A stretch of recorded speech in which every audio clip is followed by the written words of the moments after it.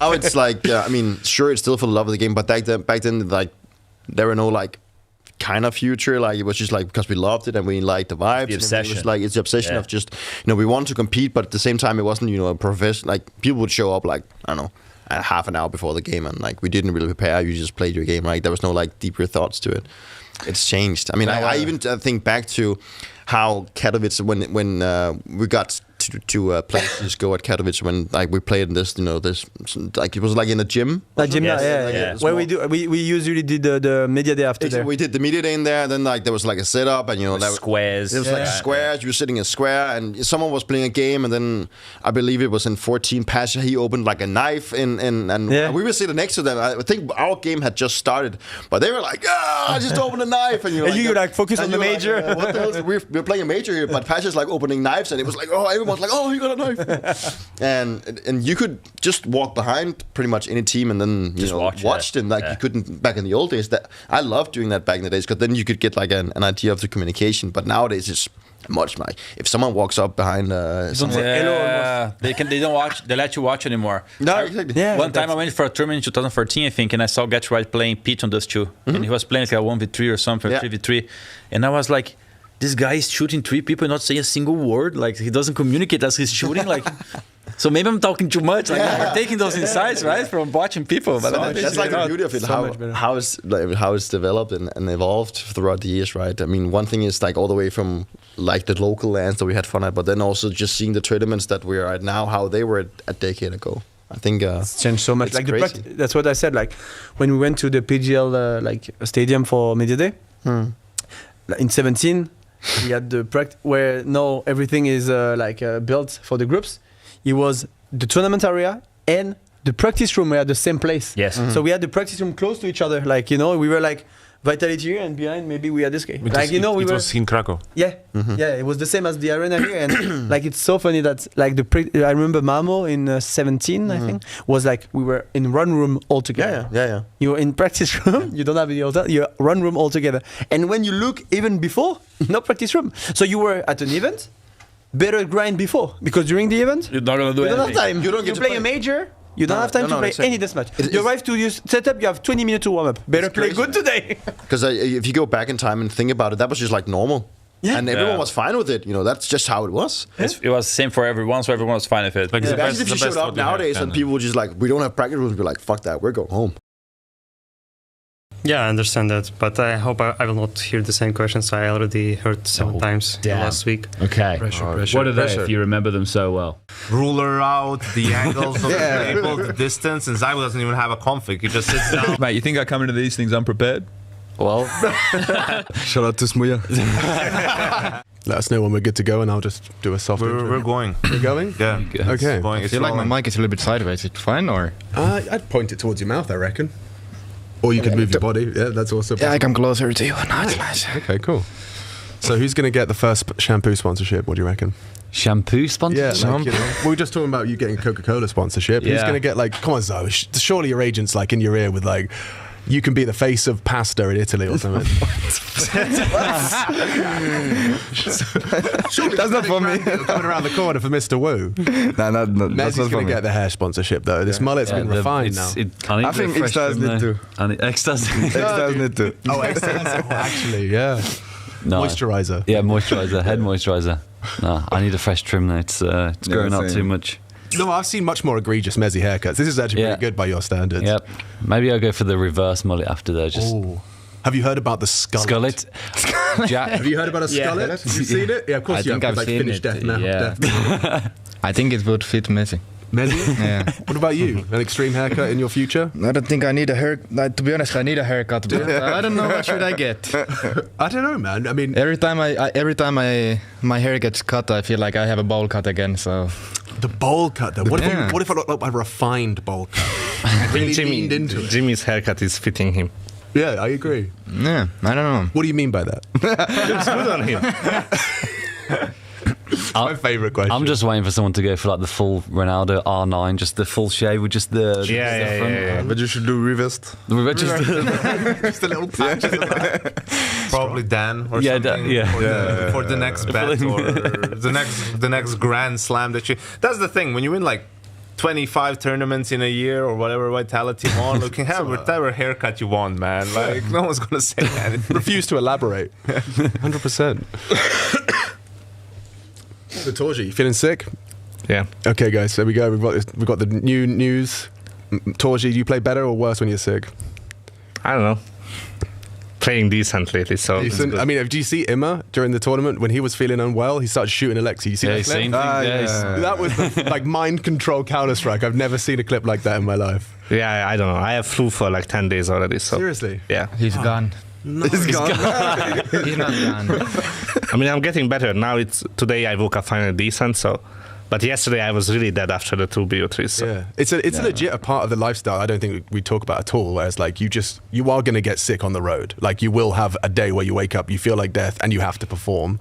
Yeah. And I feel like for Counter-Strike players, I don't know. Some people probably have got support. You know, like there's some guy that shows up on your door with like a hot ginger tea or whatever. You know, but I don't know what you're supposed to do just to push through it. I guess. Yeah, I mean even for me, like after the Budapest Major, I was so sick. I think you either get sick during a tournament or you put so much energy in your body's like put so much into a tournament that after just like everything just dumps and you just like your body just gives up and then you just fall sick after an event as well. It's like it's rough. It's rough. Yeah, it's real. That used to be me, like because you put so much stress into everything, and then once the event is over, you're like, all right, that's we pushed through, buddy.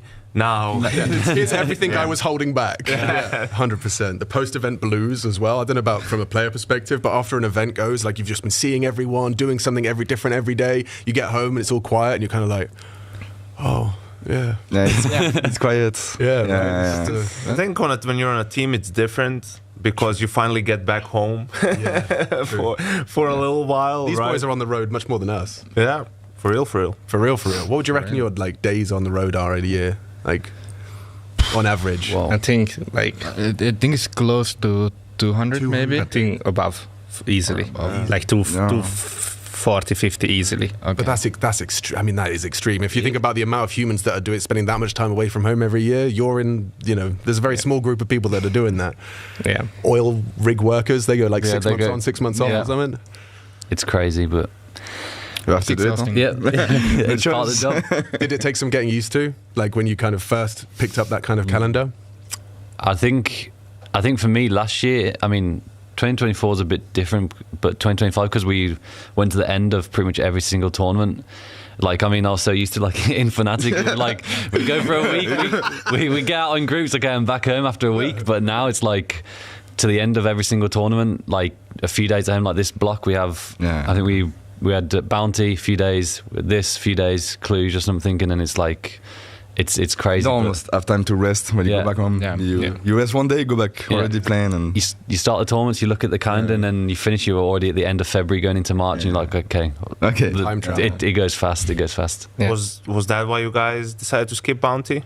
Just so you can limit a little bit travel this year compared to last? I mean, I think yes, a little bit, and I also had the same feeling as Mezzi in 2022 when it was my first year. We traveled so much, but we went out groups a lot. So we had a lot of time at home, but like last year when we make playoffs every round and we go like finals or semifinals, like you play almost every day and it's really exhausting and you're barely at home. And that's what happened also in the summer for us. Like I think we were not home for like 55 days. We went boot camp 2 times in a row, back to back after tournaments. So yeah, it can be rough sometimes. And this year I think because the VRS cutoff is a little bit like it's not close to January, you know. I think it was we felt like the press bounty maybe it's not that important, and also you don't play too much games, especially on LAN, because LAN games gives you a lot of points. And yeah, I don't think it was just a good tournament for the VRS points, and it was not too important, I would say, maybe. Yeah. I think also we're seeing a little bit after the first year, you know, changes with how teams approach different tournaments. You know, everyone's realizing the importance of the cutoff, and now everyone understands which event, how many points can you get at each event, right? It's why almost everyone is playing Cluj also compared to some of the other ones, and for teams understanding like, all right, if we're gonna skip one and making plans, like it's evening out more. Last year we just saw a lot of PGL, we're gonna skip that one, but now it's like, well, actually the online portion of some of these tournaments like really impacts the worth of going to them, whether you make LAN or not.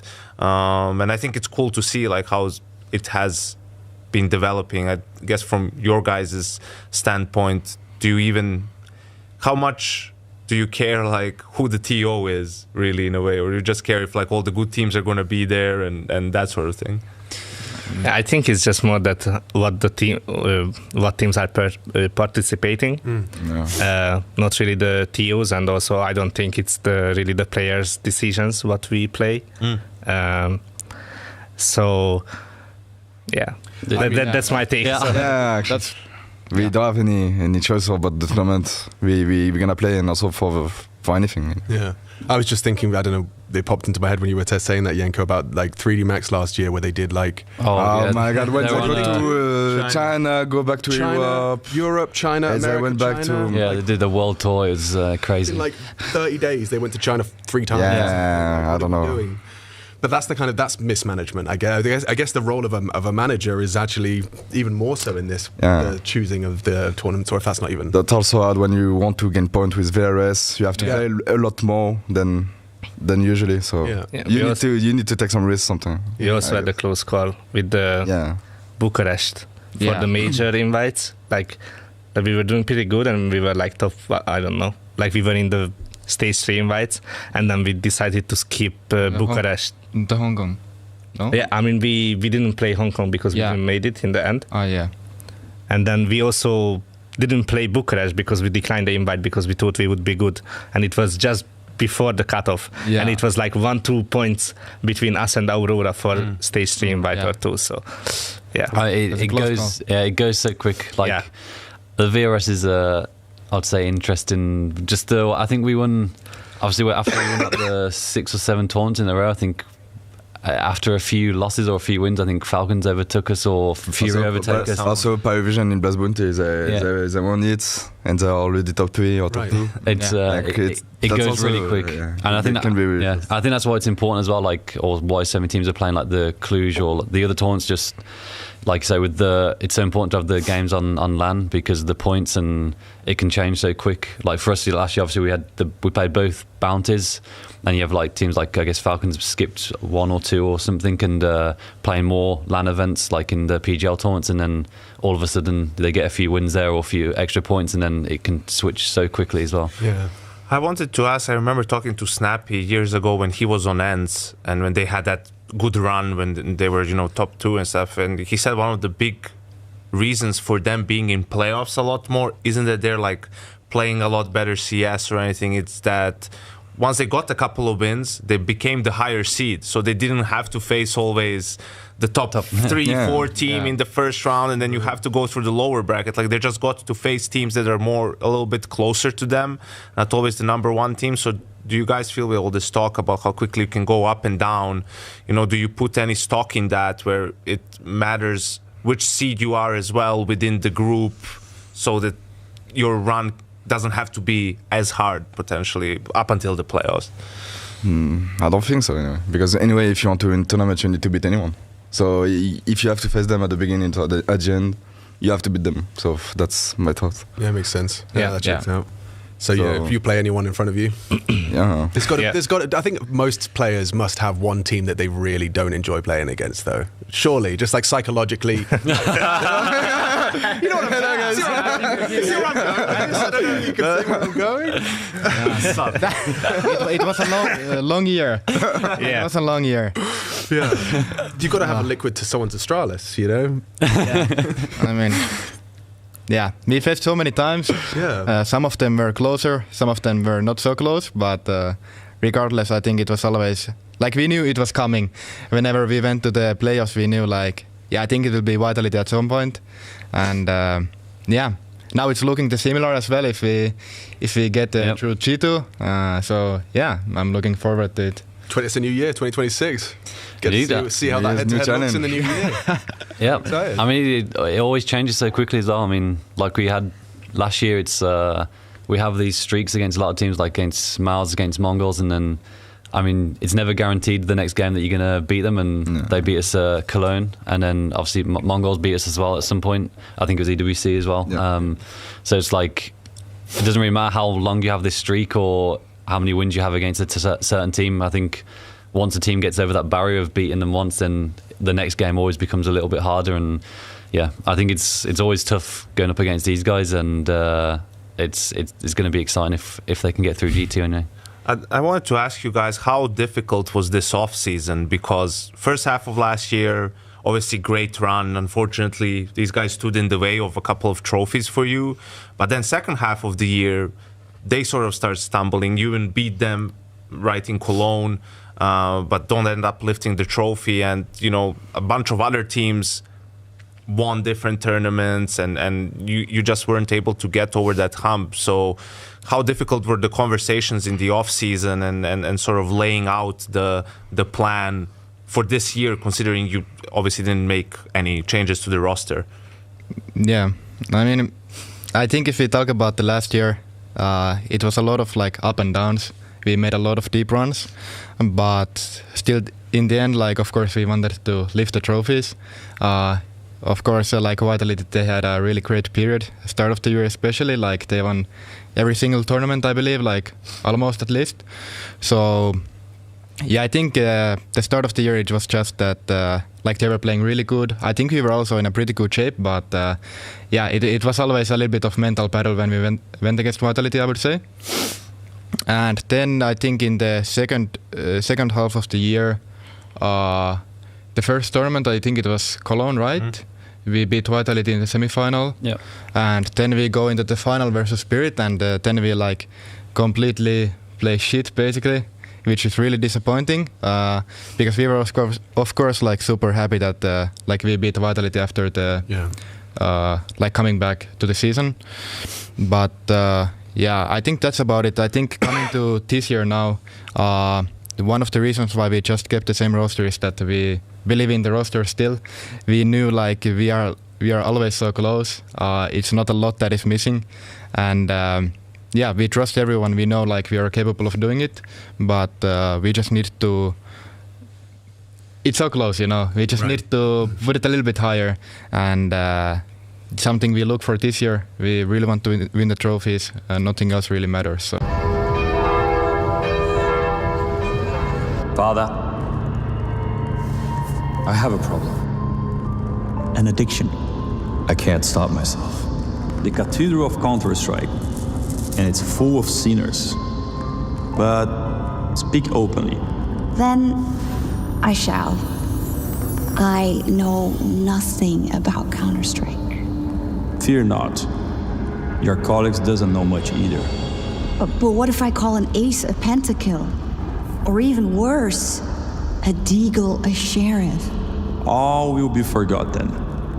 But just remember, that mic is always on. That one time, Father. Wild players. I never thought they'd do me like that. Tread carefully, James. If that happened to you at Blast, only God knows what can happen to you here. Believe me. Believe me? Addiction is not easy to overcome. I've been trying not to tweet about my weight loss journey for quite some time. But isn't 3 hours too long? The devil's pool is strong. Yes, Father. He sits heavily on my shoulder, whispering in my ear. Give them what they want. Give them another hot take.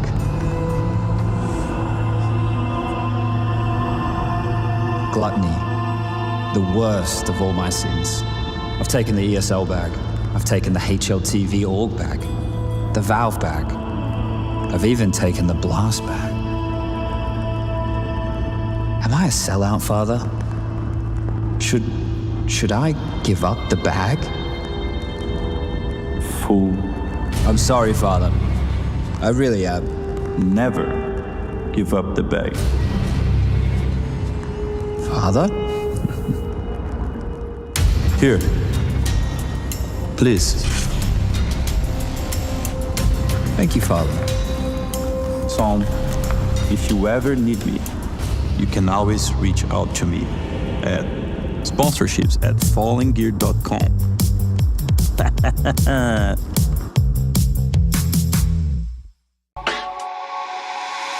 So they are playing train A side together.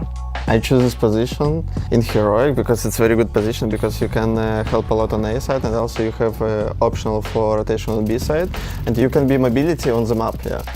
The reason why I'm playing this role is because it's very important to get first contacts and win the duels, so I'm good in it. If you will ask me about do I like it, yeah, I really like it, and I don't want to play any other position. He just Terminator. He just stay in one position, enemy out from main or pop, he just like helicopter kill all and he's funny. Like, he laughing and screaming ass. When I played in CSGO, I played with Op. And for me, it was very good map because I'm jumping like monkey from one train to second train and just kill all because on Face It, guys don't know how smoke something, and it was very good map for all players. Very big difference in one optional. You don't care about that side because don't stay and kill all. You can rotation every round to be for half beyond her. I'm feeling so a lot comfortable in this position and for real, maybe only one hard if enemy have a good control map and if they take pop and also we don't do something on A, like some stuff. It's very hard for control this map because you don't have a lot positions for playing passive defense on this map. If you stay passive and sold out a lot positions on this map and don't have control, it's very hard for take some pops on A. Yeah. Depends on positions, like if you play close, not like aggressive I would say, you have to smoke like T-mid. If you play passive, it's more important to smoke pop. Yeah, but you should smoke inside pop because if you will smoke like for out pop, because in this game smoke is very big, it's not a very big problem for enemy out through the smoke. I remember only one highlight on this map. I had highlight against Aurora, probably it was at Dallas. I did 4k kills and last kill, Xloud stealed my kill. And I screamed in this big fucking bitch, why you steal my ace? Maybe triple kill with Deagle on Eco against an AP at PGL Astana. And maybe like I played T side, but I killed Pop, I killed Con, I killed Timid. And like it was against Virtus Pro at Katowice 2025. For me, best option, if you don't have a lot of money, I always trying to buy XM and trying to running inside pop, closer to B apartments, because you have very close position. And XM very strong in CS2, you can one-shot everyone, the guy. And also you have kill potential because you see Shadow before he can out to you. Oh man, I'm feeling vibey, I know that. A new city, a new era, the same trophy, but this is what it's about.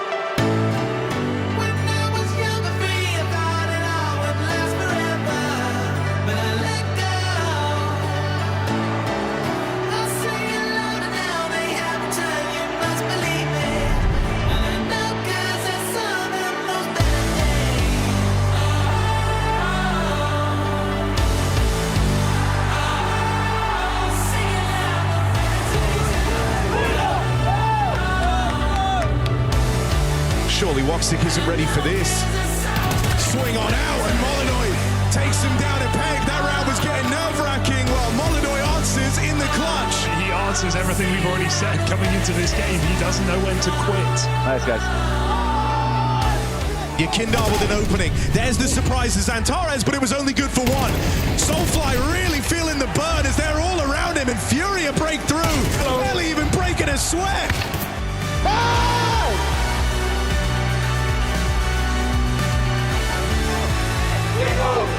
Gets Vision back, sprays him. Oh, I was gonna say both down as Matt is good for it, but now eats the flashbang of his own. Still gets Vision in time. Puts down another. He's hitting every damn shot. Good job, demolished. Torji wants to equalize. He finds the head-to-head, removes Hunter. Some Pius, a high-pressure clutch. G2 need this now. Smoke break puts him low. Torji can win this. Damage exchange puts him on half health. Still the pressure to block jumps. Massive from Torji. Okay, listen to me. We're gonna do something special, okay? Man! Look at that goal, man!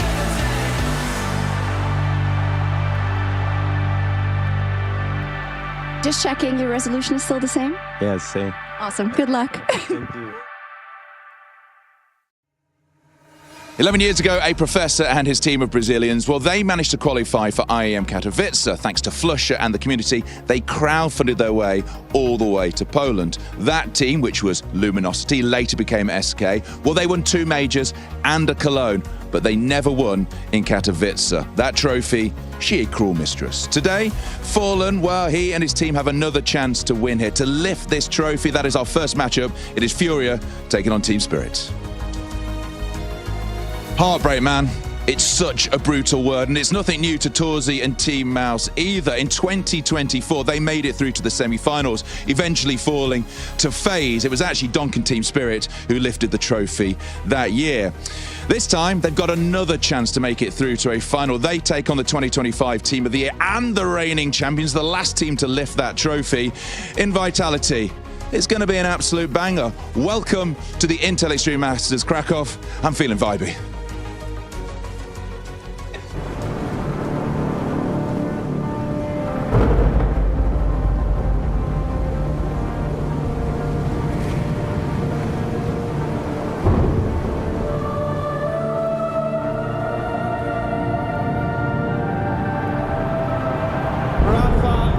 Making history.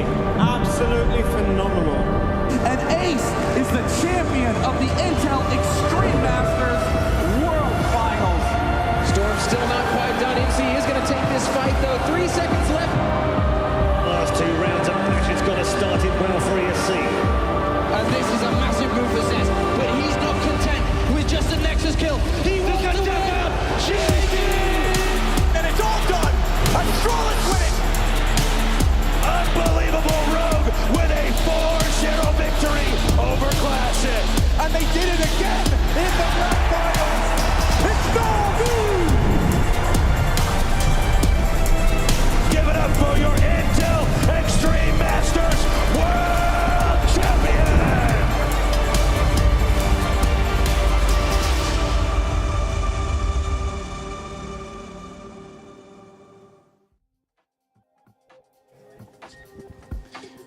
Semi-final in front of us today. Spirit v FURIA. Look at all of them. All the happy faces. The happiest one of all is Donk. What's up, Donk? Hi. How you feeling, man? Great. Yeah? Did you sleep good? How'd you sleep? Great. Was good? So, what did you listen to coming in today? Nothing. No music, nothing. Just stone cold. Just look at me right in my eyes. You didn't think about nothing? What is it? Chopin. Oh, like classical music? Yes. Really? Yes. Okay. Is that what you're listening to right now? Yes. How does that get you ready to play the game?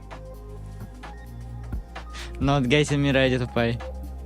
Fair enough. Did you watch any FURIA Aurora yesterday? No. Did you think that you'd win this in 2024 and a chance to win it in 2026? What? Did you think you can win this 2 times? Yes. Will you go in there today and beat FURIA? I'm feeling thank you. You're feeling thank you. Well, I'm feeling thank you as well. Is there anything you'd like to add, Donk? No. Thanks so much, Donk. Have a good day.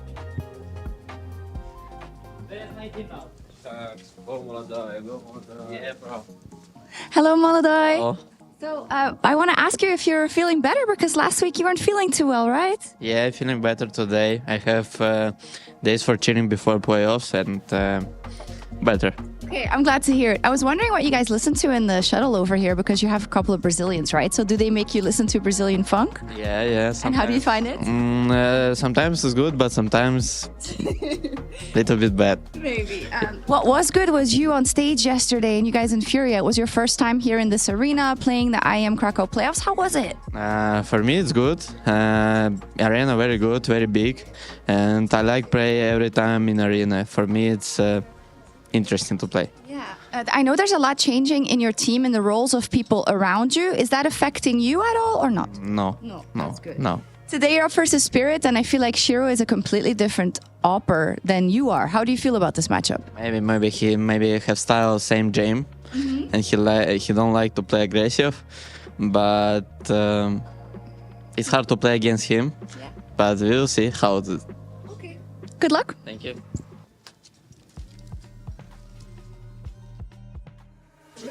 It's day 2 here at the Intel Extreme Masters Krakow semi-final Saturday, and this is the pre-show. Kicking things off with Yanko and JL joining me. We're in the Intel booth. It's a bit lively here this morning. Well, actually, it's the afternoon. Always feels like morning for the gamers. Were you a morning man or an evening man? This is morning for me. Okay. This is morning for me. Okay. Everyone looking nice. Great to see gentlemen in their suits, ready for a serious day. What's the occasion, Chad? You are in a suit. You have a tie. It's the only one that fits. Is this the new Chad? It's the only one that fits, so it's the only one I can wear, and I don't think it works without the tie. So you might see an awful lot more of this. But look, boys, we're going to get into things straight away. Yesterday, 2 quarterfinals. Seems weird talking about quarters, should be 4, but we've got 2. I want to do in review. We don't have to spend too much time, but from an entertainment perspective, from 1 to 10, 10 being the best, 1 being the worst, JL, from an entertainment perspective, how was yesterday's Counter-Strike to you? I mean, the first matchup, FURIA Aurora, I'll probably have to go with a 4 entertainment-wise. I'll be honest, not too much there. Aurora crumbled. FURIA just played good CS and capitalized on their mistakes.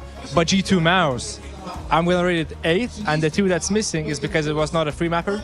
I feel like that was a very good clash of teams, but yeah, I really wanted to see a free map.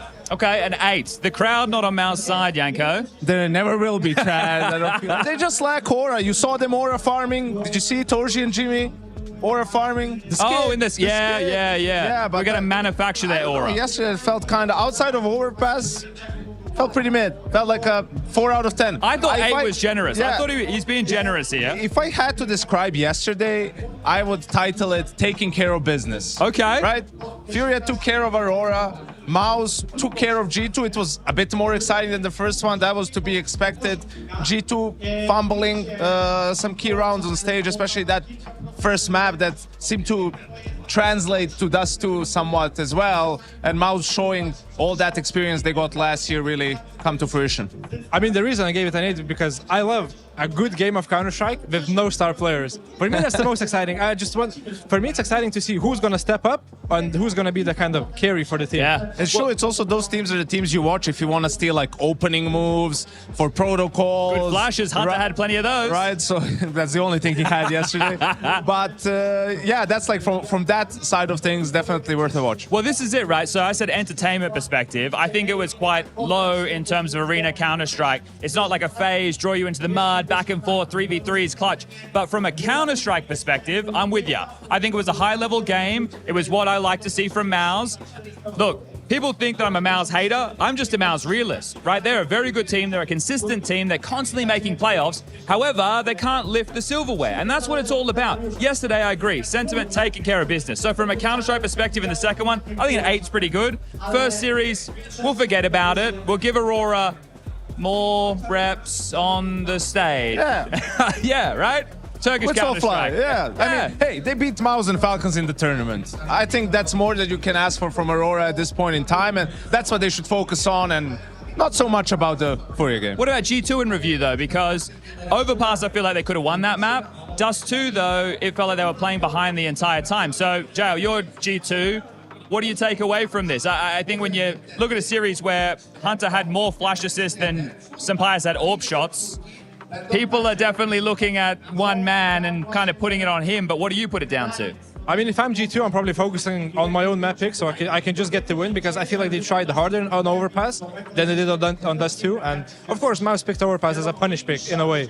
But still, G2 put a very good fight on Overpass, but on Dust 2 they just went missing. So maybe that's a mental part, because sometimes I feel like teams have problems moving past map losses, but it's not your map pick. Just focus on the next and win the next two, if you know what I mean. Yeah, that seemed to have hurt G2 yesterday, and also unfortunate, you know, Sampaias, highest rated player for G2 going into the playoffs, has a bad game. Hunter had an incredible tournament up until that Spirit series where he dropped off, and yesterday too, so just finding ways to be a bit more consistent, and if you negate that fall off, I think perhaps they're still in the tournament? I think it gets a bit harder for someone like Hunter when it is the macro game he's having to worry about, because focus will be off the crosshair. He's going to be worrying about moving his pieces. Maybe they're not communicating as well as they normally would, so he feels like he has to do more. And then he can't have the same level of individual output. And he was an active player, right? Like he wasn't a lurker that's like was cool to just sit back. Like he always wanted to do things, wanted to take fights, wanted to be active. So now you have to do less of that,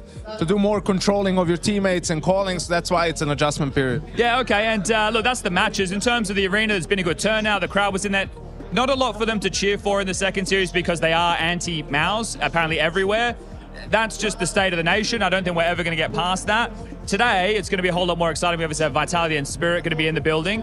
But what I want to do, JL, put yourself now in your Na'Vi jersey. Close your eyes. Take yourself back. You've won a quarterfinal game. The match has ended. You've done your post-game interviews. You've made the tweets. You're in the shuttle. You're on the way home. Within the next 24 hours before you play that semi-final, what happens? I mean, first of all, just forgetting the win. Because some players really like focus on the win. Oh, I won against this team and this is a really good tournament for me. You leave that behind and you focus on the next opponent. And I feel like it should be done the same day, not in the next 24 hours. Just you won, you go back to the shuttle, you do your tweets, and then you focus on the next game. You prep for your opponent. Do you VOD review that night? Do you look at the demo of the game? You have to. So that night? Yes, you have to. Is it individual? Is it with the coach? Is everyone in the room? It depends when you finish the game. If you finish the game at like 11 p.m., you're not going to go back into a VOD review. But if you finish the game at like 6, of course you have to go back because that not doubles the amount of preparation you can do. It just gives you confidence because now you know what you've done wrong and you can move on fresh onto the next day. Okay, so let's say FURIA's perspective, you go back, you do VOD review, all right? After that, are you starting already talking about the veto? Are you as a player just getting reps in? Are you just death matching? Are you going in the server, working out what type of nades? What development from that point happens that night and then into the next day? I mean, personally, I'm just responsible for my own performance. I don't really care what maps you play. As long as I feel sharp, I feel good as an individual, my mind's on the game, not somewhere else. That's all you have to do. The prep, leave it to Fallen, leave it to the coach. Yeah. How do you just make sure you're in your comfort zone? What was that for you? Was it just playing a lot of deathmatch or just chilling a little bit and relaxing? For me, I always put in the work. I've deathmatched a lot. I've shot bots a lot. I was focused on my own game. The hardest part for me was the mental part, because sometimes you can win a game, it was a tight game, but you were ass at the game. Like you were producing negative impact to your own team, and that is the hardest part to kind of look past, because it's easy to just play your own game. So what I'm trying to say is just focus on the next game. Okay, so then the day of, what would Na'Vi do? Would you guys all get up around the same time, have team breakfast, or go for a walk? What about that? It's this. I know I'm getting particular, but people want to know the nitty, the gritty. I mean, for us, straight up, morning walk. You have to get the active minutes in. You have to get a breath of fresh air, kind of help you wake up. And team breakfast, that builds chemistry. And yeah, and then afterwards, we have a little mental break. Not as in mental break, but mental prep. So what we go with our psychologist into a room. We do some exercises. We do some mental aspects that might happen in the game. So the psychologist coach would speak to Blade and be like, what are we expecting for the game? And she would put those points out for us. And yeah, we'd do some visualization. And then afterwards, straight we go to map prep. We're prepping our map pick. Maybe we're doing theirs. That's about 4 hours with Blade. Yes. I mean, if the game's at like 7 p.m., I can guarantee you at 12 we're already working. So you prefer 100%. To play the first game of the day so you can limit that. Yes. We love to have first games of the day, just because the prep is not so much and you're fresh into the game, you know what I mean? So how are you prioritizing a good night's sleep, right? If you just played an exciting game the day before, is it hard to sleep sometimes? You're getting like meditation drills? Because sleep's a big one. If you're not well rested, even what we're doing, we just talk. But if you're not well rested, it's going to be tougher. I mean, at first, for you to fall asleep, you have to be physically tired, mentally tired. You cannot go to sleep if you're not tired. So what I would try to do as a player, maybe have some physical exercise, somewhere in between the day, maybe after the match, who cares? As long as you're tired, you'll be able to sleep if you don't have enough negative thoughts going to bed. But At first, it was a real problem of not being able to fall asleep. When I hit my first playoffs, I don't remember what tournament, but I do remember, wow, this is playoffs, this is an arena game. I'm really excited, and I look at the clock, it's like 4 a.m., and we have to be up at like 10. I'm like, yo! What are you doing? Go to sleep. Yeah, I wanted to change the let's avenue here, chat a little bit, because I want to know Vitality going up against MOUZ again. All right, Vitality, the year that they've had, right? You guys had a tremendous year in 2024, but we see it throughout history, like repeating that year, it's much harder. It's much harder to stay on top. So what are some of the big challenges from your POV for Vitality to be the best team in 2026 too? I mean, the wolf at the top is always less hungry than the ones climbing the mountain, if you know what I mean. So just staying hungry. I know it's really hard. You won so many trophies, and how can you really stay hungry when you won all these trophies? I guess the main focus would be to focus on legacy and what they're going to leave behind, because now we're comparing them to Astralis. What about if they have one more year and we stop comparing them to Astralis and be like, okay, Vitality, the greatest team of all time. That should be the main focus. That's what OJ said in the opener yesterday. That he said this is the best team that is, but they want to become the best team that ever was. And I think that's really nice, right? Because it is Astralis, it is Vitality in that convo, and that goal setting, you hear it. Okay, they can go for 2 Grand Slams. No one's done that. They can go for 3 consecutive majors. There's a lot that they can do, and I think that with the type of Counter-Strike they're playing, there's no reason I don't see them taking down MOUZ today, right? This head-to-head is the only problem. It's a mind game head-to-head. This will be their 12th head-to-head from 2025 going into 2026. It's going to be their 5th time in a semi-final, and I know Apex respects them. Maybe the community don't, maybe we don't, we say they're auralist, but they do play polished Counter-Strike. They are a solid team. And we are in Poland. Yes, okay, well, Got him. Listen, I want to know, because this matchup feels very similar, very similar in terms of just the lack of rivalry. They beat our ass every time, like you guys versus G2. You know, so I think what makes it so one-sided is there's nothing about MOUZ on the server that makes Vitality uncomfortable, right? Like whatever they do, every round you can see Vitality. They're just always active. They're always making plays. No one is scared. No one has a lack of confidence in that game. Do you agree with that? Like, do you think that's a fair comparison? Oh yeah, I 100% agree with that. And I think the only real advantage MOUZ having going into the game is that the game's personal. And when it's personal, you put in more work, you're more hyped, so to say. Because for Vitality, just another team to beat to get to the trophy.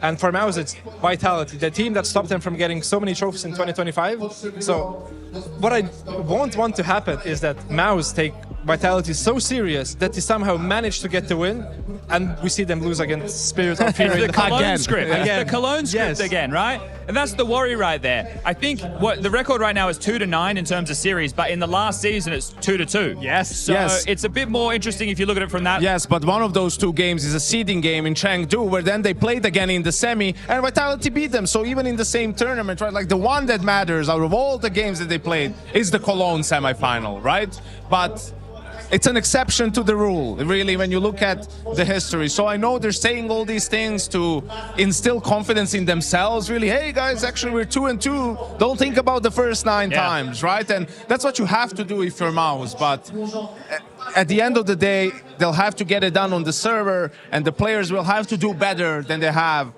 against Vitality. Well, this is the thing with MOUZ. They talk the talk, just in the grand finals, they don't walk the walk. That's no one is saying they're not a good team. I think if anyone came out and said MOUZ suck, they would be lying. That is no one would say that. This is a very solid Counter-Strike team, some strong pieces.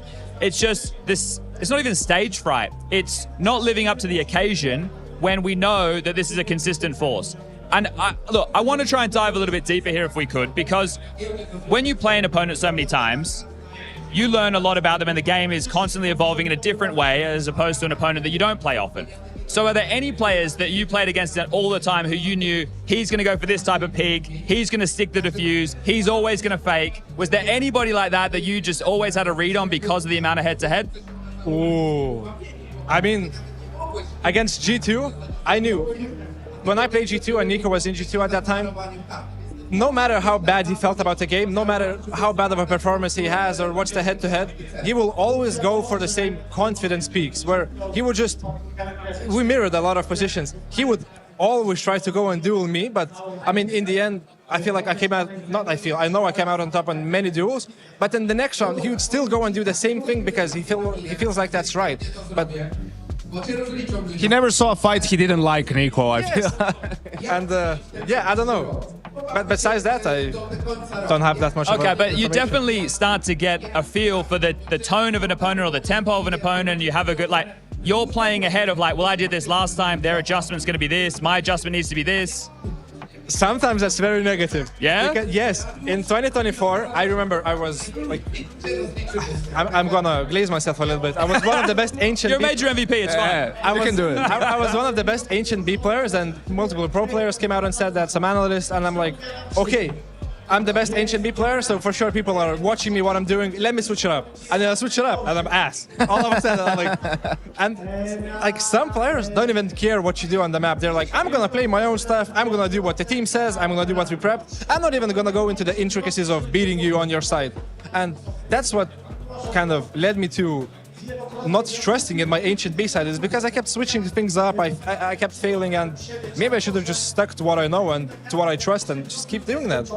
Yeah, overthinking the thing, or sometimes prepping too much, right? That's one of the problems. If your players are always watching the opponent and then they prep their game style for that, and then they're no longer playing their game style, they lose their identity. And I had it happen in my ancient history days. We prepped for Gambit, this is back when it was like Dozier, Hooch, and we were like, okay, they always approach Pop Dog like this, and Azza prepared for that, and they didn't do it. And he threw him out the whole game. And it was like, we prepped for something that never happened, and that's the balance you have to be able to strike. Yeah, absolutely. And, you know, talking a bit about the FURIA Spirit game, you know, there was a lot of talk about the preparation Navi did for the FURIA quarterfinal game at the Major, right? And how FURIA maybe got a little bit outplayed in that department. And I think that's something they'll keep an eye on for this series, right? Maybe do a bit more self-scouting, make sure that they don't have any obvious tendencies at the moment. They were also making changes in terms of position and everything so they could stay up on top. But I don't know how you guys feel. I'm probably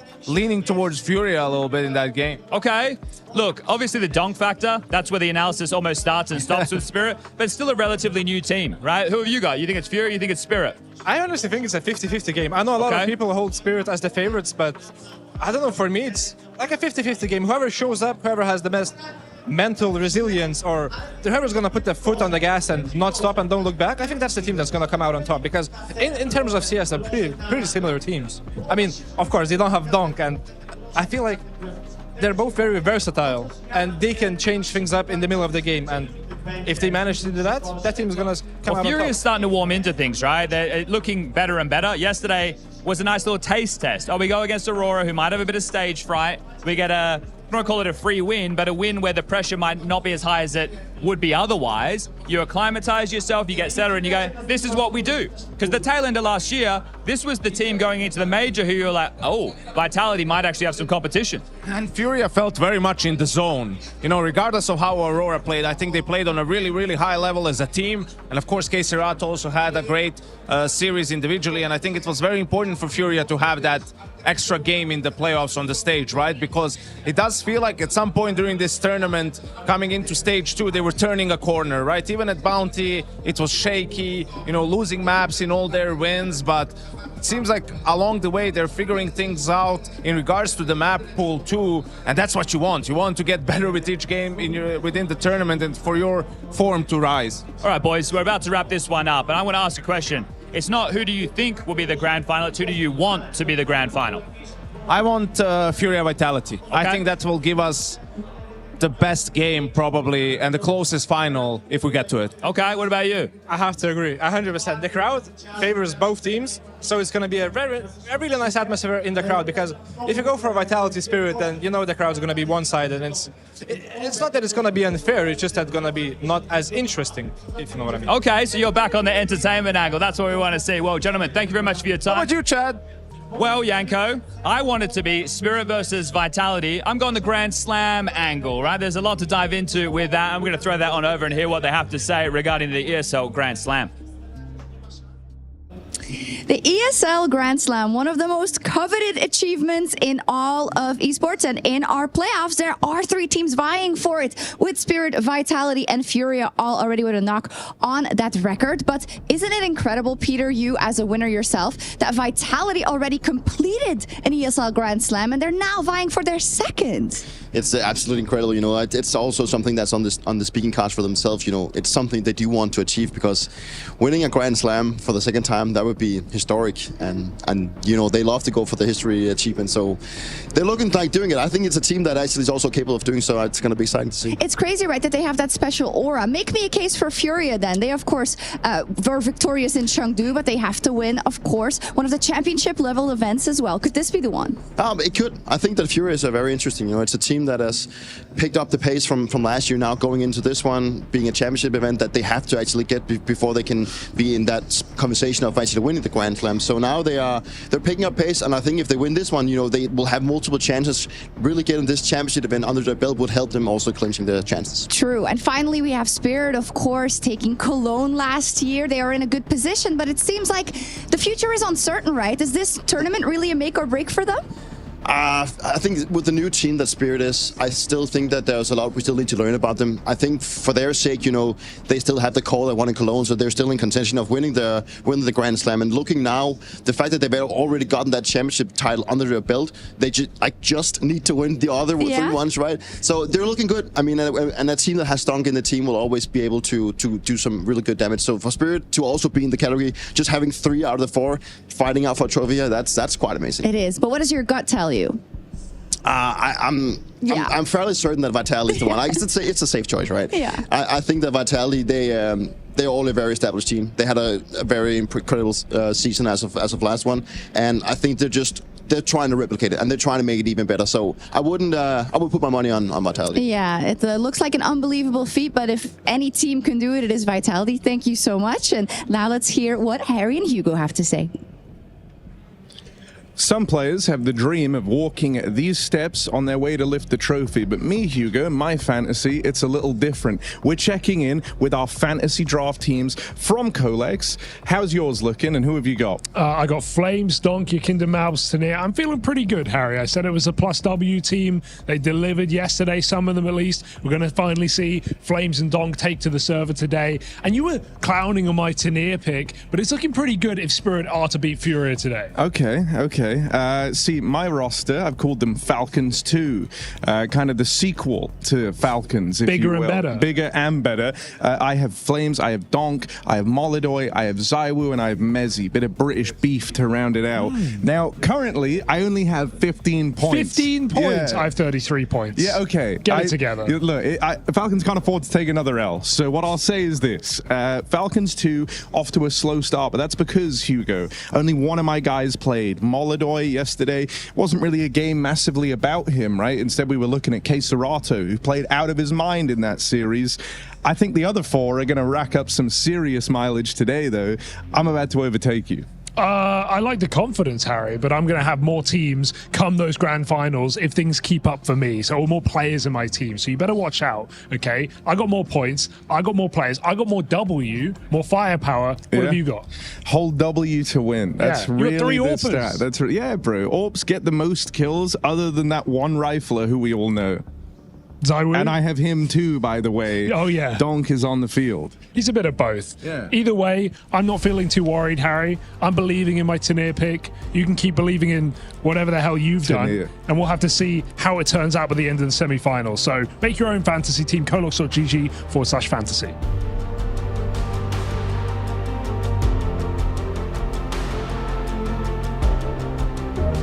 Hi. This is Basement Dweller's first advertisement. And our second drop is, it's up, actually. If you're seeing this, it's up. It's available on the ESL shop. We had our first go at a jacket, and I'm really proud of it. I've always had an interest in clothes, but, you know, seeing behind the scenes how the sausage is made has been a lot of fun. And if you like the clothes, tell me. If you hate the clothes, tell me, but try them before you slag them off. I think they're really comfy. So yeah, that's my advert. I'm gonna try again. I'm gonna record another one. It starts with a dream. With a team you barely know, in an amateur official that feels like the grand final, where practice becomes progress, and every loss feels like a lesson. When will your journey begin? Hi, I'm Henry G. Greer, new General Manager for Team Falcons. And today, I'm going to give you a peek behind the curtain as I build a colossus on Kolex's new fantasy mode. We're going to kick things off with a triple pickup. Kisuke, Monesi, Nico, my boys, welcome to the team. And I'm biased, sue me. So, Daniel is a personal friend of mine. Lovely lad. Seems the site has a technical error. Cut! Right. You've gone over budget. What do you mean, gone over budget? It's fantasy, right? The idea is you build a team within your means. Well, that's not very realistic, is it? Look, it's classic fantasy. You can pick any player within reason, and you can build your roster. The best part, with Kolex, you can win actual prizes. Yeah. That's all great, but one question. This budget thing. If I'm maxed out, how am I going to afford Essetag? What? Can't build a Colossus without Essetag.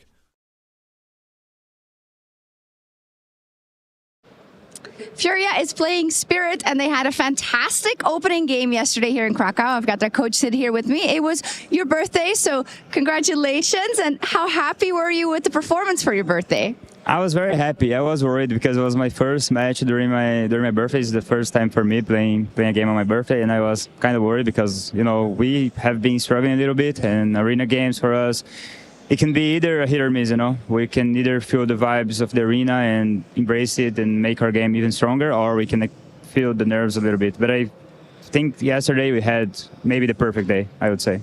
It seems like it. Have you identified then what it is that makes these days different? Because we know that FURIA can be fantastic on the big stage. I feel like whenever we are confident in the preparation that we made, we come into the game ready to just use our strengths and then believe in each other and ready to just have a good time on the stage and being the best teammate we all can. And I think that's what happened. Speaking of preparation, yesterday versus Aurora, it was a magical game to watch from your side. Also, kind of the fake outs and the strats that were evolving in front of our eyes. Are you kind of happy with the level of that? Because it isn't just about what you prepare right before, it's how you can adapt. Yeah, 100%. I'm very happy because it's not only the set strats that we are going to do.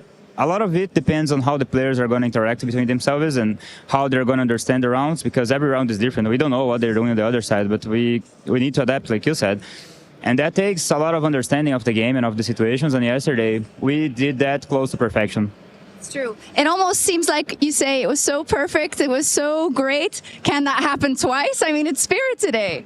I hope so. We've had crazy arena games back to back. For example, the tournaments that we won last year, we just kept rolling on the good game that we started the arena with, and maybe we can do the same. But I mean, it all depends on how much of the same energy we're going to bring into the stage today. We can definitely do it. We have proven to everyone that we can do it, and I think it's down to us sitting there and doing our work properly. Final question, Case Serrato had a wonderful day on the server yesterday, and he's always been a great player. It's just sometimes it feels like he hasn't had the right circumstances, right? What can you tell me about his, I don't want to say growth because he's always been great, but the fact that he can show it now consistently? First of all, he promised me as my birthday that he would have a crazy game, so thanks. And then secondly, I think he's been improving because when you're very good, it's hard for you to keep finding the places that you have to improve in our game. But the work that we are doing right now, trying to adapt all the roles, a lot of feedback has been given to him in terms of, hey, this you're already good at, but you can do this even better.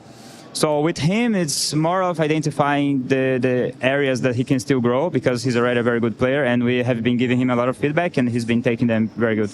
Lovely. Thank you so much, and good luck. Thanks. Yay, it's done. Oh, thanks. I'm here with Tanir, and it is Spirit taking on FURIA in a semi-final. Tanir, how are you finding the stage atmosphere? I'm fine. I very enjoy. It's a very beautiful arena, and I saw a lot of fans also come for cheer for Team Spirit. I very enjoy, and I'm glad to see everyone. Let's talk about that loss in overpass 13-8 to G2. Let's talk a little bit about that T side. What happened? I think it's only about their style. They was very freedom on the city side, and they played very aggressive. How they didn't usually play, and for us it was a little bit hard against them, but we don't care. Yeah.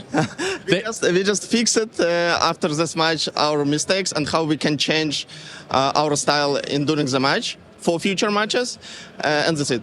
Because it seemed like, and I think statistically, it looks like they outdid you guys in first kills across the series by like a good margin. It would help to get some of those, right? Yeah, I saw stats, like they had maybe double more entry frags than our team. And for real, I think it's only about their style, because they was very aggressive and very freedom. They easily found entry frags. But we have won more clutches. It's more important. It's very true. The clutches win the rounds. Winning the rounds win the game. Speaking of the game today, can you describe the FURIA that you're about to play against? On Tier 1, it's on Arena. It's first match for me against FURIA. But I think it's a very strong team. They can play very good, and they can surprise us. But we are ready for today's match, and we don't care what they want to do, because we are stronger. Big smile on your face, Tanir. Tell the Arena hello. Arena, hello. Thank you very much, Tanir. Thank you, guys. The Intel Extreme Masters Krakow 2026, brought to you by ESL in partnership with Intel,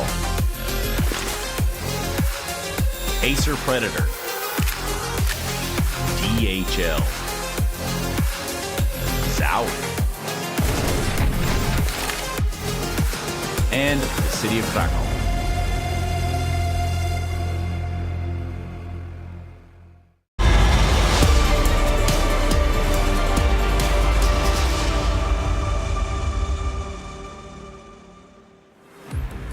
It's semi-final Saturday here at the Intel Extreme Masters Krakow, and the arena is certainly heating up. Spirit, one of two, just be securing a fast pass to the top 4, and now on the hunt to recreate the magic of 2024. Laying eyes on the trophy where it all began. Donk still a formidable force, and Spirit not to be underestimated. FURIA on the other side of things, already well acclimated to this arena, dulling the fire of Aurora without breaking a sweat. The trophy that now got away inches ever closer to Fallen's grasp.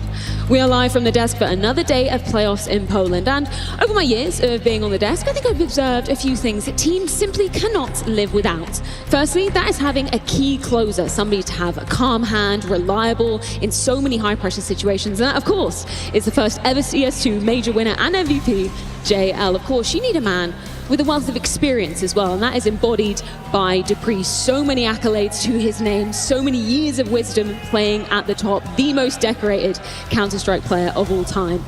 And then, of course, you need the man who is going to be uniting his team together, the man that has coached so many of the names that will go down in Counter-Strike history, been in the biggest arenas, and knowing exactly what it takes to win. But unfortunately, Xtaz was preoccupied with preparing for the game later versus MOUZ, so we rolled out our old faithful in Yanko. Oh man, I was wondering where this is going. I was like, this cannot end well for me. So the setup was great. Yes, I'm just happy to be here. Thank you to Make-A-Wish Foundation one more time. And yeah, excited to see how it goes in semifinal Saturday. This is going to be a very exciting semi-final. I don't want to distract from that. Spirit taking on FURIA. Tell me why, JL, you're so excited to see this one go down.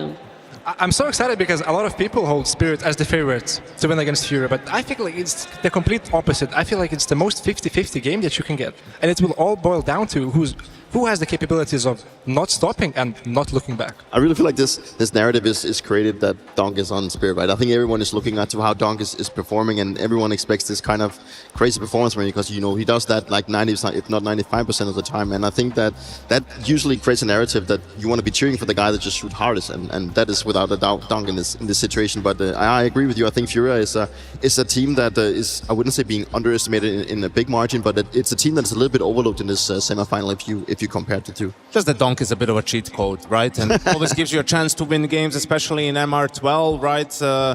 maybe Spirit, people having too high expectations, you know, they made a couple of big changes. Magic's first time as the IGL, right? Zontic, sure, back on the team in his role, but he's been away from Tier 1 Counter-Strike for a little while, and they've had a great start with this lineup, but this is where they get truly tested for the first time, it feels like. They had a quote-unquote, well, I won't say easy run, they made it look easy in the group stage. There was literally one map where Donk went missing, and that was the map that they lost versus G2. I want to dive into some of the intricacies of this one, though. Dupree, what are you looking out for in this matchup? I think it's important from the FURIA side that they need to try and figure out how they can make Spirit move. You know, I think it's about playing this chaotic playstyle that they can sometimes showcase, and I have a specific round that I want to be showing you guys where I really feel like that the FURIA situation is really coming into play, and everything is just from the get-go. We do see the 2 smokes landing middle. That's like very normal. It lands for like obviously for the top mid one, and then I'm gonna have to paint it again here. Like the top mid, we have it for window, and once these 2 smokes land, that's, you know, they're trying to create a distraction of how many people is actually going to be in mid. And you can see the 2 players in Kesarada and Molto, they are throwing a lot of flashbangs in mid. They're creating this idea that there are actually more players around here. But what you have to pay attention to is actually the fact that Gekindar is here. He's going to be extinguishing the molly. And what that's going to tell for the guys playing on the A bomb side is that something is happening, and it's happening fast. And FURIA, they're literally not slowing down. Right now, you do see the Molotov that's also going to be put onto Firebox here. It's going to be extinguished by Soulfly. Then moving on, it's literally just about the fact that FURIA is creating chaos everywhere. We have a guy flashing, Fallings flashing out of ramp. We have Multi coming up from connector. We do have Kesarada looking up towards catwalk. And it's this A-split that's happening within the first 25 seconds of the round, creating full chaos. And the guy that is actually getting the most out of this round is actually going to be Yuri. He's going to come out of Palace, kills Santaros in the side, steps out and kills Soulfly as well, just from this massive distraction that the FURIA has created. And I really think that this is a really good example of what I would love to see from the FURIA side. They need to have Spirit make decisions. They need to make them uncomfortable, and they need to make sure that everything is working in their favor. And I think that is a great way to doing. FURIA is doing this when they have the momentum, when they're playing their best Counter-Strike. They can also fall back, play more default, and play more in the structured way. But I think this could be a game plan for them.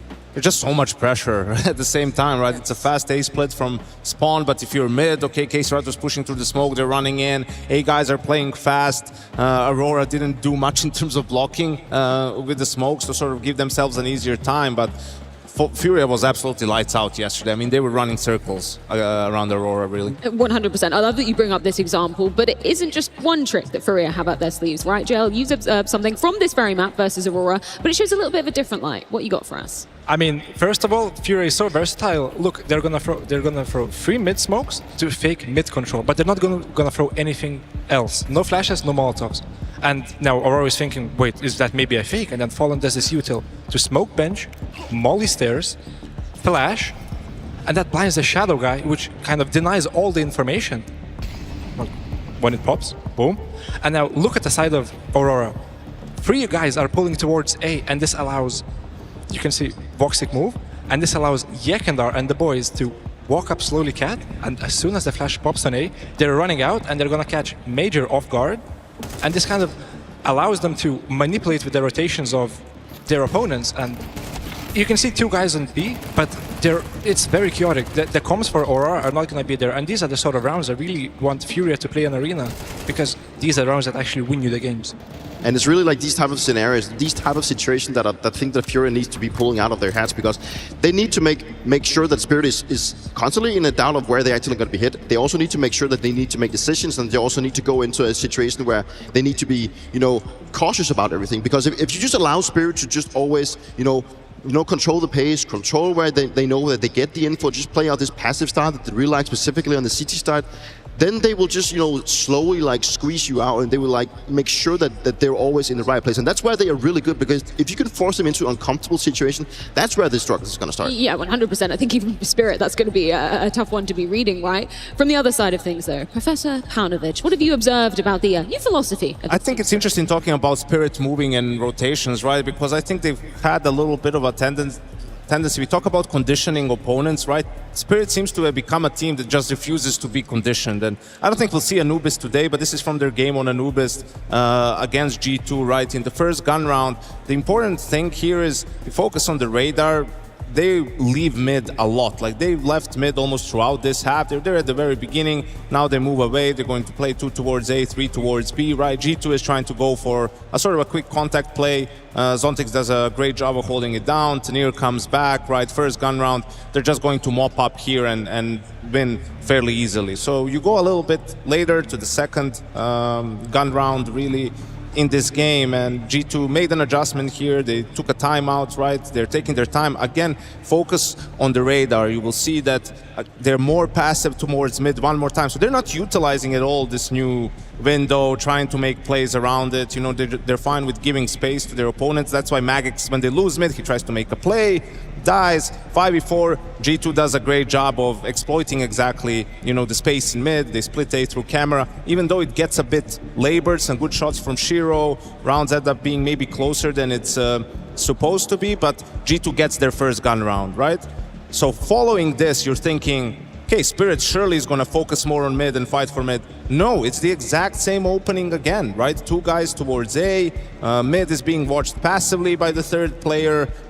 2 players towards B2. And G2 is going for an aggressive PK, expecting, right, more mid focus, expecting A to be weaker now, but it's not. And I think this is something that you need to keep in mind of if you're FURIA, that if you expect Spirit to change, doesn't mean that necessarily do so. In situations like this, you know, double calling can be very powerful, whether the round works or not. You know, if they're going to be stubborn, you have to be stubborn as well. And the stubbornness is something that is, it's part of the mind games when you have the coaches and the in-game leader making a game plan, but also when they need to change the game plan when they're inside the game. And it's something that can be, sometimes it feels like you can be stupid because you just keep doing the same call over and over again. But you know, if you constantly want to be trying to be a couple of steps ahead of your opponent, it could be a really good way of going.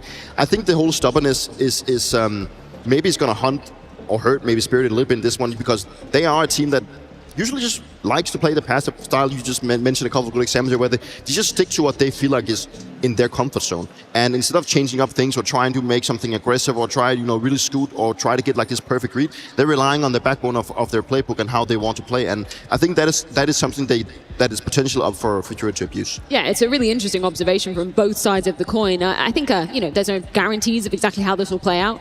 I think one guarantee, though, Janko, is Donk is probably going to show up to the stage. It's very rare to see him miss in a group stage, and very least in an arena setting, right? Absolutely so. It's only against the very best of teams where he struggles, and it's more so because they focus a lot on him. I mean, he gets harassed when he's taking map control. There's a lot of utility being used against him. You know, teams have become very cognizant of not giving him any gifts, right? If you're ecoing, go away from Donk. You know, don't let him build up that confidence, and he will still find ways to make impact. That's just how good he is. He'll still be a menace. But if you can somewhat minimize that, you know, if other guys don't get into their groove, that's the recipe for success against Spirit. He's really one of those few players that we have in Counter-Strike that can just flip a game on his head, you know, turn things around just only by doing that thing. And as you mentioned, it's all about the utility. It's all about making him uncomfortable. And that is also why I want to revert to what I said earlier, that if you can make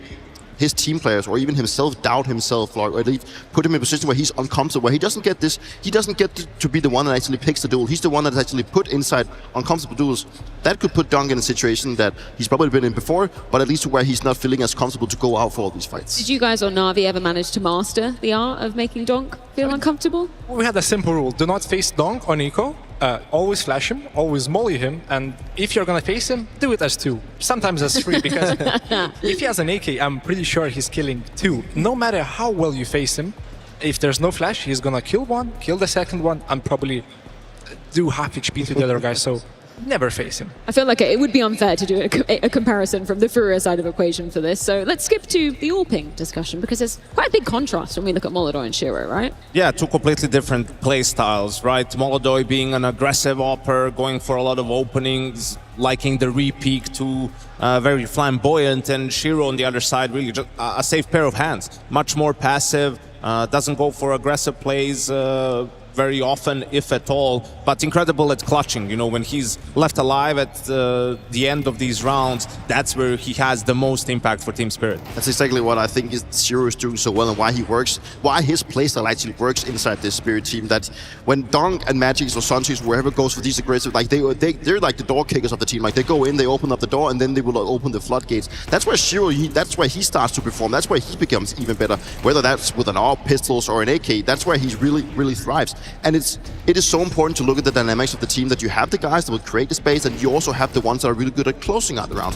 He's like Robs on Vitality. Obviously, Robs is a rifler in this case, but a guy that is just so good at closing out rounds, playing the X3x, and just understanding the game in a very different level. And I think that is why Shiro is so good. He's just so good at holding the lines, being a nuisance, and you know he's there. And sometimes it's, even if you know he's there, it's actually hard to do something about it, because he's just so good at understanding the situations. You're giving a lot of logic as to why Shiro kind of plays this more passive style, but tell us, Shanko, you want him to be a little bit more aggressive, just occasionally? Yeah, I do, just so that he puts it on the demo for the opponents to watch, right? So they have to be somewhat concerned and maybe expend more utility when they're taking map control, right? You want to be just a bit more unpredictable. For me, I always say the beauty of Counter-Strike is there's nothing that cannot be countered. The key is just to get the information, right? Like there's no unbeatable play, there's no unbeatable setup. Just having the information and then countering it, that's what's key. And you get you have almost all information on Shiro, how he's going to play and where he's going to be in rounds. Speaking of key info, maps are rolling in. Is there an opportunity for any kind of curveballs to come out in this one, do you think? I mean, we've had the discussion, or we've been talking and showing some examples of Anubis, whether that's going to be in the map pool. That's going to be like the big question. I think it's for the FURIA side, they are obviously looking to go in a path where they're feeling extremely comfortable, and it's also knowing that this type of game, it's a big game against Spirit, and they do actually go with Mirage, you know. So the examples that we've shown right now maybe come into play where FURIA can take things into their direction, and I think that for the Spirit side, going for those two makes a hell of a lot of sense. You know, it's a map that they just want to be picking multiple times. They feel extremely comfortable on it. It's where they can really also just play this passive style of playing defaultish. And for the third one, going into Nuke, I think that might actually plays into if they can go to a third, I think this is a case for FURIA, because they look extremely well on Nuke. It's a place where they haven't made many changes, but a place where they've also mentioned themselves that they look very comfortable. So a map pool right now that could speak for a third one. I really dislike this veto for FURIA. I mean, they're in a tricky position because they're searching for themselves sort of again and figuring out, and their Mirages look, you know, great in the last couple of games. They beat Na'Vi, they beat Aurora yesterday, and Astralis and so on, right? But if you look at Spirit, you're giving the Mirage, like for a new team to play, smoke top, mid, smoke window, let's pop A, right? Don't run out, kill people. Like, I think something like Overpass would have been way better, you know, where you have to make them work for map control, make them work, makes it a lot more difficult. And then also for them to veto Anubis, that makes very easy for Spirit to veto Overpass and leave Nuke as a third. I think they had to have taken a risk, veto Nuke, and then be ready for Anubis if it's the third. Well, thank you, gentlemen, so much for your thoughts. Either way, it is time to truly open the show and kick off semi-final Saturday.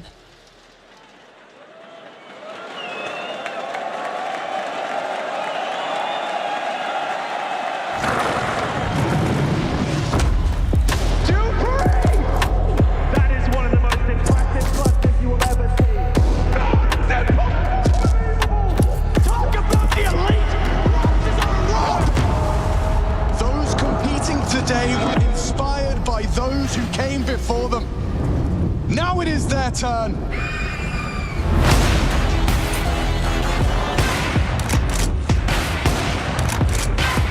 This kid is the real deal.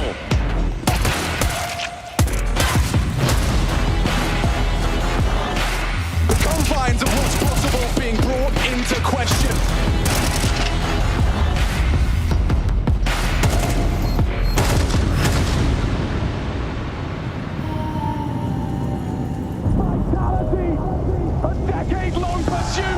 Realized! The curse crushed! 2025 is theirs! They're gonna be sorry they were ever born. Who? All of them.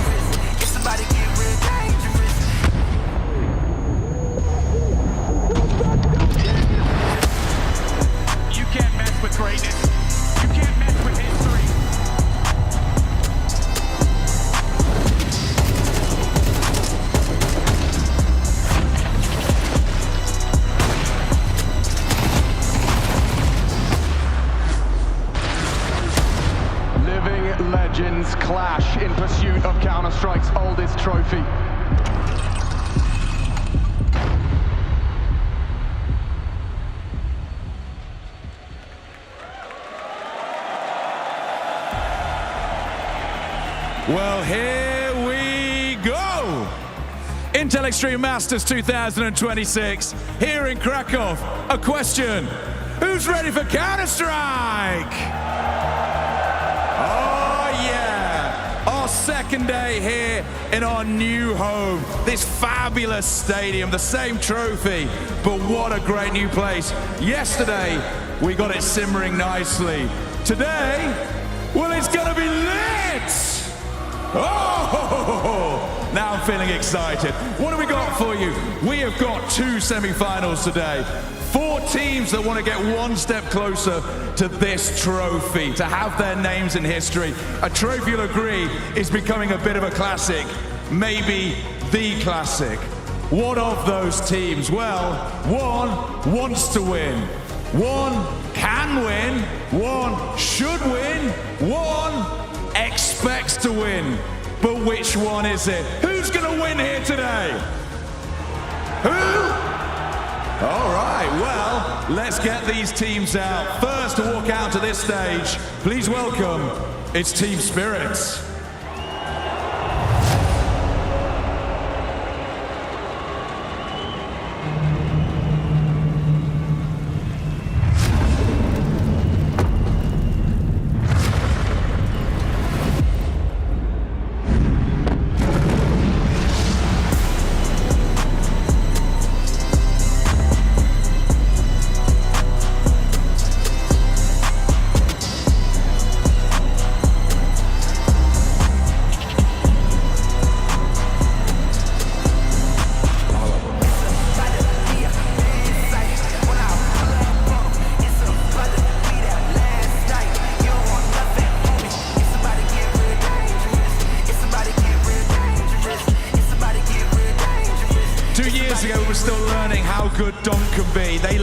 This trophy. They want to do again this year, but standing in their way is a team. Please welcome, here to the tower on, it's FURIA!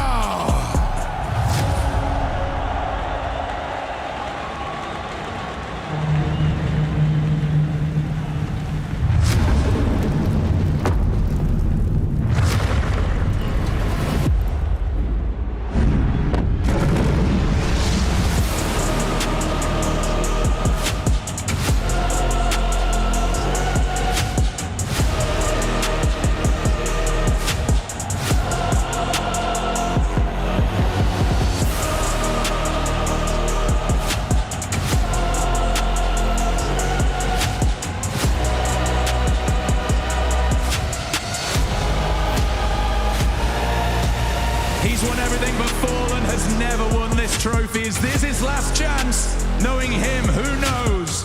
But they want to get stuck in. This is our first semi-final here, Toron. You know what's coming, and as I said yesterday, the energy was good. The noise was good. Let's take it up a notch. So, who is winning this first matchup? Tower on, 11,000 people. Is it Team Spirit? Is it FURIA? One more time. Is it Spirit? Is it FURIA? You know what it's time for. It's time to get it on!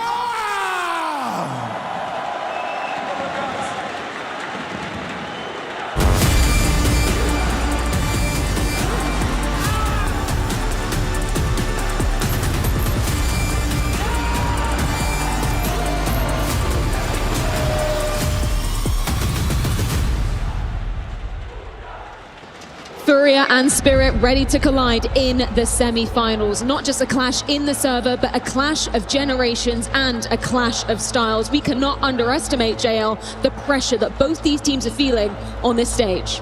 I mean, on one hand, we have FURIA, a team that thrives in chaos, a team that is looking to get back to their old form. On the other hand, we have Spirit, eager to prove that this is the roster that will actually win them trophies. For either team, this should not be just another opponent to get closer to the trophy. They have to take this match seriously. Both teams have the ability to snowball the game if your head is not where it's supposed to be. This match is going to be all about mental strength. Whoever puts the foot on the gas and doesn't look back will come out on top. Both teams eyeing the prize in the cup, and both teams looking to go into this grand final where they potentially hope to face off Vitality, the undisputed king of Counter-Strike. Both teams also trying to make the case to make their way forward for the ESL Grand Slam, where there's a lot on the line, a lot of prestige, a lot of things that the teams can still go to achieve. It's something that we will be looking forward to, and it's a game that will bring high-octane Counter-Strike, good plays, individual plays, and at a point where you might need to throw the playbook out of the window. Heavy is the head that wears the crown. Last year, towards the end of it, FURIA, the best team in the world, crumbled under the bright lights of that stage in Budapest, looking to prove to us that they can still be one of the world's best. And on the other side, Spirit, who are just great at ruining other people's dreams. You know, when you count them out, like people did in Cologne, they go all the way, they lift the trophy. Shanghai at the end of 2024, and they made some roster changes, but a team with Donk can never be counted out, and they'll be looking for another grand final here today. But when you look at the side of FURIA, right, this is one of the trophies that has evaded Fallen throughout his career. Sure, for Donk, it happened in the first year that he actually took to the stage, but for FURIA, this is one they want to get their hands on. Absolutely. It's one of the biggest ones we have in the calendar. It's the start of the year. You want to kick it off with a bang. You want to show that that just wasn't a fever dream that month last year, that you can still be the best team in the world. 2 generations, 1 common goal, achieved by Donk in his rookie year, yet hunted by Fallen for 14. The race to the trophy in Krakow begins now.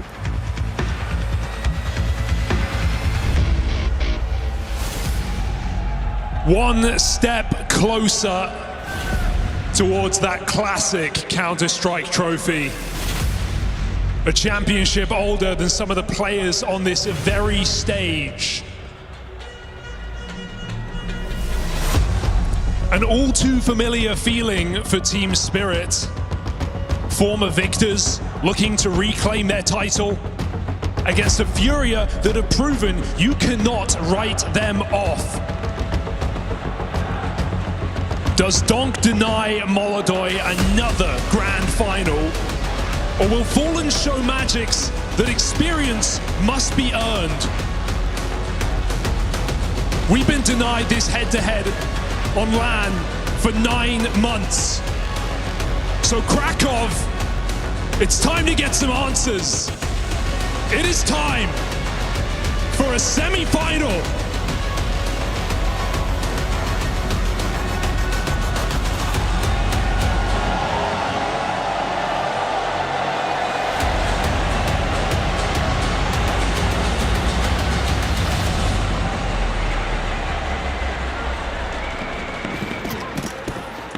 Both these teams have a big point to prove.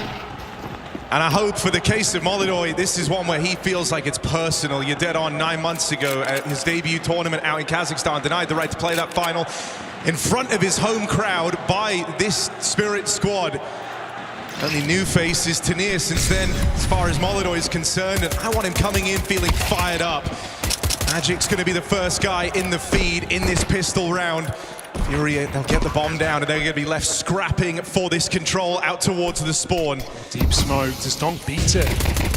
Play ahead of it, Donk cancelled out. Fallen actually playing up close with them, up to some tricks around this smoke. So now the dust settles on that CT fight and you're still not through. There's still more fighting left. Yakindar, K-Serato set up in this post plant. Smoke on the bomb and Tanir starts to close in. Yakindar with a swing and a miss out from the ramp side, and K-Serato's been spammed down. Seconds left on this defuse, going to be a close one to start things up, but Spirit playing it to the extremities, playing it to the margins. The limit of the clock, they get through with the pistol. Shocking they do it, sure, 5v4, but they get locked out of spawn there. Very close, too close for comfort. Spirit pick it up. Pistol rounds have been the way to go for Spirit in this tournament, and the seconds have just been unstoppable. This is a team that, despite struggles in some pistols, have not lost to a force buy so far in Krakow. Surely they don't kick that off in a semi-final. I'm gonna see if FURIA can be the first team to do it, as they will come through with this force in the second. Donk is immediately up to his usual antics here, getting aggressive out towards mid. You know he's going to be having a battle against Yakindar. You've seen how this guy is not afraid to go for the mid fights either. conditioning something. Fast up catwalk, making it look like B before FURIA explode into that A side. They catch a player off guard. He did a double. Fallen running in, causing problems for Spirit. Might be up for the task.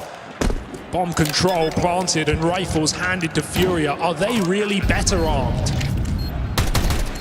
Oh, there's a pickup. Molotov's burnt Shiro out. Death for Fallen out towards spawn. Round still alive here. Magic's dinked at the first turn round that corner. And Zontix can't do this. There it is. He's too low. FURIA breakthrough early. That's the first loss to the Force Fights for Spirit all tournament long. And it happens right away to start the semi-final.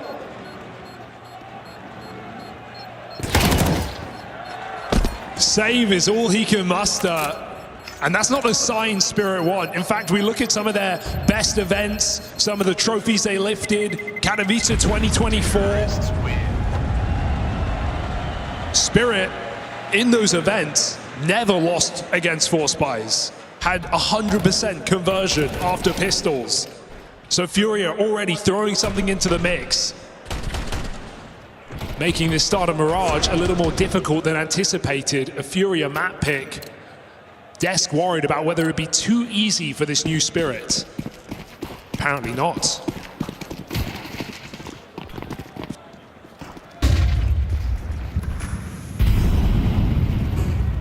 Still a chance for this one to have a truly wild back and forth opening though. Seen some disgusting Force Spy rounds out of Spirit in the tournament. Some of their 5.7s hitting hard. Magic's always a threat with this gun, and Donk has opened in this round. Fallen's been his kryptonite up until now, killed him both times. Yeah. Good rounds 1 and 2, and so getting one back. They're lying. I knew they were lying. K-Sarat on the desk yesterday said, oh, we missed this window smoke by accident. We just happened to miss it round after round. They used it to find picks. They used it to catch players under, playing the bench, trying to one-way them. FURIA, you're telling me they missed it again? I don't think so.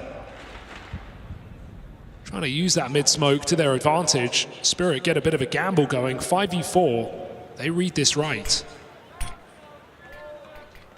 Oh. Getting past Magic's. Huge step in the right direction, but Donk is still in the right place on this rifle. Gonna get overran, gonna get overwhelmed. FURIA break through the stack, no problems. Well, JL said to deal with Donk, you got to put multiple players against him. How about the whole team? FURIA jumping out of apartments and converting with ease. Almost a shame to see. You don't see Donk on an A4 very much, if at all. Dropped over. And only one. FURIA start their semi-final strong.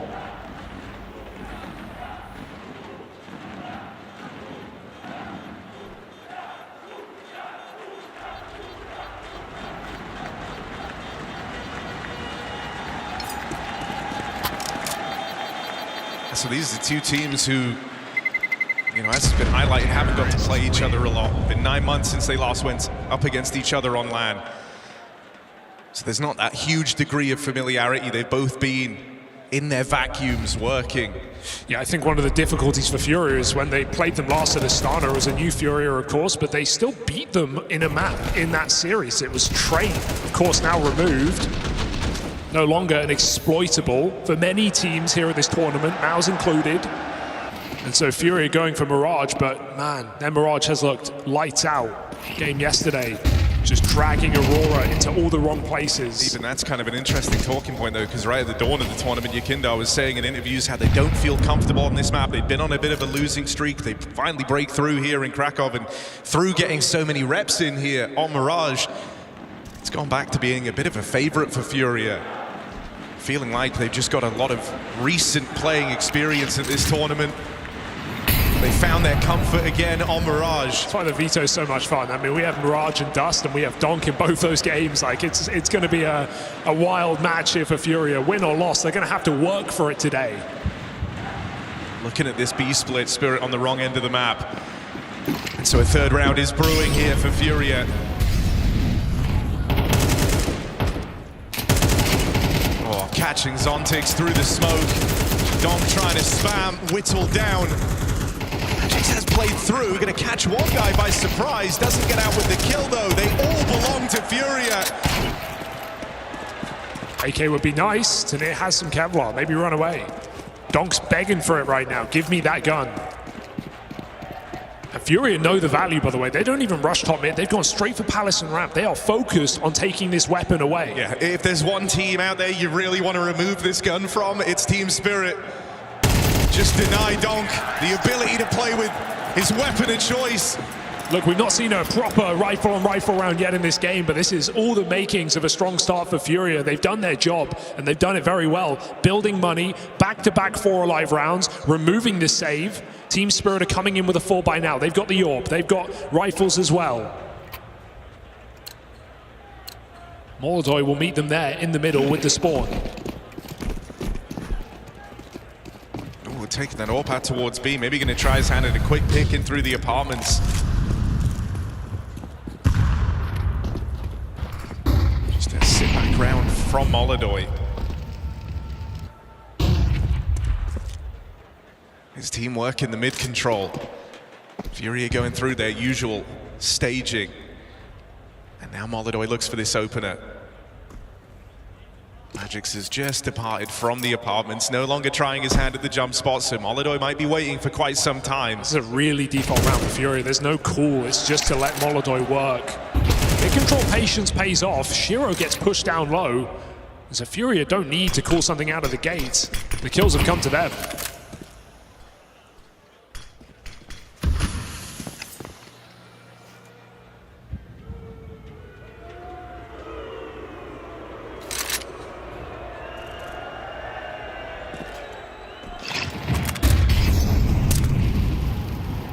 Still just in this early staging. But eventually now starting to decide where they want to end up. They're bringing the bomb back to link up with Yuri on this push out ramp side, and he falls on a very awkward timing.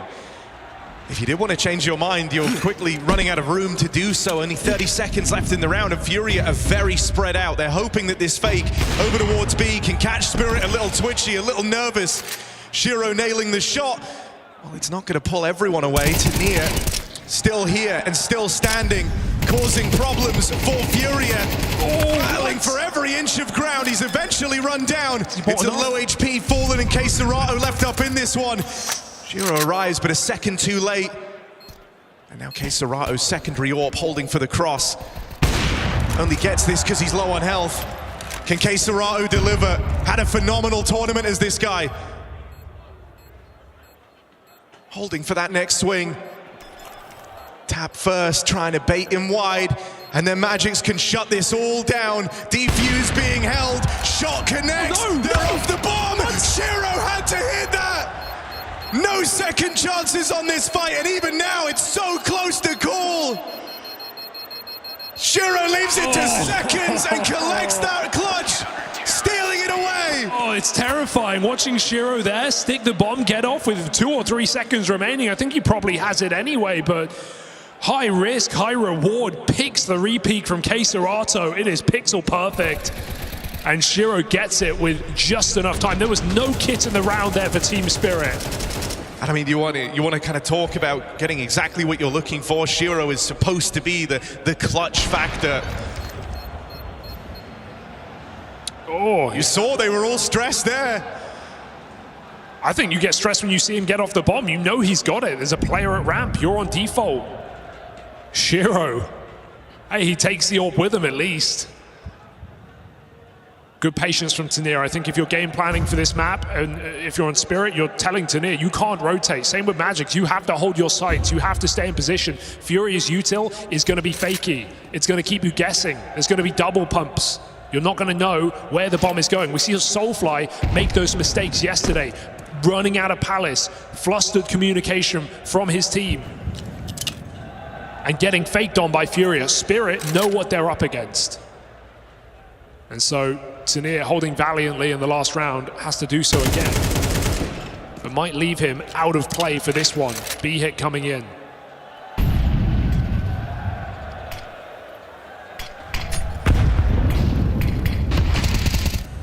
Goes to challenge and is actually going to catch Yakinda on this mid lurk. So there's no split to link up with the B hit. Trying to chase down Magix, but now the rotates arrive, and so quickly this site feels stacked. Molidoy, they're already underneath him. He will flick on down and find magic. Still need more from Molidoy. It's the student and the master side by side trying to claw this back. And that miss from Shiro. Does it cost you dearly? Fallen and Molidoy side by side for the 2v5. And that gets Fallen on his feet. That gets him pumped up. He has been playing some of his best Counter-Strike in years here in Krakow. Trophy eluded him for so long through so many rosters, through his peak. But Fallen puts on a show. And Molidoy does not miss when it matters. That is a backbreaker for Spirit. 3 strong in the B site with all the info, with the advantage, and it's a FURIA round.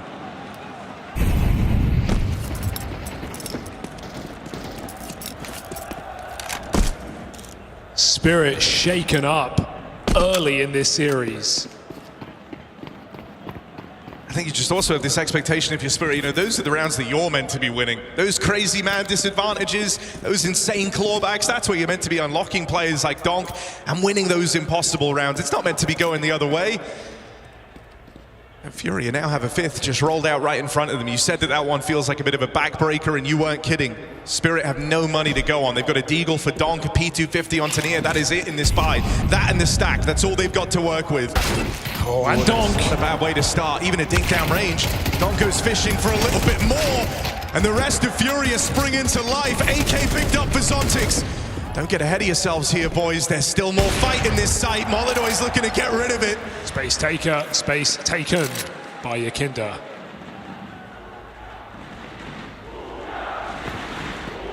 Feels unlosable now. Molidoy to ensure. Bomb brought in here for FURIA. Zontix can go hunting. He's left in the middle of nowhere.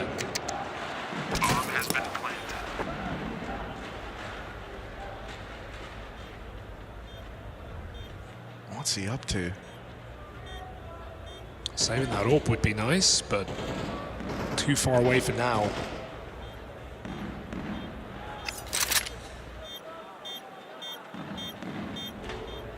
So just feeling like an aggressive save for Zontix. FURIA up in the lead and building upon it, looking to go from strength to strength, and you're getting a good start out of Molidoy. It's a great sign. He was kind of a non-factor yesterday. He wasn't really holding back FURIA in any meaningful way, but you know, coming in a bit slow, getting a lot of orbs, not getting a lot of connections.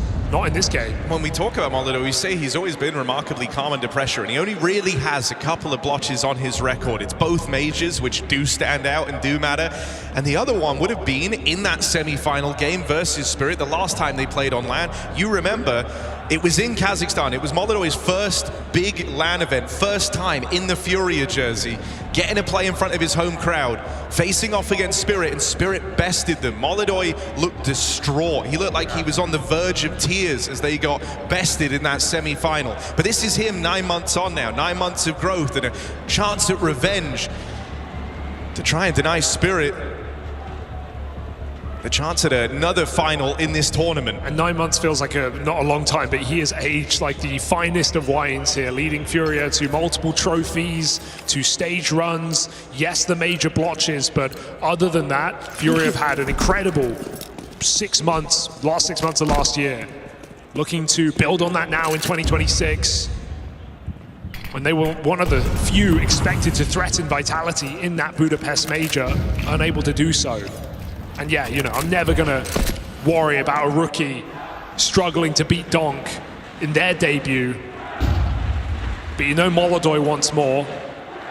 And now is your chance to take it.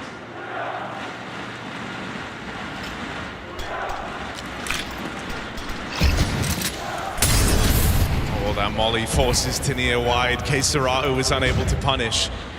Eyes set on the A play. Shiro finally with a chance to perform on the AWP. He'll take the first, but there's that backstab in through dark, quelled by Donk. Advantage gets away from FURIA. They'll wrestle it back. Keenly so as Yakinda acts as the tip of the spear. Flash out towards the spawn. Even a chance to go and punish Shiro. He doesn't pounce on the opportunity. Going a little later. Didn't see it. Here's the scope, now knows that AWP is close. What's the next move for Yakindar? What's it gonna be? Plays it forward!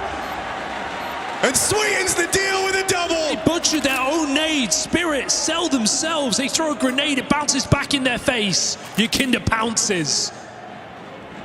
That's a Spirit mistake. Well capitalized.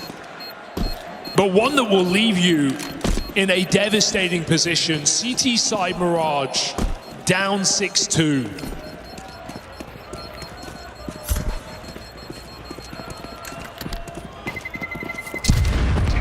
And I think if you're able to get Yakindar feeling confident, feeling comfortable, it's only going to make FURIA that much scarier. You already know this guy's responsible for a lot of the comms, a lot of the thoughts behind this team, a lot of the ideas. But on top of that, he's just got huge boots to fill in this game. If you're looking at your mid player, if you're looking at your aggressive rifler going toe-to-toe with Donk, that guy's Yakindar, and so you want him feeling good. Shiro, he had a really good start to the game with that 1v1 clutch coming early, but yeah, it was him who threw that nade, butchered him and Magix. The crazier buys here for Spirit, a team that always try and get Donk a gun. He's armed with nothing but a deagle, you've got an AWP for Shiro. SMG on Magix and rifle for Zontix to play with. I don't think it's a Zeus simple situation where you're telling Donk he has to dig. I think Donk has said keep the rifle. For a guy who always gets what he wants, let's see what he can do with it. Shiro's AWP needs to be the figurehead here for Spirit into the stack. What's Donk going to give us? Not often a guy you get to appreciate the deagle with, because he's so often given guns. Let's see how his deagle hits. It's working. Finally, a shot comes through. You find yourselves this 4-on-4, and there's Shiro striking next on the AWP. FURIA now realize they've sprung a bit of a trap here, getting sandwiched, getting iced out, down in the connector, and there's nowhere left to run. Donk, and that Deeg tearing away. He doesn't need a rifle, Harry. Double deagle kill. Shiro supports with the AWP, and Spirit stack called out a spawn is the perfect remedy for a third round. A reminder that we are far from done here, FURIA. A very strong start indeed, an undeniable T-side right now, but they go waltzing right into Spirit's hands. Recovery in Spirit's grasp.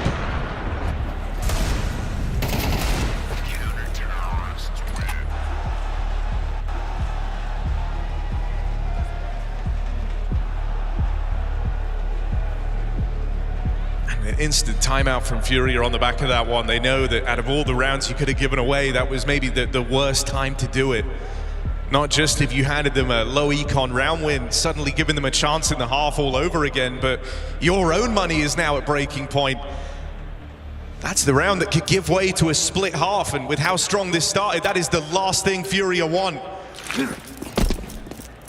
Time to collect themselves as they work with a little bit less here. Serato, no gun to play with. They do have the AWP for Molidoy, and he's taking a triumphant charge out towards middle. Throwing up on the boost. Spirit have been relatively tame in middle in this map. Donk's going to start to change that. Pushed out under for an early peek. It's going to be allowed back to connect to that top mid smoke, providing some room here for Spirit. As the smokes fade, do FURIA the same. Just Yakindar under. Donk's not done. Oh, there's 3 players here for Yakindar. What's he got? Fires off, gets the reaction he's hoping for, but there's more where that came from out here in mid. Donk still hanging around, still trying to be active, and they're hoping to pincer him, but the timing's a little off, and this is the type of guy you can't afford to miss against. Donk hands him down for the hat-trick. A missed timing, a missed shot, that's all Donk needs. This is going to be a very fun head-to-head with Yakindar v Donk. We've seen Yakindar just run at him in so many of these rounds. Well, Donk puts on a show in trade of Tania. Triple kill in middle. FURIA don't land a punch.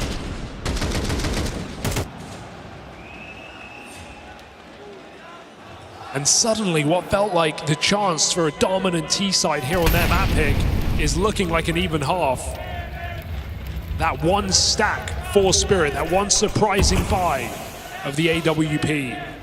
Oh, and walking through this smoke, not the answer you think it is. Magix playing a deep line in the apartment's gonna get rid of one of these Deegs.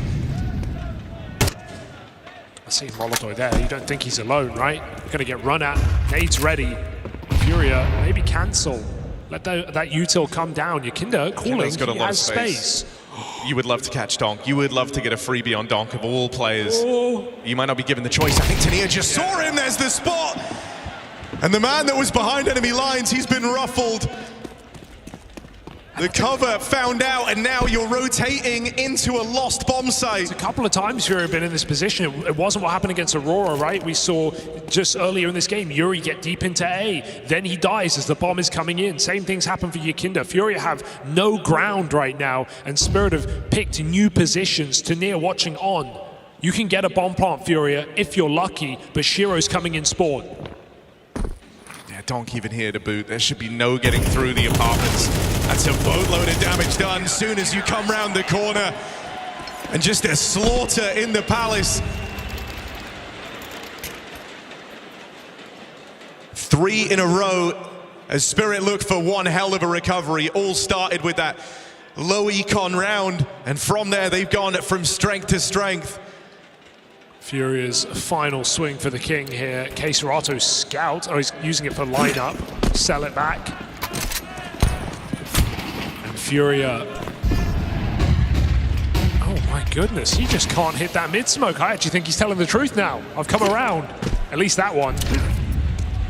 You're not lining up a miss with the scout. That was meant to be the smoke that's difficult to break with HE.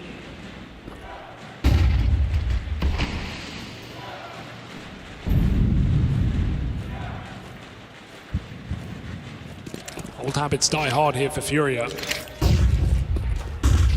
Out middle.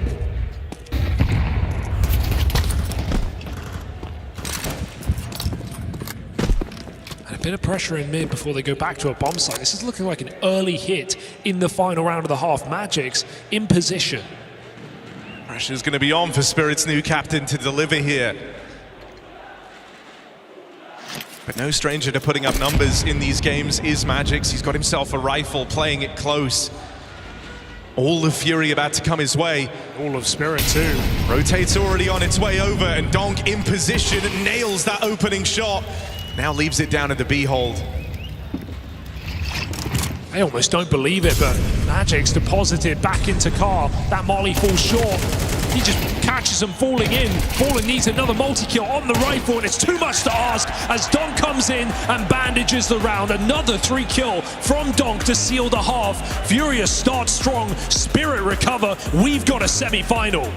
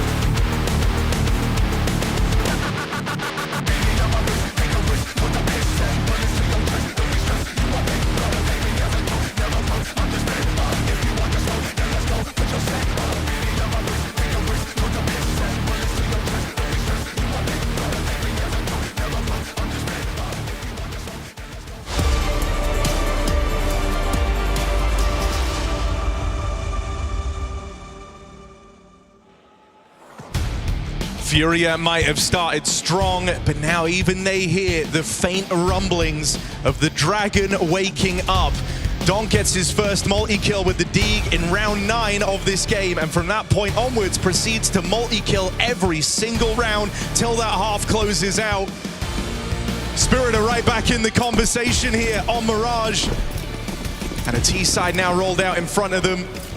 A solid track record in these pistols and follow-up rounds. FURIA, they've got to hold strong. Yeah, Magic's now leading on this T side. Fallen did a great job all throughout yesterday and this first half. But it's time for the new captain of Spirit to put his pieces in place. Have a B-pop on the cards and no one actually home here for FURIA. The short play a little strung out as Shiro comes through and really plays to disrupt. You've lost your B-hold, you're a man down, moving into a lost bomb site. This is already a desperate grasp for FURIA. Will it be worth it? Got a smoke, got a kick, got a hope, got a dream, but Donk up close could just cut that all down in one swoop. Easy shot to Yakinda. Not hurrying to finish, but that smoke signals a save. FURIA trying to escape. Donk does not allow it. That's another multi-kill for Donk to keep up occasion here for Team Spirit. What's that, 5 rounds in a row? You're dead on. It's the Donk show. Terrorists win. And so Spirit sure lost their flawless conversion run in that first half, but they can make it a bit sweeter here on this T side. Shiro and Donk have been the standouts on pistols. Nothing new there for Spirit.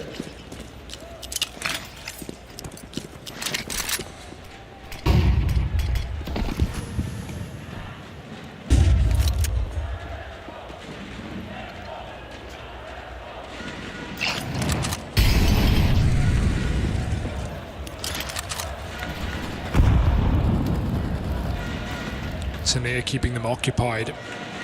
We've seen an increase in Tanea's opening attempts here for Spirit this season. Would you believe it? Donk is also attempting even more opening kills than last year. As if that were possible. Sounds insane. But Spirit putting their best foot forward, trying to utilize their star. Tanea, to be fair, not to the same success. But this might just be a suicide mission for Tanea. Sell this B site, commit and die, and let your team take the round.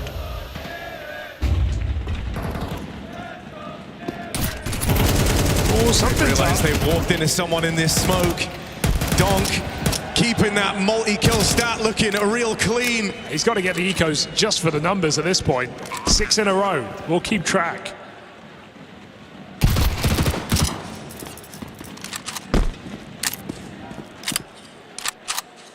And a fight for survival here for the Kazakh Orc. Not much long to go.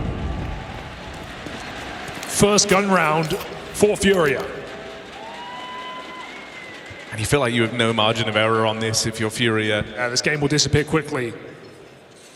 It's got to be the perfect read, the perfect setup. Everyone's got to perform. Pressure on Molidoy as he dons the AWP. Pressure on Fallen to come up with the right move. It's still a Spirit you're properly getting the grips with. Don't really know the temperament of this team yet. What their tendencies are. Magic's still so fresh to cooling. Oh. It's contact over here at ramp. Molidoy supposed to keep this even. That's an awkward miss. If he was a bit more patient, he might have had that kill. He tried to move in for it on an armorless AWP. He is lucky to be alive right now, but is unable to take the trade. Yuri 3 and 12, poor game, but thins the herd.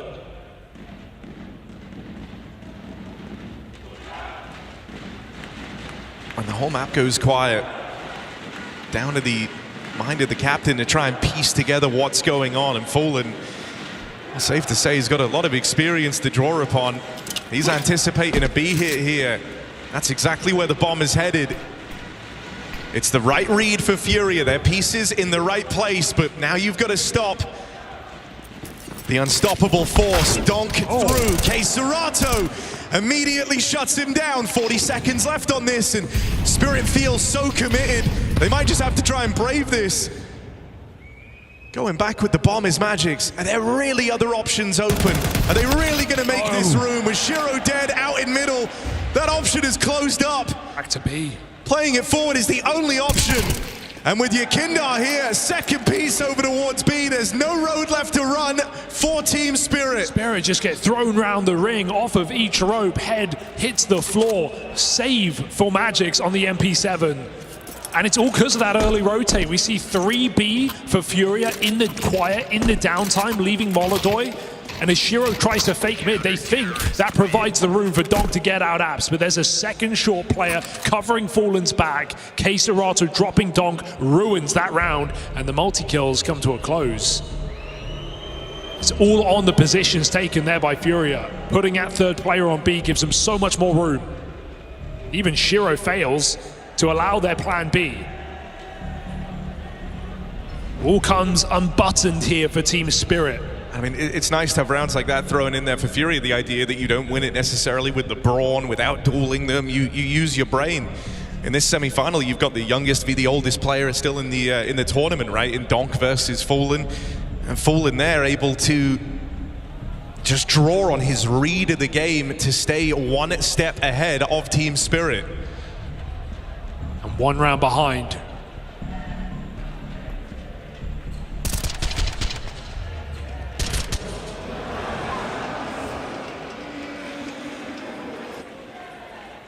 Dangerously close to getting broken here for the Spirit squad. And so that would be FURIA right back in to this map of Mirage. Spam even just doing a little bit of chip damage. You'll take anything you can on this guy out in middle. It's a slow burner of a round here from Spirit.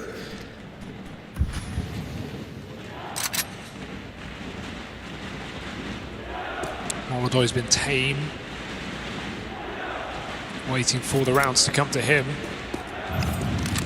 Maybe waiting one round longer. Spirit set up.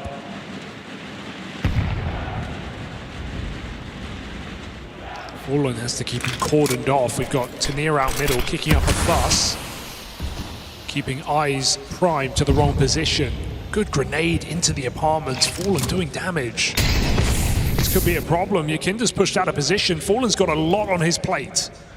In a way, that molly brings Yakindar back to help with this B hit, though, that's looming, that's so close to coming through. We're just seconds away from this smoke fading, and suddenly Fallen's got the whole round on his plate. Massacre. Support nearby from Yakindar. He's spamming to try and sell this position. Fallen still cleared, not quite dealt with. Still got more mileage.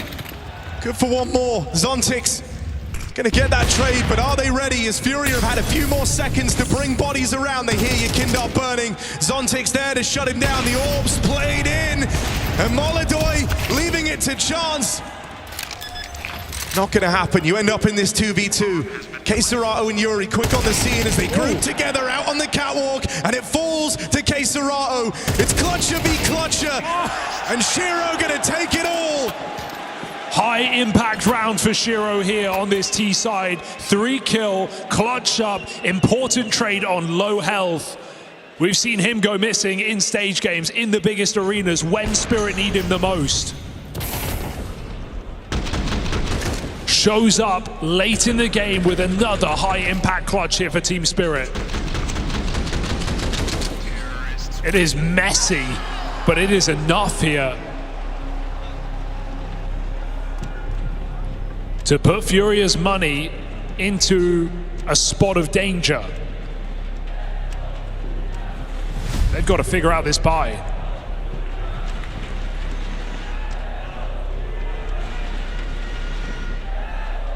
Everyone talking on Spirit. And a FURIA timeout. This late in the game, no one wants to encounter those problems with the money. And both teams are on the verge of running into it. You know, even though Spirit get through that round, it comes down to a 1v1. You're both getting out broke here. And so this round hitting is a 2-for-1 this late in the game. It would really paint a pretty picture for whoever picks it up. Something more out of the gate here for Spirit. Shiro trying to AWP pick in mid. His team setting up on this A site. Explosion on the ramp smoke. They're coming in. Might be ready for one. But you should never be prepared for a second man floating around here. If Yuri can even sweeten the deal, just taking attention away from Keiserato, or Yakindar's enough rather. Shiro gonna deal with him on that backstab. Slow it down. And maybe a route to the 2-on-4 opens up. Molodoi hoping to play to contain. It's a nice move, but it is going to put the round in jeopardy if he dies in this position. He'll get no info for it. Spirit can reset. He needs to take one with him. Getting plugged into the corner here, Molodoi. It's a very strong spot.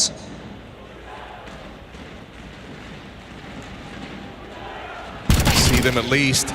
Chance to battle, chance to scrap. Shiro with a miss makes up for it the second time around. He's got 40 seconds left to work with, and Shiro's got his running shoes on. Fallen trying to get ahead of this, but if you go down, if you fall here, you give Shiro the 1v1 to find this backbreaker of a round. Fallen backs his read, closing in, tap for Shiro, backstab there. Fallen reads him like a book. Again, outmaneuvering Team Spirit in these critical rounds. Shiro knew he'd be here. Shiro knew that he didn't have the element of surprise. He just didn't know where Fallen was coming from. So a clutch eludes him late in this game, and Fallen continues to show his experience. Doesn't panic. Slow and steady, shifts his way on good timing into the site. Even Molodoi here, not overplaying his hand. That is such a lifeline this late in the game. And you said it yourself, both teams on the precipice of no money. Here we are, Spirit have to allow this game to even up.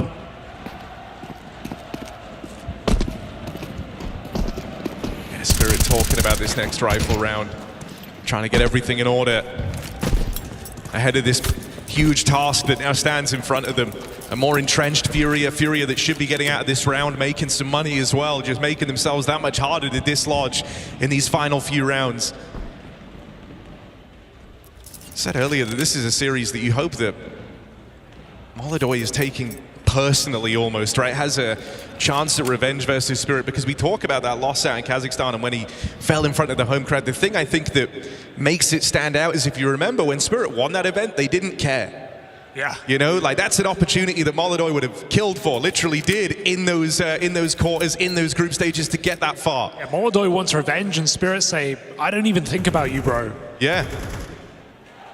They have not run into this team, with the exception of one online game this year, and we write it off. Furia don't. Here for revenge, here for finals, here for Spirit. Big thing here is just keep this round clean. It's only Glocks. So have no one falter, no one fall, get out with 5 alive, and that's exactly what they do. Spirit just gave themselves a huge opportunity to talk about this round. Let's see what they've come up with. Magix might have been adjusting well to the captaincy, getting Spirit all the way to the semi-final of Krakow, but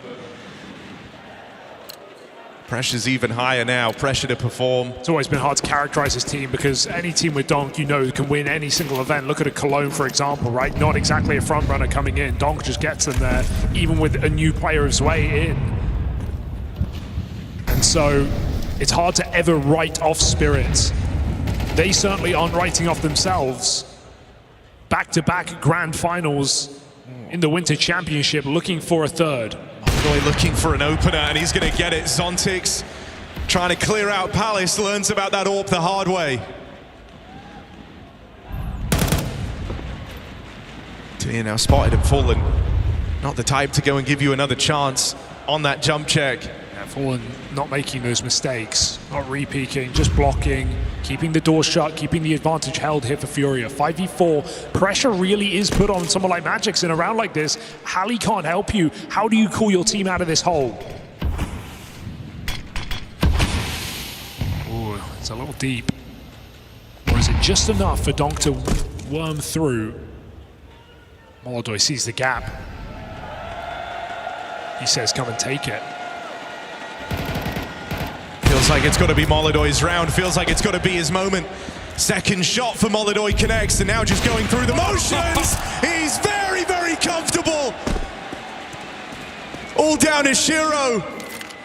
And Molodoi's had his suspicions about the ramp throughout this entire round.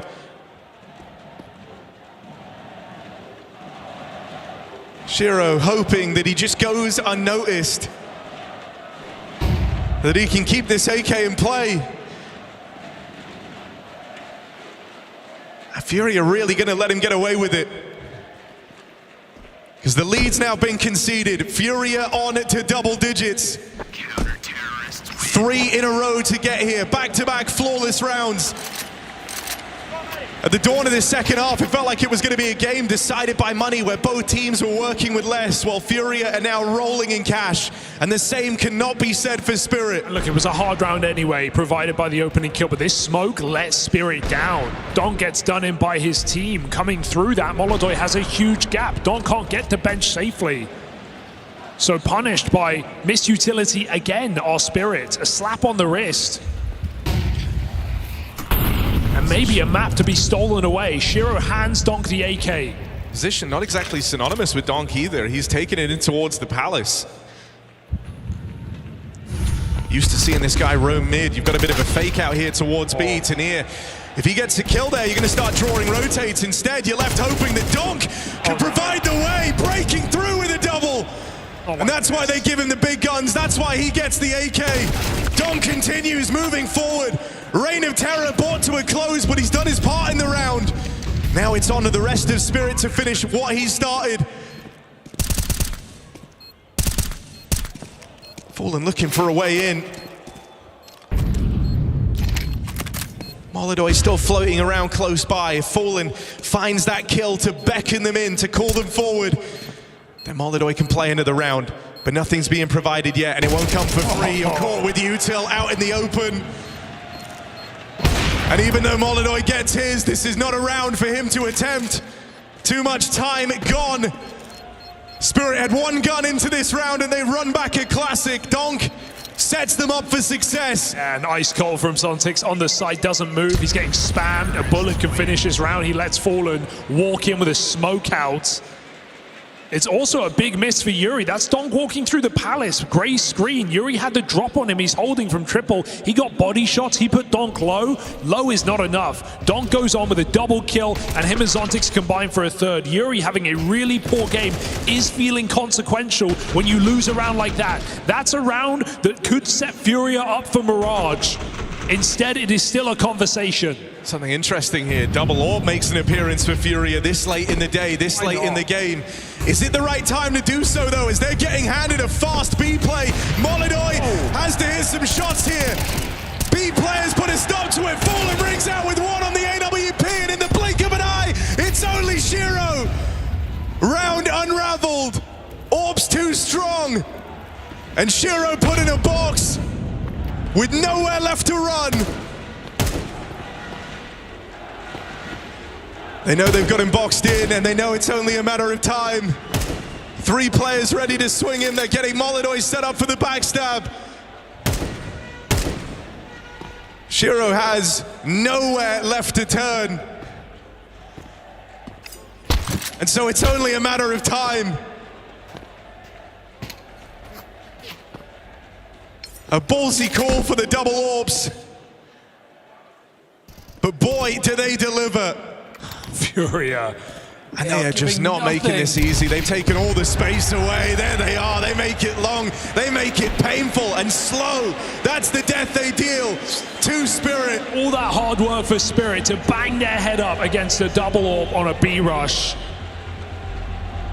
Disastrous round and disastrous moment to lose it. Even now, this one's a question, you know, if you want to go for the Donk Hero Rifle, how much do you believe in him? It's Tanir who has money to drop one over. He's going to have to play gloss everything if he does so. And so it might just be a awkward 4-sport round here into the last. And if you don't find success here, it's done. You're all in. You're putting everything on the back of this round and hoping that once more Donk can multi-kill your way to a win. And sure, you know, we don't see Donk get bested much, but when we do, it's often at the hands of the AWP. Think of Paravision at the start of the year, taking down Team Spirit in their debut event with this roster. It was Jame coming in and destroying Donk in the head-to-head. Well, Molodoi has made a very good case on this CT side specifically. He's picked him multiple rounds. He's shut him down on these splits. Running through this smoke at top mid. And it's the big man offered up first. Donk is out of this round. You've got to do it without him. And this round is out of Spirit, surely. They've struggled in these 4v5s. They came into this game the second best team in the event in these moments.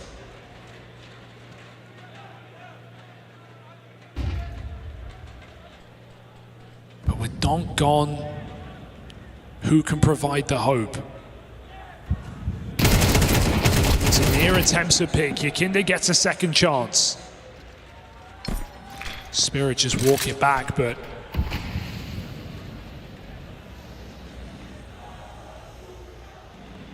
bomb up in apartments, Fallen. 34 years of age, has not been a liability by any means here for FURIA. Fighting the connector, Yuri gets out with one. Yakinda can't afford to overplay. This bomb has to go B. There's 30 seconds. This is all noise. Whoa, wait. Hello? He has made it through the window. Yuri didn't turn around. Yuri didn't react. Has the spot. And so no worries, backline dealt with. These orbs just keep chewing through Team Spirit. And again, it's all eyes on Shiro. Left meagerly as the last man in the apartments. Taps one back, but no time left to do anything here. You can get all the kills you want. You're not stopping FURIA. Fallen is a rock in this B site right now. They are not giving Spirit the satisfaction. They are not giving them the fights they want. They are forcing them to execute. Donk is dying in 5v5s, and Spirit aren't able to trade him. Perfect pickup here for Keiserato.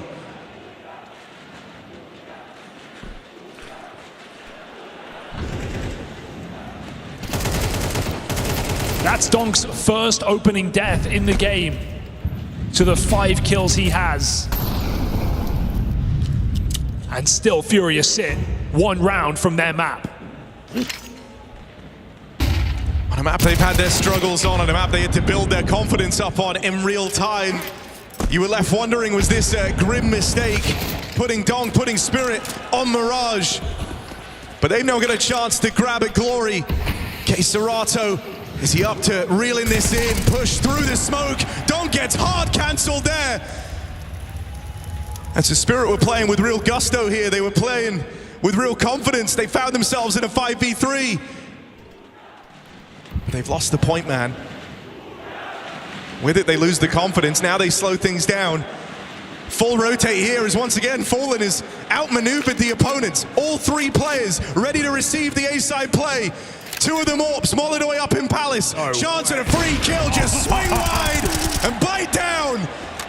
Zontic's now dead. Keiserato dealt with. It's the 2 AWPs. Fallen provides the first. And it's with his signature gun.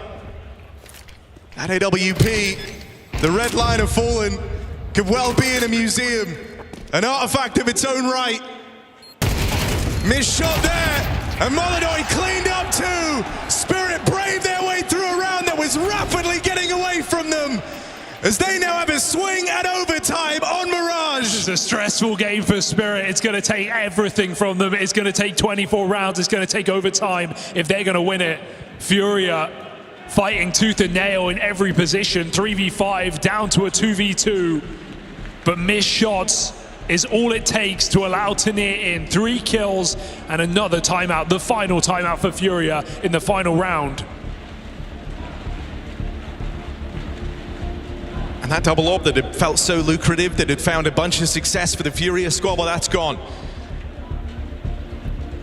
You don't have it to work with. Fallen donning an MP9. That's all the while he sits second on the scoreboard, lagging only behind Molodoi. Position's a big part of that, right? We've seen a lot of B hits for Spirit. They've been coming in, they fed him eco kills, but Fallen is just delivered in his position every single time. So yeah, stat pad sometimes, but you can't really complain because he's never let Spirit into B. They've never gotten into a comfortable position there in this half. Molodoi, it's been the backbreaker. FURIA call him in for one more job. Him and Donk rival, 22 kills apiece. Shiro by his side.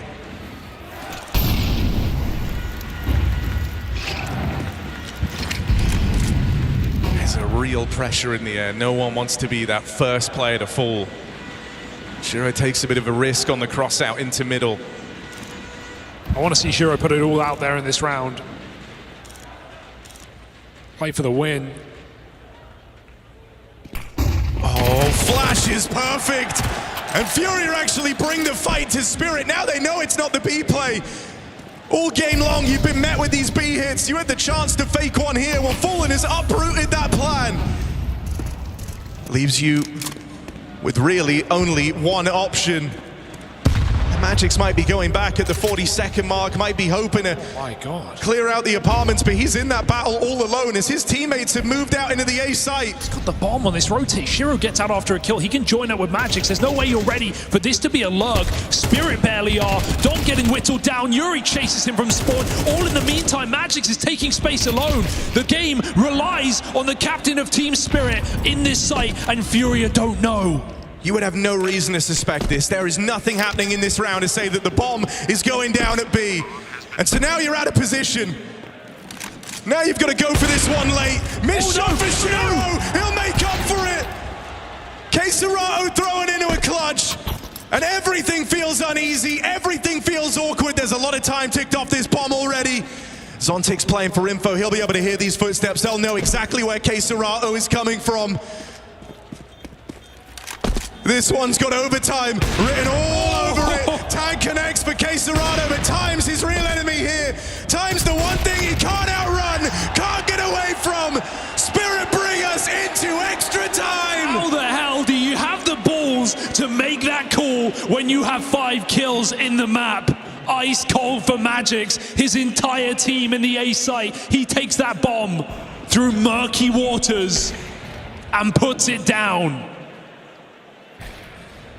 Full faith for the new captain of Spirit. Highest risk possible. Yeah, if at times that old Spirit squad felt like they didn't want to take risks for a team that have the sharpest rifler in the world, it always felt like a bit of an oddity. Well, Magics is very much the opposite, as that play demonstrates. You risk the whole game on just outmaneuvering FURIA, something you haven't been able to do in this map yet. They throw FURIA Stratbook in their face.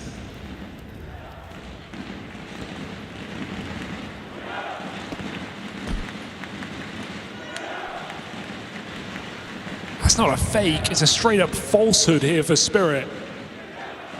Into overtime, and FURIA's 2 rounds of regulation that they could have closed this map out and moved on.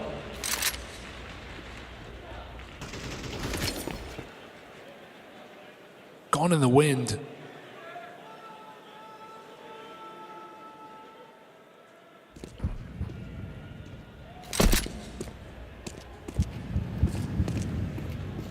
Spirit, another try. A pack of rifles in middle, moving towards connector. Queserato's been solid in this position, but he really does have his work cut out for him. And with Shiro finding an opening onto Yakindar, Stress only picks up here, feels forced to try and make a play. That's the bomb spotted here on the back of Tanir. Molodoi is giving chase. Burning in that Molotov, will it be worth it as he's losing players in the site, now getting pincered, not easy for Molodoi, high stress, high pressure, and he's not going anywhere! Oh man, Molodoi! The savior of FURIA! Bomb now dropped, Molodoi brought to his knees, but surely he's done enough, there's no time for Shiro! That is just mind-blowing! That's why this kid is so exciting. That's what he can do. A roller coaster on ramp, jumping around, dodging death inside of the Molotov. A montage for Molodoi. Makes a mockery of Team Spirit.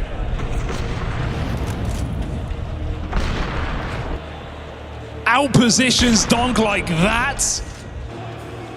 Drops the bomb and takes the round here for FURIA.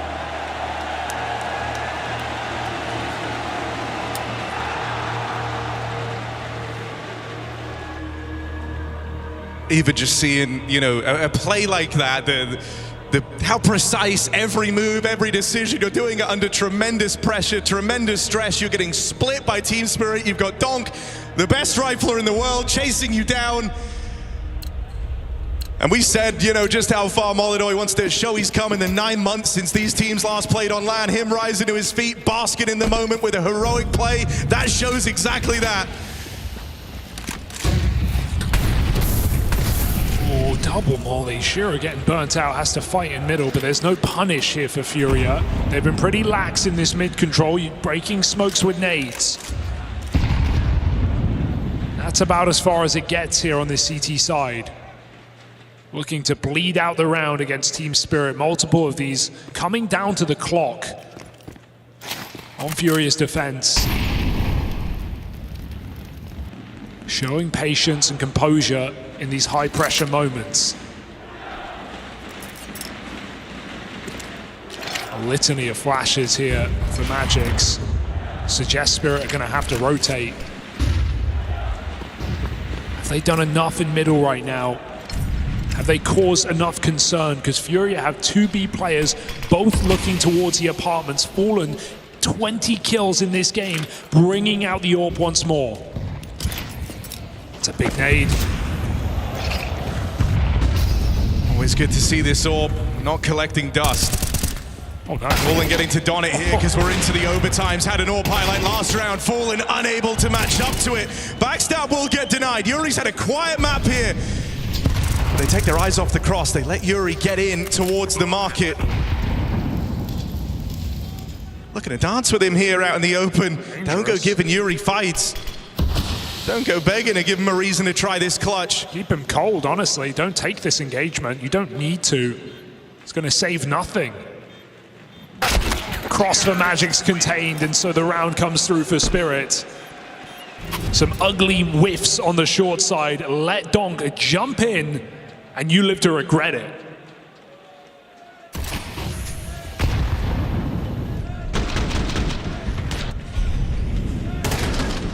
Tanir finding high value on his lurk as well.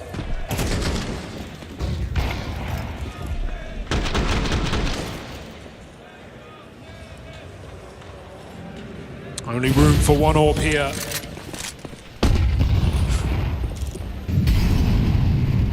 Boost for Shiro. Molodoi getting aggressive as well. It's an active stance from both AWPs. Itching to get involved. Desperate to force that opening. Spam for Serato denies the boost in top mid. This is awkward still for Molodoi because he's going to have to move away eventually, and Tanir doesn't look like he wants to check this out just yet. Jump across, and there's a Molodoi announcement. Now they know about the AWP. Tanir, what's your next move? All right, Molodoi does look prepared for it. They've flushed Tanir out of this position before. This boost is perfection. His Magic's ready for it, goes for the check. Yakindar still good for it, and there's Molodoi ready for that swing. He's still there.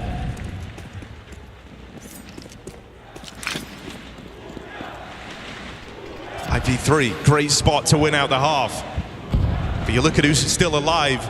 Donk, Shiro, 2 commanding names for the opposition.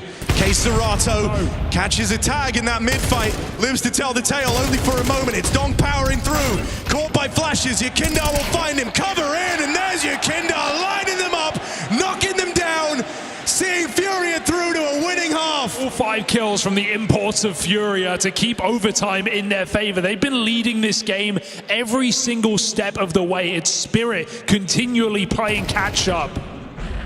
They did so on their CT side back in regulation. 6-2 down, evened out the half.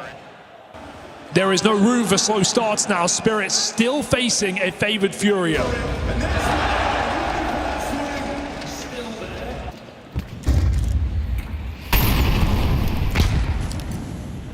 Tania getting flash ramp here. Watch out. Looking to make a move. FURIA weren't committed, and so nothing from it. Everyone's playing a little slower here in OT. Oh, FURIA have mid so quick though. I know they're doing it silently, but silent doesn't mean they are late. Oh, God! Not something you're used to seeing, but Don caught with nades in his hand. And you'd like to think, you tell yourself now, there's no better opener, there's no better man to have removed as the first in this all-important round, the chance at map point. Backstab for Tania as the aggression continues out towards A. That's turned this advantage back into a 4v4. Now trying to move in through the connector. You go right in to the other beast of Spirit. Shiro waiting to receive it to turn around from Molodoy. Do they reconsider? A way out has opened up. You've dealt with a B player. Are you going to risk this on a jungle rotate? Got to get past Magic's. Gotta survive, and they get cut down crossing. Fallen's up for the task. And again, Fallen left in one of these key rounds alongside this time Keserato. Shiro might be known for clutches, but this is a tricky one indeed as he's sandwiched between both FURIA players. Pick your poison.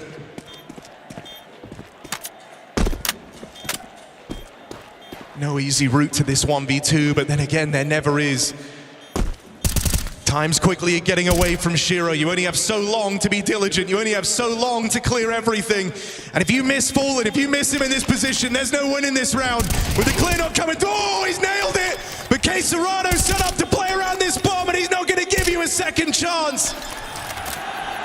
Cool, calm, collected, and Shiro shut down as he's finally stopped in one of these clutches. FURIA arrive at map point. This is one of the most chaotic games, a match we've been waiting for months. A head-to-head that has avoided us time and time again. We get it on the biggest stage in the semi-final, and FURIA once again a third chance to close it.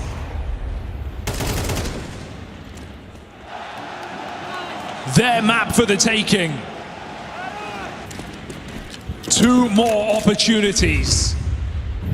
Magix is getting desperate as well. Fallen had the AWP on this B site many times. Magic does the same. Two captains pairing off on second AWPs.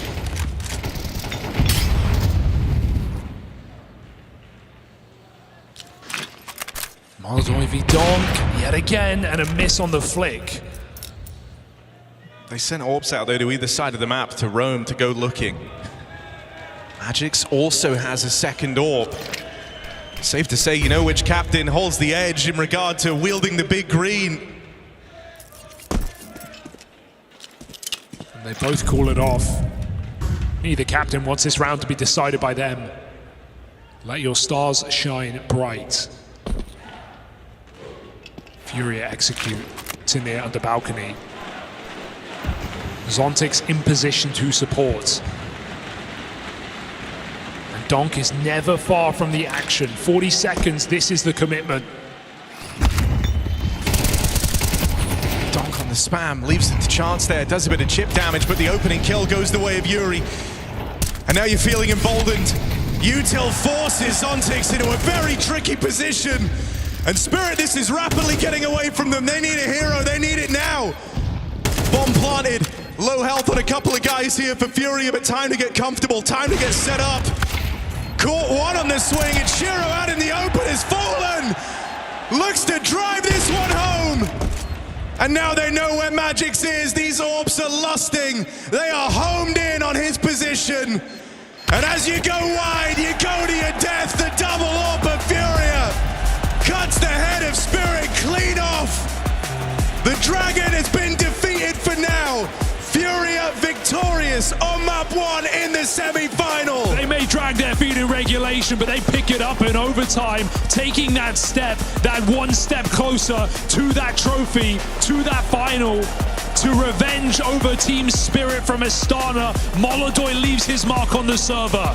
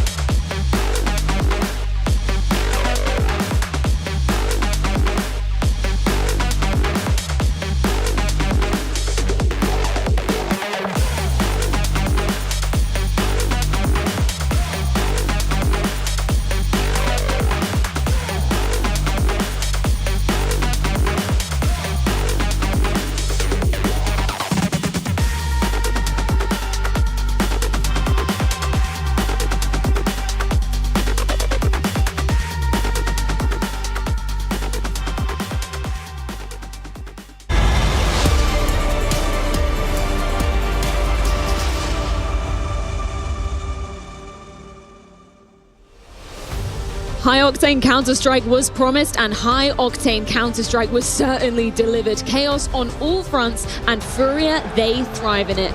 Games like these are truly what stages of this caliber are built for, Yanko. Absolutely a barn burner here on the first map of Mirage between FURIA and Team Spirit, and I think just a much more enjoyable game for the viewers. Stars firing on all cylinders, you know, Donk and Shiro with 51 frags between them, outmatched on the other side with 54 from Molodoi, and Fallen? You're kidding. You reading the HUD correctly? Fallen with 24 kills on this map, a lot of impact to really leading the way with the young one on this one. It's just really these games the way you can just see that both teams are just relying so much on playing the default, but then they need to build out from what they get inside the rounds. They will have to piece the puzzles together. It comes down to individuals' decision making, comes down to whatever they can clutch it out. That's like the storyline of this game. It didn't really come down to people pulling off incredible big tactics, but it was just all about the individuals getting out of there, firing on all cylinders. And it's these games where arena and stage pressure, it's just really present, and you can see that the players are so much more into the zone in terms of how they should approach the rounds. I feel like FURIA were just a better team on stage here. But on the other hand, why Spirit was even competitive because they had Donk firing on all cylinders, Shiro with a couple of clutches, and I feel like that's what Spirit are missing, being a team. And I think that's to be expected at this point for Team Spirit, right? With the changes that they made, Mag is coming back as IGL, Zontic's back on the team. You can't expect them to be super polished, right, in their game, especially on the T side. So if they are going to win, it has to be a bit Donk magic, some of these mid-round situations, clutches, you know, finding a way to win a 3v4 here and there, right? Because they are going to be at a disadvantage. Just didn't have enough time really to get everyone on the same page just yet. That's how you win Counter-Strike on stages. Like, you cannot just look at your playbook and say, okay, we're going to do this, and then we're just expecting it to work, because something's going to change and something's going to happen, and you need to just be able to divert from that and then look at what you actually have to work with. And I think that is just where Spirit, for FURIA as of right now, is just in a really good place, and without a doubt that the three of them, Magic, Sunseas, and Donk, they were here in 24 where they won Katowice, you know, but it's a very different team now also with Magic's in-game leading, and his first time to really get into in-game leading on a big stage where there's a lot of pressure and a lot of things that's on the line. So a different look Spirit, but they still made it very competitive. 100%. The in-game leader on the other side of things. So you already mentioned it, Fallen, so much impact in this map. Turns out Unk has definitely still got it. Should we roll round 6 to see where that impact started for him? Yeah, absolutely. And also great to have him and Molodoi shoulder to shoulder really in some of these situations. So early on, Spirit wins pistol, FURIA wins the second round, gets on a roll, and this is the reset round. So it was 3-1, 3-2. Hikinder dies on that lurk, the B hit comes in, the hold is strong, right? Like they can't get anything going on the side of FURIA. Fallen and Molodoi in a 2v5. Zontic's the first one to fall, and I don't know how Molodoi gets the spider sense to turn here, gets the kill on Magus. Still a 2v3, I mean, Fallen jumping down, they use their utility well. He manages to find Donk here, Shiro with a missed shot, Fallen great jiggle peek into pre-fire, right? And all of a sudden, from a 5v2, Tanir finds himself in a 1v2, Molodoi holds him on short, and they convert this hugely important round early on. You can see how much it meant for Fallen getting up and getting pumped. It's just so gutting for them to be losing a 2v5 where they could have converted, and then if it would have happened, had a 3v3 in the scoreline, and that would have put them into where they were like the economy game will be in their hands, right? And losing these type of rounds is always tough when you're sitting on stage, because the first guy down, I believe, is Sunseas, you know, he thinks like, okay, it's a 2v5, I'm just going to swing, you know, it's fine, you know, they're not going to expect it. When he goes down, then you also, obviously Molodoi hits a really good shot, but as soon as these guys keeps going down, you know, then like Shiro is forced to go out and try and salvage the situation, misses a shot, gets stressed out by the Molotov, and at that point, it just spirals out of control. And you know, it's so hard when you as a player are put in these situations, because you want to go out and be the hero of the guy, you want to be the one that has a say in the round, but it actually just falls to the ground. Well, that round was a treat in itself, but we've got another one for you. We've got the team comms from the POV of FURIA during that one. Flashing short, guys, flashing short. One more flash short. Flash one more, Cancelato. Flash one more. Default. Default Edward one. Backside. Gym pad and default. Default. Van. Car, Daniel. Car. Backside, one more. Gym pad. Dead. On body market. Open your light. Out. Open, one in. Nice. Plane. Nice! Let's fucking go! Nice, guys! An apt celebration for what was an incredible round. Does that offer you any more insight into why Molodoi was able to get that kill? Yeah, it seems like he was spotted maybe on fallen screen, and you see everyone, all the dead players are saying, man. So he did turn thanks to his teammates, but still just an incredible round for them to convert. Let's roll into the second half, because scoreline gets incredibly close. It's 9-9. What happens next? I think here it's another reset round, right? And you can see Molodoi early on, he's going to go apps. This is the round before him and Yuri did this together. So maybe this was part of their prep, that if they want to get aggressive, A-apps is where they should pressure, or maybe just Molodoi had the best spawn. He finds the first kill, 5v4, right? These are the rounds that they're going to be difficult for Spirit, especially on a buy that's not ideal. So they want to go for that A split, but Molodoi just positioned perfectly, gets one more, aware of this position, probably someone holding him, gets the head right off of Magisk's shoulders, and he was just so influential throughout the game, you know, aggressive, finding those opening kills for his team, and was just on a tear on Mirage. And it's not the first time that FURIA has opted to go for, as you mentioned, the first time they want to go for this setup where you go and try and find the guy in Palace and he kills him off. And that allows Molodoi to know that player is now out of the picture, and that allows him to play inside the side, be very mobile. That's what he really likes. But in the detail, it's also the smoke that's actually put out. The top connector smoke from Spirit is far too deep, so it actually allows a bigger gap on the right side, which he realizes in the middle of the round that there's a possibility there's a guy that's going to try and slip through. And he actually picks off Dunk because this gap is too big. He sees him, and then he's obviously just feeling it at that point and going for these repicks that he just likes to do. But it's in the detail that he realizes what is actually coming at him. And the Molodoi impact certainly didn't stop there. We come into overtime. This is when the pressure is really on your shoulders if you're FURIA, because Spirit have managed to push it to this situation.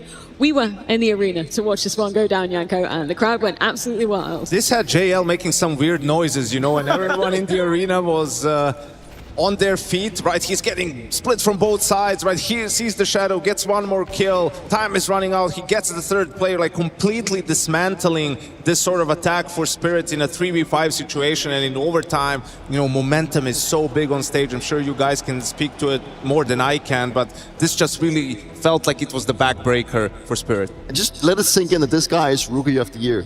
And just pay attention again to detail where he knows that when it looks stupid when he runs down ramp, runs into the molly, but it's actually the bomb that's sitting out on ramp. But he knows with the time left in that round, if he eliminates the bomb, that puts them in a very, very bad position. So he just understands the game, even when he's in such a pressure situation. He just allows his brain to still think. You know, it's incredible to see that a guy with that little bit of experience, but has become what an incredible player already. I mean, if you look at the highlight and remove the nickname, I might think it's simple 2021. The way he was moving left, right, and he knew who was going to peak. I mean, for me, it was just spectacular. You've got to feel like $1 million as well when you're standing up, laughing up that energy from the crowd. I love to see that from Molodoi. Question is, can that form continue onto Dust 2? Of course, the AWP is going to be integral in this situation. But JL, what do you think of Spirit picking this into the series? And do you think FURIA have a chance to close it 2-0 here? Oh, for sure, FURIA have a chance to win here. I feel like Spirit is a very mental team, and even though Mirage was FURIA's map pick, I feel like Spirit still beat themselves about it, that they could have closed the game out. It was close from their side. But in my POV, FURIA always had the control over the game. Okay, sometimes the individuals from Spirit stepped up, but FURIA were playing the better CS, so I feel like they should continue doing that in this too.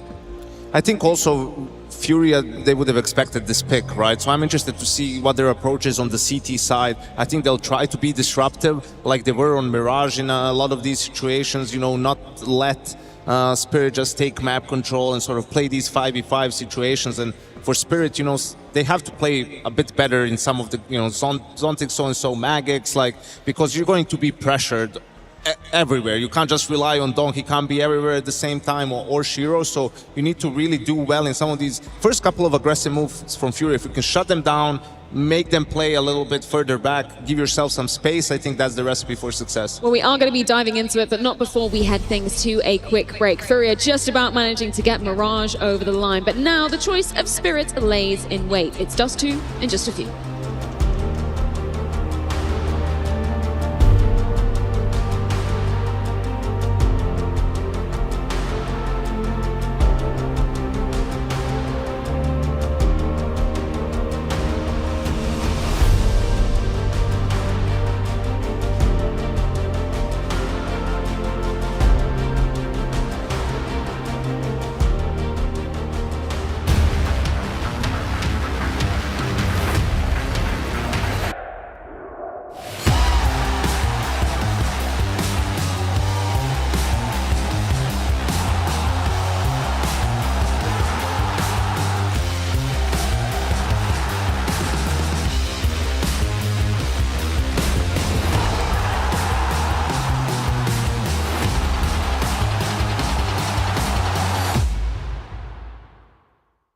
It starts with a dream, with a team you barely know, in an amateur official that feels like the grand final, where practice becomes progress, and every loss feels like a lesson. When will your journey begin?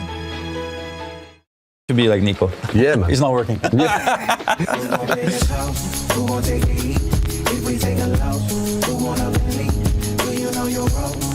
Dude, you are cooking already. It's like I don't know, it's like you've been doing this for years. Yeah, I'm pretty fast, honestly. I don't take much time. So I make sure to check my code before, because every time I'm in a different country, and then it doesn't accept automatically for me. Better protected. I bet you've got a huge Steam library, Fallen. We'll see here right now. So on Steam, I like to go to settings, in-game. I change the overlay to F12. Yes. I normally disable in-game overlay. So you're not chatting to your friends while you're in a tournament? No, I don't use this for anything. Checks out. It checks out. I used a lot when I was younger. Sure. But nowadays, don't even message me. But just for performance, I guess, as well. Yeah, for Steam performance, overlay. yeah. There are some time where removing this would give you extra FPS, so I just got used to it. No launch commands. We're not like doing some crazy stuff. Sometimes I just put the refresh hertz. Yeah, just to make sure it's locked in. And allow third-party software for recordings. Yeah. And then now on video, I'm using full screen window recently. Whoa. Yeah. So hang on. I mean, I heard rumors that full screen window was no longer like you could actually play with it. It's playable, super playable. Yeah, I feel like it's the same. So I can now. And then I so you have can tab faster out? alt tab. Yeah. And I can talk to every people time you're string mad, you and can just everything. tab out. Nah, I mean I can check strings sometimes, check what they're saying, Nah. even notes. Sometimes I'm writing down something in practice and stuff. I play 1280 for 960, max hertz you can, 4x3, and then on videos I go CMAA 2. Yeah. Global shadow quality I play on high. Dynamic shadows I don't change. Model texture I go low. Anisotrope I go 3 linear. Shader I go low. Low, medium ambient occlusion. And then these ones I don't move as well. Yeah, okay. Trying to optimize performance. And what about this boost player contrast? Does that, I like it. You like it on? Yeah, this is, for example, you are fighting someone that's very far away. So let's say you're Dust 2 long side, or something. the guys on Pete. It's going to give extra color on their skins if they're showing their head. You get just a little bit. A little bit more. You can see a little bit more. Okay. Yeah, that's pretty much it here on video.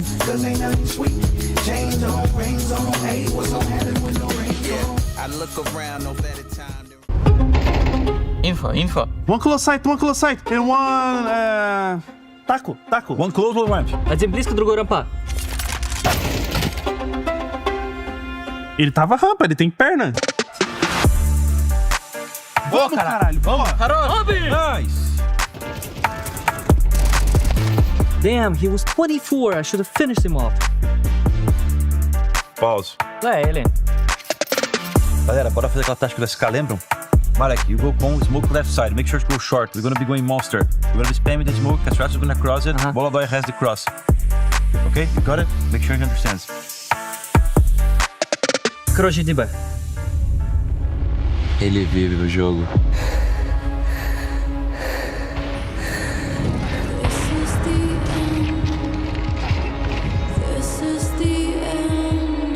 Guys, it's only 7-1. We can win, boys.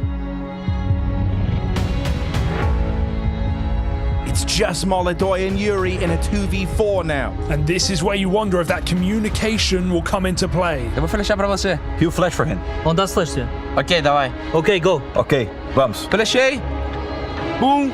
Boom. Boom. Boom! Guys, I understand what is boom. Okay.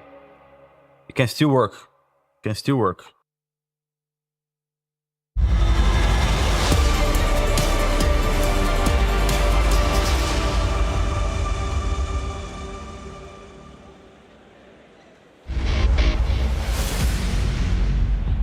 It took 30 kills from Molodoy, student and professor.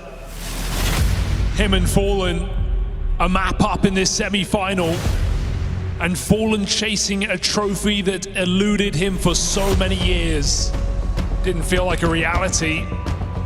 Now FURIA are at the forefront of the conversation. Mirage to the good, Dust 2 up next. Nuke hoping to be avoided.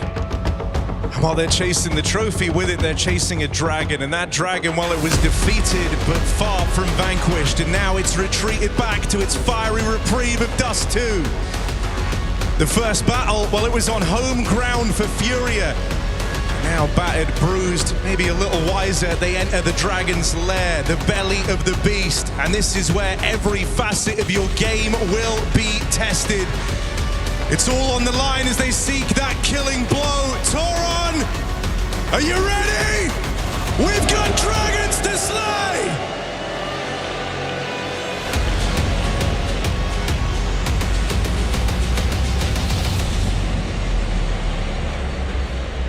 From one home ground to another, we enter Dust 2, 3-0 at the event. Our team spirit, their sanctuary, their safety, their CT side. But FURIA have surprised every step of the way. This one is uncertain. We had Donk and Shiro both playing formidable Counter-Strike in that first map. It still wasn't enough. Across the board, Spirit have got to step up. Chance of something a little faster here. You've already got that mid control. Certainly thought about the possibility of a mid to B, but it's a bit of misdirection here from FURIA to open things up. Not presented anything out in middle. They'll go roaming the catwalk. You've got Util here on Yuri, Serato fallen. All the pieces to try and make this exec happen. 2 players to get through. And Shiro lies in wait. More misdirection as that mid-smoke falls in, only for the cat play to reveal the true nature of this round. Drop down into the spawn, and Yakindar battling, scrapping for space as he goes looking for Tania out on long. Dinked at the first turn, Yakindar will get past him. Shiro feels like he's in hot water and living on borrowed time. Ooh, one back for Zontix, and the round still very much alive. Don closing in, silenced after one. It's Yakindar, struggling but prevailing with 3. Just an insane move from Yakindar. Doesn't rush, doesn't run the gun. Plays it smart, plays it steady, sneaky through the smoke. And it's a backstab to Team Spirit into a clutch with the USP. Yakindar takes the cake in this pistol.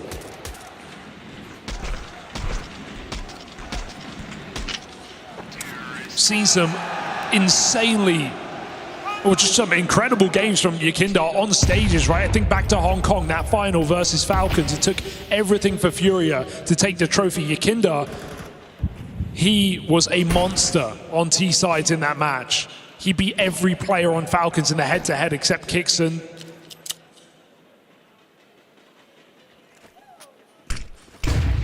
Here on Dust 2, he might just feel at home. Flash setup here for sure, so things are about to get really wild. Contact might come out early from Serato, ahead of the Util, ahead of the Flash, and so no chance to punish past that opener. Nice reset here, very important the Spirit do something else, because FURIA will react.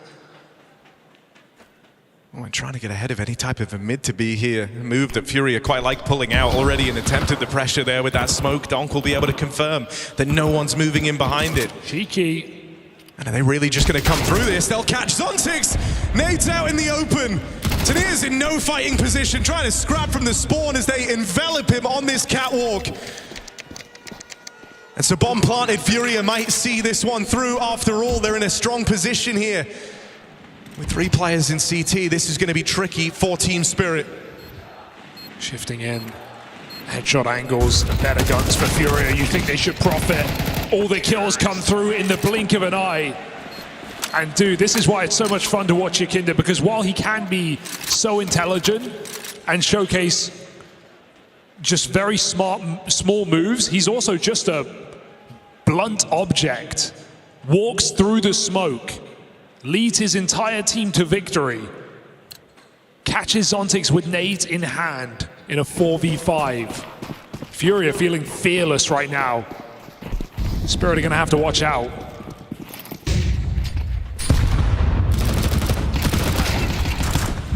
Bit of a messy one along here, another man advantage taken for Team Spirit.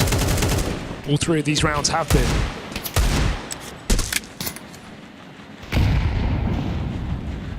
How many players who would even attempt that fight the Donk's trying to take there all the way through the mid doors? Fallen's gone back to keep an eye on this long push. Has a feeling that they're taking the space, and he was right in that, but unable to punish. Still, you've seen an aggressive setup over towards long. Maybe feeling like you've got yourselves a bit of room elsewhere on the map. Spirit try and adjust this setup, as they are interested in winning this round here with the pistols.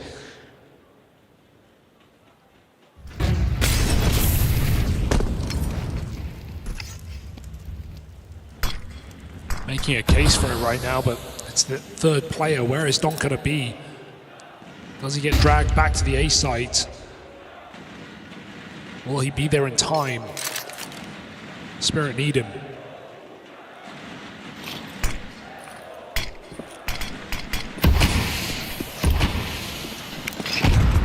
Oof, it's really good. And it leaves you with no real room here. Donk Deeg is the only thing left in the right position. Break on the smoke gave him a chance. He's going to make it across and into the site, but how much mileage can you really get? Donk dead straight away. And they go hunting on these remaining players. Don't jump the gun just yet, FURIA. This could be a nice, clean, simple round. Why let it get tricky? Why let it get weird? And they'll wait for Spirit to come to them. Some sharp shots for Yuri on these anti-ecos. Very important, considering he had a poor previous map. Putting the best foot forward here for FURIA. Both players on the edge, and they will deal with Zontic, so a bit more damage in this one. It's still the round for FURIA. K-Serato was unable to save a gun, gave his teammate the AK. So it's actually a very expensive round here for FURIA.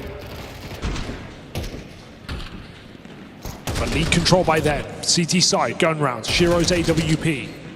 Kit on Zontix. Spirit have everything they need.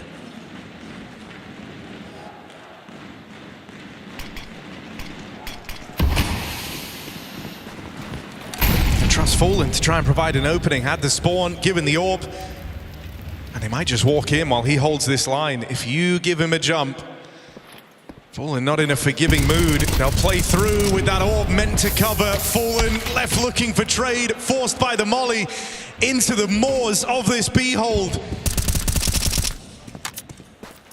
Molidoy's leapt through and grabbed the orb, but you wonder if this is just going to be a really drawn out save for FURIA. Not if Magix has anything to do with it. Already pushed all the way up long and just missed that timing.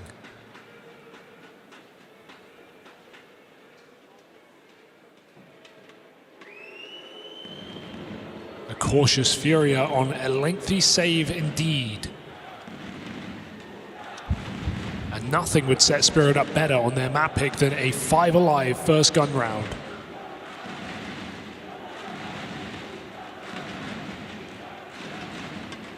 Saw numerous times over Spirit get broken down the stretch. Back on Mirage. Cost the map point. They still dragged it to overtime.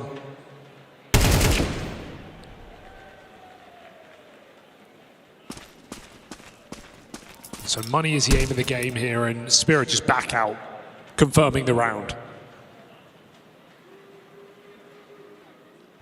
Yeah, it doesn't really feel like it's worth any type of a hunt here. For Spirit, like you say, they've got it very fresh in their mind how money can decide the outcome, and so just going to look to make it while they can. Seen this one betray FURIA a couple of times. The orb spawn trying to creep in ahead of it. Team's kind of wisening up to that creep in with the orb scope to cover. And so a good shutdown here in your first rifle round. Big step in the right direction. You also get out of it with 2 AKs brought forward. Donk getting to Don 1 very early on in Dust 2.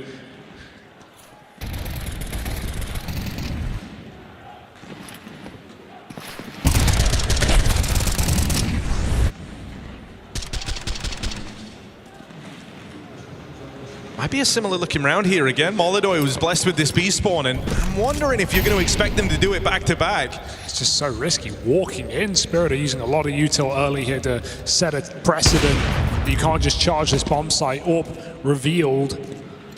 Donk and Zontix giving nothing here to FURIA. Gonna have to play the round out. Back up, Cat. Cat execs are how FURIA got on the board in the first place. They've been doing them a hell of a lot, so should feel pretty comfortable with this being the part of the map that you own, and you've still kept options open. Yuri floating around in the tunnels. Far from committed just yet. You've seen throughout this whole game, Spirit have been a little nervous about these mid to Bs. Even now, that mid to B smoke comes in, Donk replies with one of his own. Head-to-head on Molodoi and Donk was 6-3 in favor of Molodoi, 5 of the 6 being with the AWP. Back on Mirage. Donk won't give him the satisfaction here on that mid-cross. He goes back to the B-bomb site. FURIA will have to meet him there. There is no mid-to-B smoke right down. Molodoi's got to get that in. Oh dear, it's not ideal. It's gone bounced wrong. They just have to take the fight instead, and Molodoi survives. He drives his team not the same into this site, into this crossfire, into Donk, who only gets one. Wait a second. Is there still hope? Surely not. Zontic's eyes on the window just in time, but he can't control it. And that missed smoke looked like it was going to cost them dearly. The crossfire at B felt like it was too strong. FURIA still found a way to break through. Shiro did not expect to be left in this clutch. And is he cut out for it? He would save in a group stage, but... No kit, no util, out of position. You know they're low, you know they're wounded, but you don't have the gun for the job. And FURIA know who they're playing. Look at what they're doing. They're not moving. They're not giving him anything. Shiro is relying on a mistake, and at this level, FURIA know they don't need to give him one. The punish. FURIA are the one team who use missed smokes to their advantages. Killing that rotation and storming into that B-bomb site. Shocking round to win. 2v4. And another kick in the teeth for Spirit. It feels like they've had so many in this map.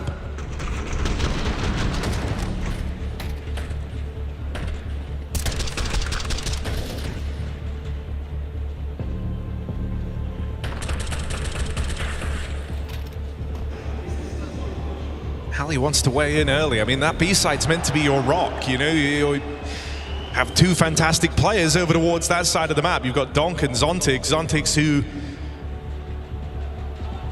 you know, normally puts up some terrific CT numbers, thrives in these spots. And then you have the best rifler in the world alongside him. That site is not the one that's supposed to crumble, especially not to Tech 9s, especially not to these mid to B rushes. You don't want to feel like you've just had a horrible soft spot exposed. Well, it's what FURIA were doing yesterday against Aurora, right? It was the new boy of Soulfly put in an uncomfortable position on this B-bomb site, and FURIA were just fine to punish round after round on the T side. Made it very uncomfortable. Now, as you say, not the same inexperience for Spirit by any means, but it is still the weaker site. Just on virtue of only having two players there.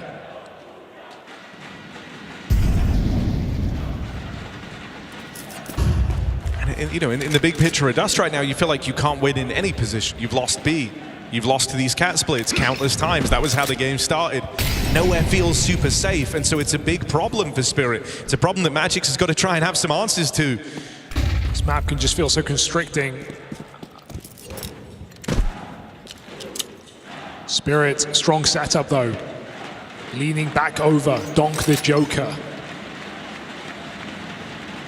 Yeah, not supposed to be here. Not supposed to be here as far as FURIA are concerned. They just had all that success out towards B. They got past Donk with one kill. The last thing you expect is that they suddenly switch him out of position, play him as the Joker in the deck out towards this A site, but he's dead straight away. Donk doesn't even get to fire a bullet. K-Serato's got him past him. They've realized they're going back because they've killed Donk. They know there's only one man at home. Gonna be down to Zontix on this B hold. Right now, focus forward and middle. Yuri holding for long re-aggression. Magix gets dealt with. And Zontix under a microscope here as the whole round falls onto his shoulders. Nade. Nade's good. Spray's better. Zontix shuts him down. The best laid of plans for FURIA, the right read, the right move. But the individual delivers it for Team Spirit. Holding that molly made every single bit of difference for Zontix there. They were about to just run him down in a 3-on-1 with no support. Massive to hold on to that incendiary late in the round and put it to use. That is an unlikely entry to the CT side here for Spirit. In what is a justifiable call to rotate away into a weak B bomb site.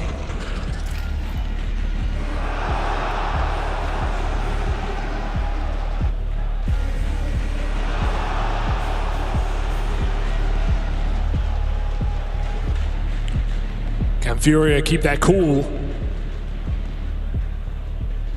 Forced onto pistols.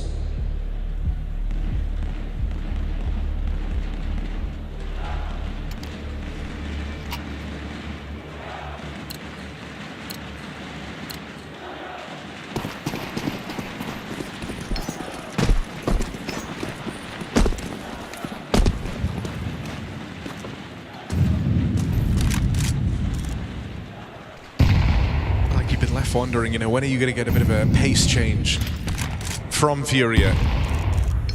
And this could be a good candidate for that round. You're coming into it with a little bit less to work with. You don't have the ability to go for any of these drawn-out fakes, trying to misdirect Spirit. You've just got to hit hard and kind of steamroll, snowball from then on in. Looking like the long push, long pop, no util to support in this. Magic still only gets out with one. Awkward timing for Magix. Oh, Shiro lines them up though, double.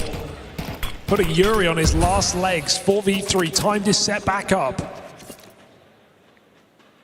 And time for FURIA to mull it over, because what can they do in this position? It might just be back around the world. It's a case again where they get the reaction they want from Team Spirit. And so once more, they're going into this B site with just one man in defense. Now, if Zontix is able to multi-kill this again, it's going to make B feel like it's closed. They're asking a lot of him once more. And he spent months on the bench, waiting to get called back up to play, to rejoin this Spirit lineup. And once again, they come knocking for Zontix. This time, they get past him with ease. 3-on-3 now, bomb plant for FURIA, and a decision to make for Team Spirit. Do they want to give this retake a go? There's no Kevlar on two players of FURIA right now. These body shots are going to tear FURIA apart, put their aim to the sky. They have to be pinpoint, they have to be precise. Messy spray from Keserato, Molodoy with his back covered, but they're all coming in and no one can connect. Keserato, a dead man walking, Spirit walking over the line.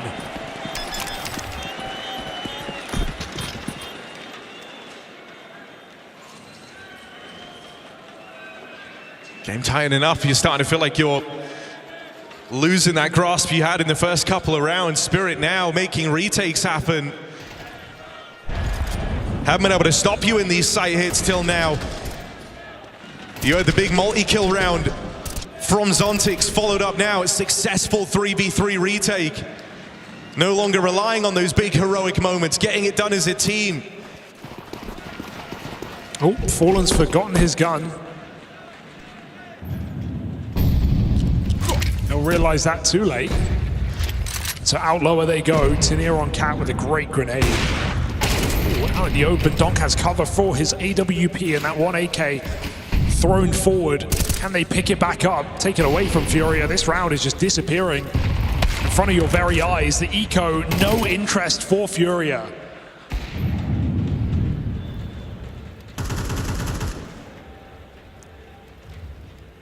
I feel like FURIA's best way into this T side is to try and break the timing of Spirit's setup, right? They start aggressive in middle, for example. Donk and Shiro AWPing together, with Donk covering the smoke. Because Spirit trusts their utility. They trust their mollies on shore that are going to hold FURIA back. You think if FURIA play another surprising timing, pop through the long smoke, pop through the short smoke, they might catch Spirit in a weakened bomb site. Right now, every time FURIA commit, Spirit know they're coming. Even when it's these 3v1s on B. You give Zontix the info, he's putting up decent holds right now. Yeah, he's top of the entire server. So FURIA need to catch him by surprise. I think it's one of the awkward feeling parts of this game for FURIA is, you know, that they're getting the reactions they want. They're getting Spirit out of position in these side takes. The thing that will change is Spirit now tying up the game. Don't have to feel okay, and that's Donk caught on the cross. Sickening. You know, the Molidoy likes to attempt these mid-fights. That is a big player to have removed early, and you're going to note the immediate reaction from Spirit. They know that FURIA like to go B when they've dealt with Donk. And so dropping in that smoke, giving the allure that an extra player's crossed, trying to use that opener to misdirect your opponent somewhat. Yeah, they're still hoping it ends A. Tania, only a fake. Shiro drops in, but there's not much you can do when that smoke comes down, so back into the bomb site. FURIA eyeing up the A split. Fantastic grenade here from Tania. Ooh.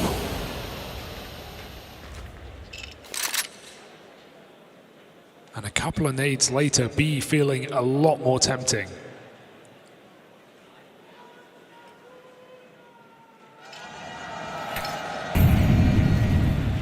Feels like Fallen's going to try and keep the pressure on. Just a bit of util dropped out, trying to cut off the sight line out towards shore, but Tania doesn't believe it. Doesn't believe it for a second. He's pushed up around that smoke, confirming there's only one guy here. He's about to find K-Serato, and now they know the truth. They know where this is ending up. Again, it's Zontix being asked to perform. His teammates aren't with him. Teammates aren't there. And so split through middle. FURIA piece it all together. Just don't give anything away. Ooh, like this. Don't give Spirit a reason to go for this. That one kill handed over. Molidoy down in lower. Caught on the island. Spirit once again have to weigh up. Do they want to attempt the 3-on-3? Well, they have to. They've got money. It's enticing. Gonna give it a look in. Gonna see what you can get. Yuri hiding out here, back of Plat, got a lot on his plate, a lot of responsibilities, letting his teammates at the door take first contact, and only now rearing his head. This one's petering out very quickly if Tania can't get something done on the entry. Time's so low, and time's the big problem. There's no winning this for Spirit. FURIA let them getting all the way into a tie game, but refusing to concede that lead. A glorious opener for Molidoy, and FURIA do not waste that opportunity. The key is the nade on the smoke there for Yuri. Coming out of tunnels, Zontix makes the right play. He gets aggressive in tunnels. He tries to take his 1v1, knowing FURIA a heavy out on that mid to B move. But Yuri breaks it open, gives the vision back to FURIA. They find that B anchor for nothing. And time after time, punishing this B bomb site, FURIA still maintain round advantage. You do not see Donk picked on the cross like that every day.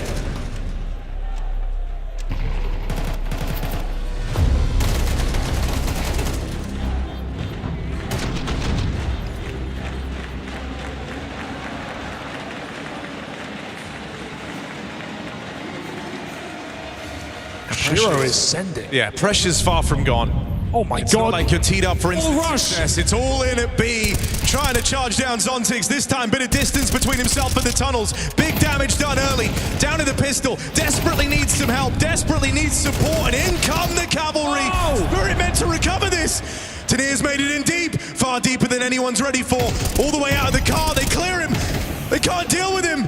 And Tania just never letting up. The rest of Spirit now charging through. It gets real awkward. It gets real slow. FURIA try to find their composure, and no way indeed.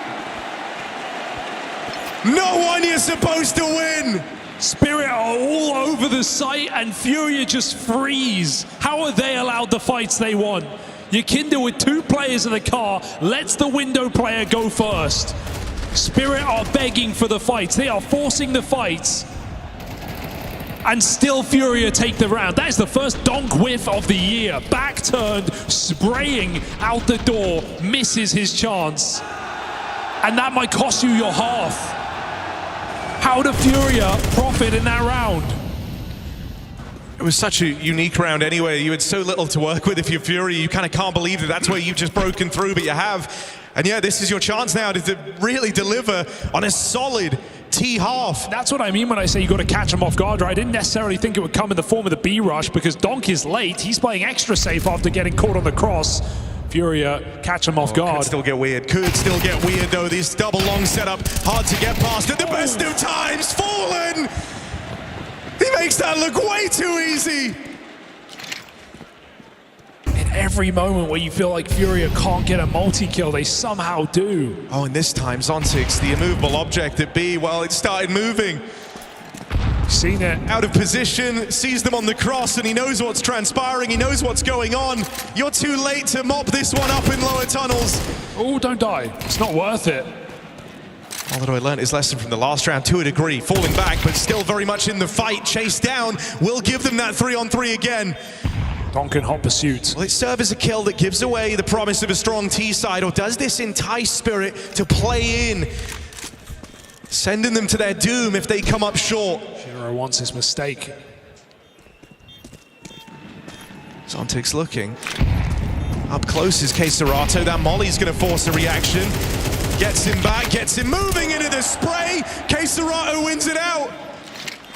You're not comfortable yet. You're not feeling like the battle's over. You're not feeling like it's done, and that's because Donk is there. Out through the tunnels and out like a light. There's no time.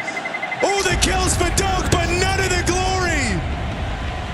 FURIA are getting through. They are battered, they are bruised, they are hurting, and they are still winning these rounds. They are bleeding. Their blood is blinding spirits.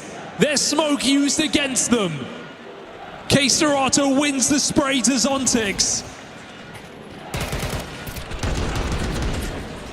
And FURIA win out the half at worst case. In the last 3 rounds of FURIA, they have had 1 player survive. Not each round, total. They have had 1 player survive in the last 3 rounds of play. They've been broken every single T-side round they've played on their way to this streak. Bullying their B-side right now. Donk's site getting bullied. Never did I think that was coming.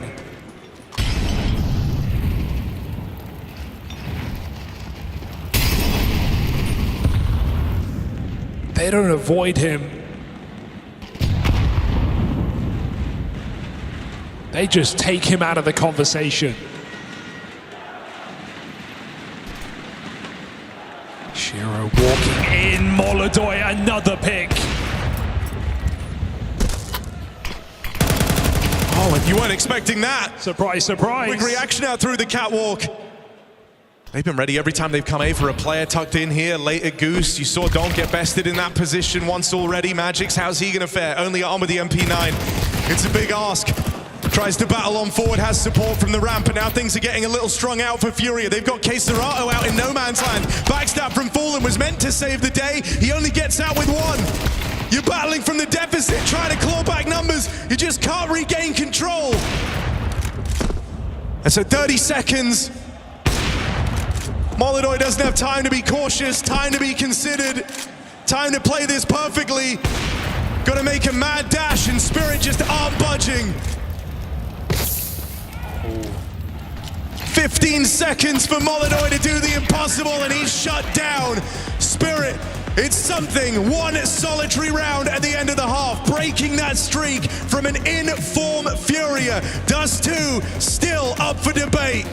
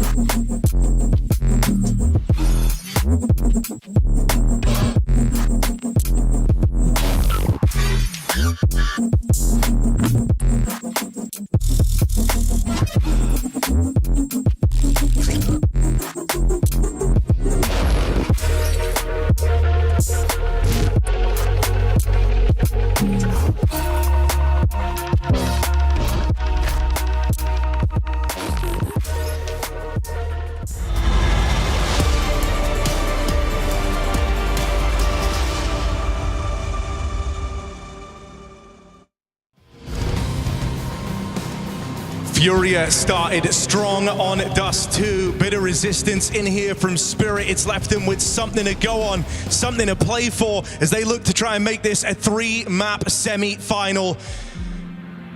Placement in those finals, chance at the oldest trophy in Counter-Strike for the victor of this series. The FURIA have it in them to close it here and now.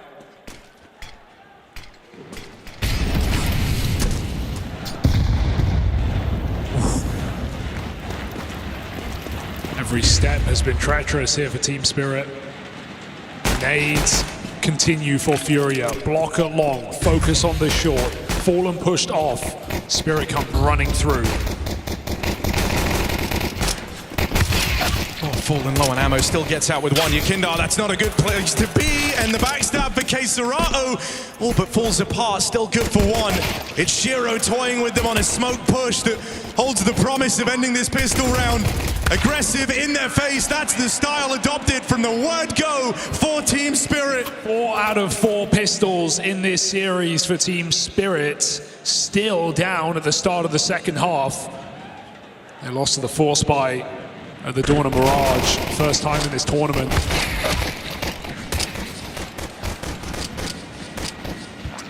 They cannot afford to fall for it here.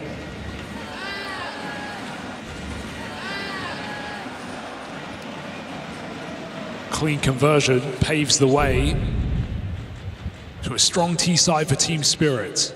This team's bested you with a Force once already, but this time the job is so much harder. It's only Yuri with a 5-7 at this B site. He'll get his, and that will leave you interested in giving this one a go. Util starting to line its way in towards B, and that should provide the cover for the push. The nade is nice. Now you've got yourselves an advantage to play with. Urka is far away, and so Spirit don't want to commit. They don't want to walk in to what could be a chaotic B bomb site if FURIA rush through this smoke. So they take their time. Resmoke comes in, FURIA responds. They look to add chaos to the mix. Yeah, flash play to set this up. Trying to plug in the numbers was Tanir. Donk's got to have the cover. They run down the planter. Donk can't withstand it. Keserato now up for the clutch, and they know about Magix. They know where he was. He's got the info, got the read. And for the new captain of Spirit, this clutch carries a heavy burden. Gonna stop a calm Keserato on his way to teeing up FURIA for success, and there's no stopping him with the form he's been in here in Krakow. Brazil's best brings them the break. Another Force by victory, the only team to do it at this tournament to Team Spirit. Converting every single time, FURIA say not today. And that's despite a Donk triple kill through smoke. Keserato pumped up because that changes everything here for FURIA. It's not their CT comeback. They continue in the lead. And it's just such a treat to see a player that you knew, was always mechanically gifted, always had what it took, the best in Brazil for the longest time. You felt like this guy was wasting his best years, but this version of FURIA, the run they went on in 2025, what they might be about to do in 2026, it's all very exciting. Play out towards short, they're ahead of the timing on this one. Yakindar really got to lock in because they are closing the distance and they're closing it fast. Smoke deployed just to try and slow the roll. Lets him be a nuisance a little bit later on his timing, on his say-so. Donk AK has to save them again. Now here towards short. Donk will have a shooting gallery, lots of targets, lots of heads to tap at, lots of chances to drive this one home, and a convincing shutdown of that retake. This one's off to a wild start. We're going back and forth to open up the second half of Dust 2. Whatever it takes here for Spirit, that's their goal, that's their mantra. Whatever rounds they need to win. A Force Spy right back in, throws FURIA through a loop. And suddenly the comfort that Keserato just provided gets stripped out from underneath you. Deagle spam in a quick pop, and those have felt like the best rounds in this map for both teams. Just explosive entries through smokes into sights, catching their opponents off guard. Well, if you like quick pushes, I got a player for you to watch in this round. Molidoy all the way up in the top mid. On the SMG, got support. Shiro will play through this smoke, and they'll crunch on that top mid play. Tap for Zontix down in lower, and this force is brushed aside with ease. 5v2. And the defense split up. There should be no giving this one away if you're Spirit. There's a game brewing after all. Wasn't ready to race Spirit off onto a T-side of dust. That force bite felt like it was enough here for FURIA to rock the boat. Tania cleans up, and Yuri looks to save as Team Spirit make it an even game.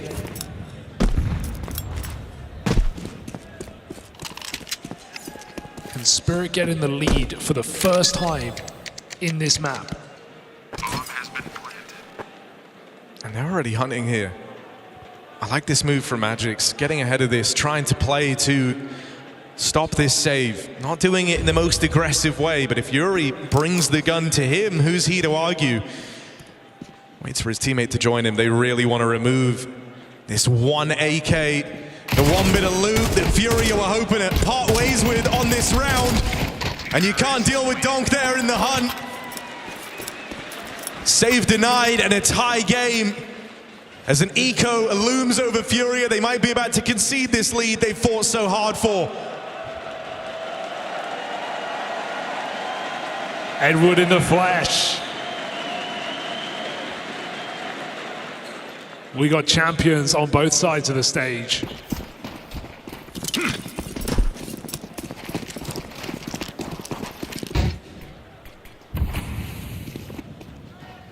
FURIA full eco.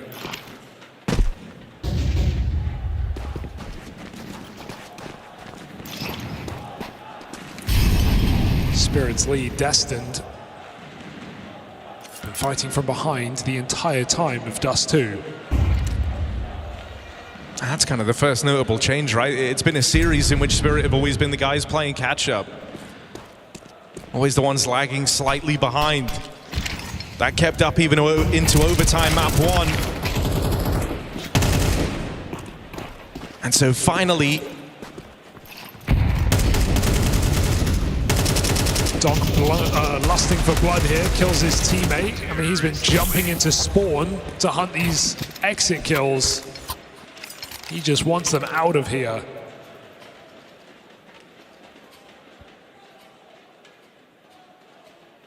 This hasn't really been a map dominated by either AWP just yet. Molidoy had a couple of good shots on the cross, had that one where he found Donk. They were able to turn it into a win. But other than that, it's not really been an AWPer's game. Well, both AWPs get to don them here in this first gum round. So we're going to be looking on, seeing who levels up first, who's the first AWP to really take control over Dust 2.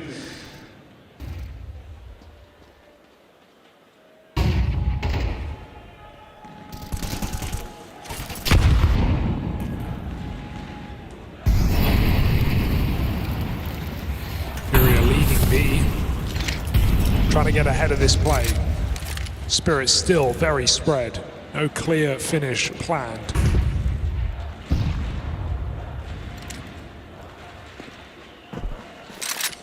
And heavy into the B hold, and I mean, they've got faith in Molidoy with the AWP on the other end of the map. This decision is big. They see that lurk smoke, and they instantly go pushing. They've now confirmed it's not this B play. This is a ruse. They're giving Fallen all the info he needs to call them into a winner here. To be chaotic, and Tania finds Yekindar. They still don't need to over-rotate, but the bomb might go back into the stack. Double lower. Surprise, surprise. K-Serato can survive. They block him with a Molotov. Mid to B is open. Tania comes in for the clutch, and he flushes out K-Serato from tunnels. This round's heating up. Spirit have got the bomb plant. It was this duo that really blew our minds, winning out a 2v5 back on map 1. Fallen and Molidoy. But they're having very different games here on Dust 2.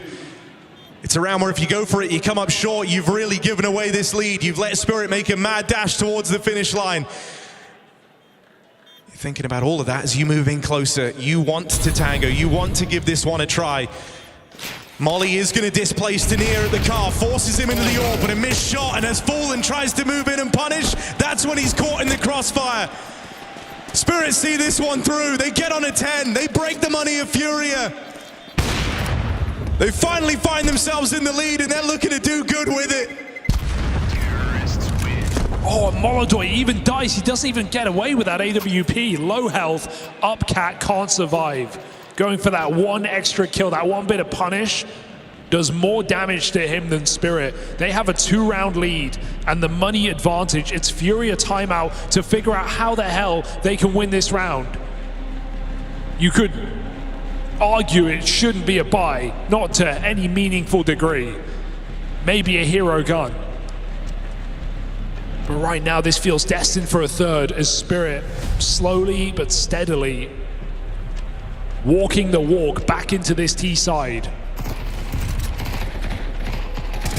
Yeah, only one round for FURIA in this whole second half, so that lead they were able to build early on the back of their T-side campaign hasn't really come to matter. The one round they won was that force buy in the second. And they're hoping they can channel that energy twice over as they will put money into this round. FURIA, this is a problem. Even the idea that Nuke could be coming through at the end of this series is a scary prospect. It's a map that Spirit haven't played on land this year. FURIA have run it twice here at Krakow. They don't know what they're up against in this new look Spirit.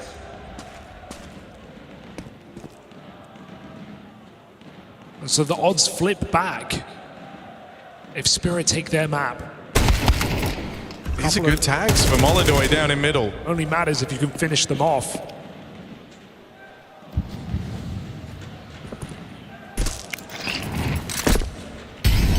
Again, you're really hoping for an A play. It's a stack on this side of the map for FURIA. I got bad news.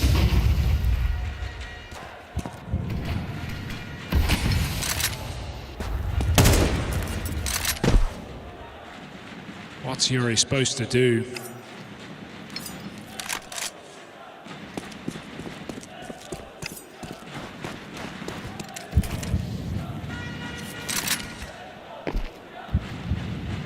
Donk gives Magix enough to fake, enough to keep this stack in place, but Yuri, it's Eagle multi or comes down to just Yuri. You know, one guy up against the entirety of Spirit. Magix just keeping the attention on the wrong end of the map, and Yuri, this is not a round he's supposed to thrive in. It's a tall task what lies in front of him here. 4 players out through the tunnels, and he takes that first chance to dip. You know you've done some light damage onto Team Spirit, but you are out of position. You don't have the util to pull this one off. You might just have to hope that you can find success with this force buy in the next round. Goal changes for Furious. Just get guns out of this. If you can trap Spirit in the bomb site and try and take some rifles, that's a huge victory in and of itself. But Spirit are punching the numbers closer and closer to closing this map. Molodoi, a dead man. And the safer exit through middle now. Oh, Shiro's risking this AWP.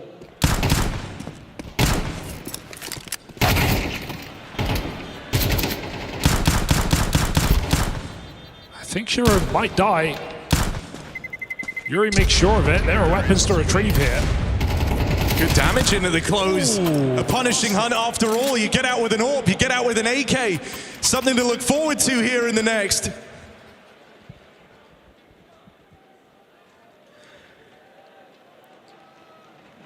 It's the only proper chance you've got left if you want to stop them. I remember a Pasha flick.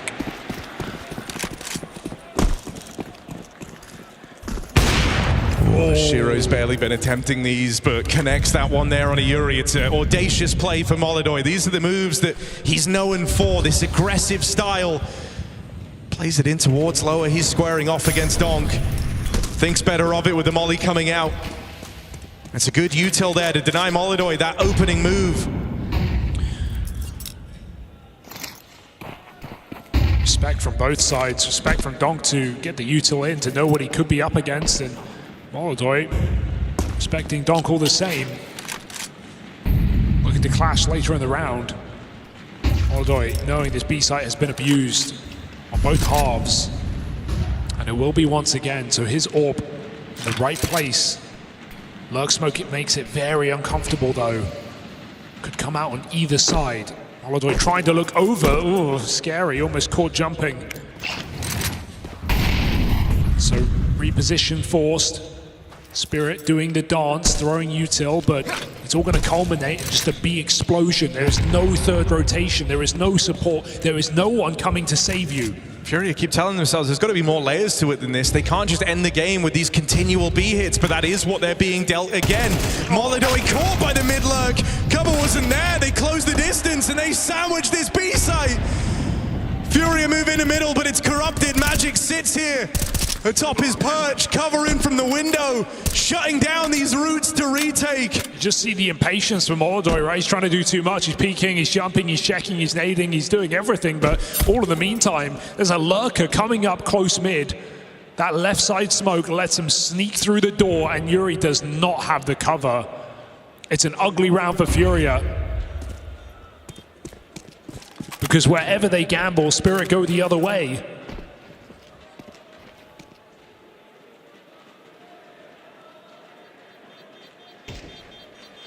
You might be able to say that you beat FURIA, who have been in terrifying form. You did it all with just these relentless B hits, never backing down. Magic's proven to be a very stubborn captain.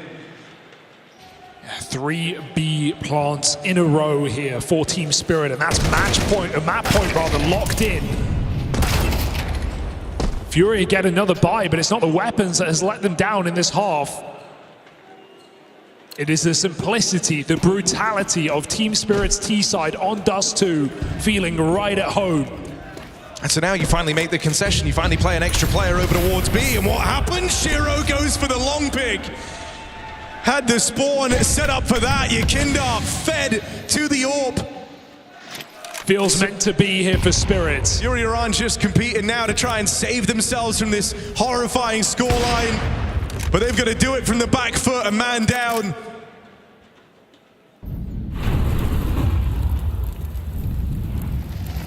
Standing out from the rest of the series, Fallen has really struggled at getting a solid read on what Spirit are trying to do in these rounds. 8-6 this was for FURIA, and it was the reforce for Spirit to embark upon this streak. One final push to the final map. Molodoi tries to stop it, but it's a B hit again. Now they hear the footsteps, they hear the charge, they hear this big push all the way through the smokes, all the way through the tunnels. It's chaotic, it's all over the place. Molodoi has got a bunch of low players in front of him, but a catch on that molly. He can't peek out through the window now, forced into the fire and playing it in, shut down. FURIA getting engulfed in the fire, in the chaos of Spirit.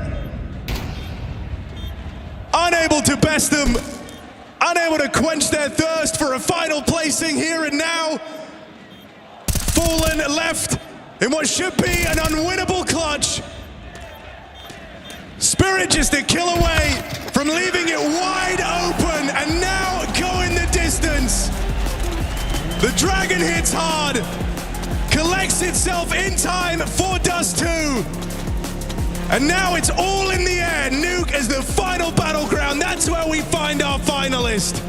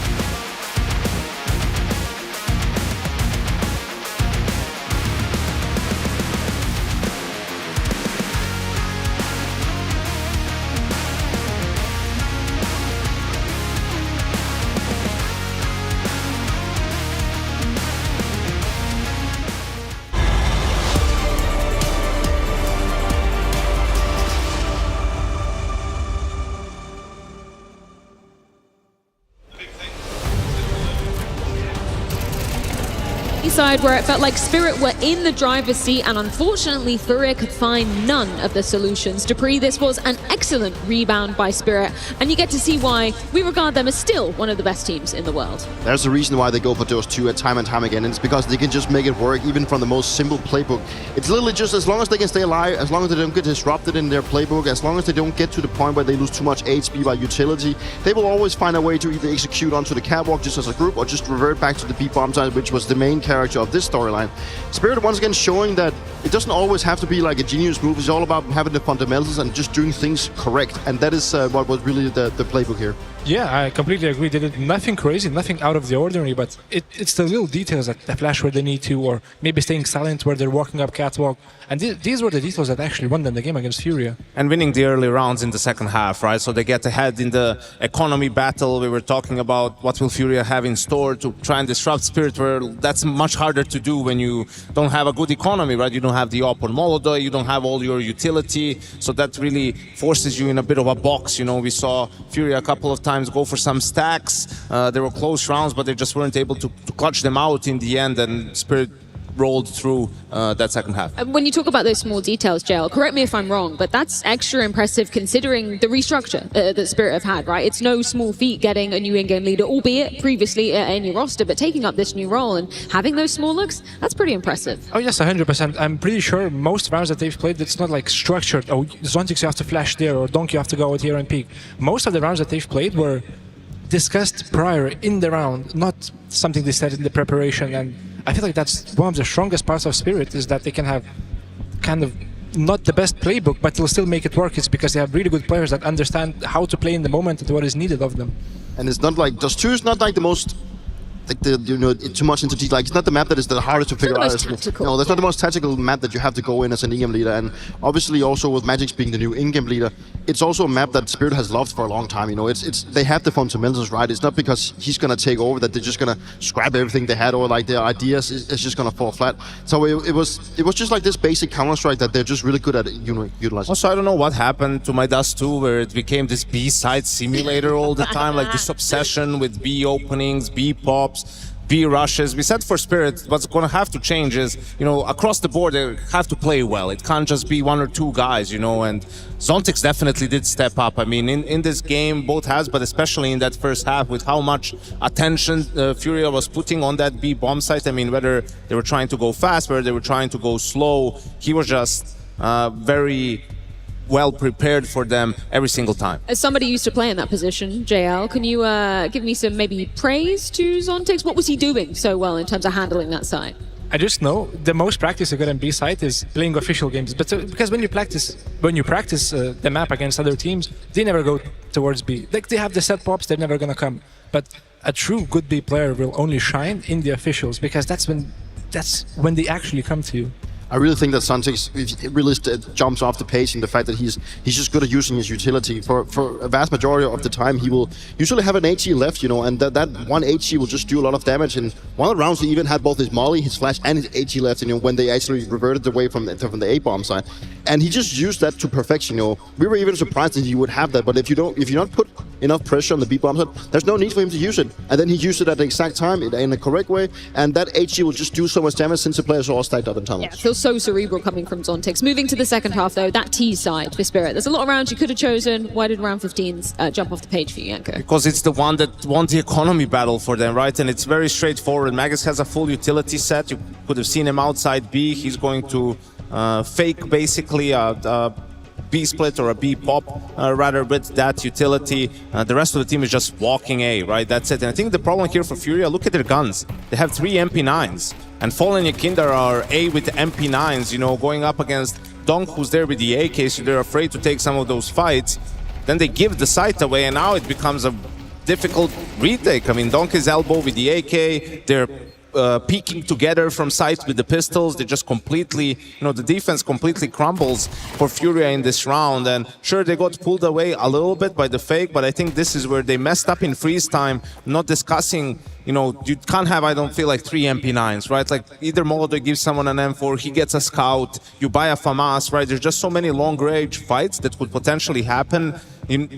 As soon as they were coming out short, you could see that FURIA is in trouble. Like, it was hard for them to win that round. I think this has been one of the talking points of my teams for a long time. That do you go for like M4 with armor with a smoke, or do you go with like a full utility belt and MP9? And it's always, you have to take into consideration what kind of round you're going to be expecting, right? Maybe this was maybe not a case for them expecting an A hit, right? But I totally agree with you in the sense that when they lose that space, when Dong is just sitting up on catwalk with that AK, he can pick his fights as he wants it, and they gave Spirit that space they needed to win out the round, and that was obviously a good decision, but also a risky one from Spirit, but it paid off. Let's put the shoe on the other foot for a second. For FURIA, before we get into individuals, was there anything that really lacked from that CT side for you, Janko?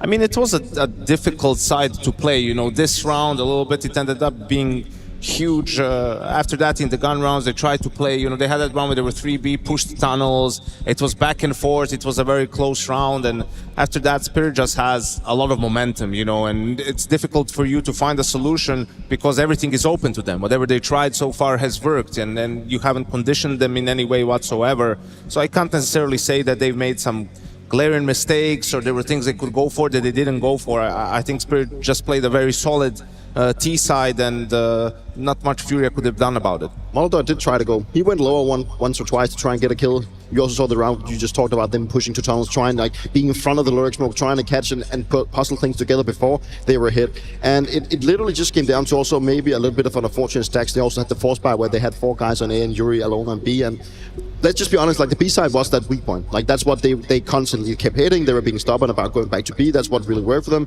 And there was also one of the rounds where there was a bit of communication issue with Molotov and Yuri, where you do see that Molotov actually gets shot in the back when Yuri is not actually covering. So it's also this idea that you also have players rotating around the side, Molotov being very mobile, but it also creates uncertainty if the players are not used enough to play with each other. And I think now we go back to the beginning, and this is where we can talk a bit about the veto again, right? You're going into Nuke. I think this map pool as a whole, Spirit was always going to love it. And here's the thing, yeah, they picked Mirage and they won Mirage, but if let's say you picked Overpass, Mirage might have still been there as the third map, right? That's something the Spirit, I think, would have been willing to play at that point in time. And also the fact that FURIA vetoed Anubis, I didn't like that either. I think they should have vetoed Nuke. There would have been a good chance they would get Overpass as the third, right? Spirit was so confident against G2 that they ended up picking it.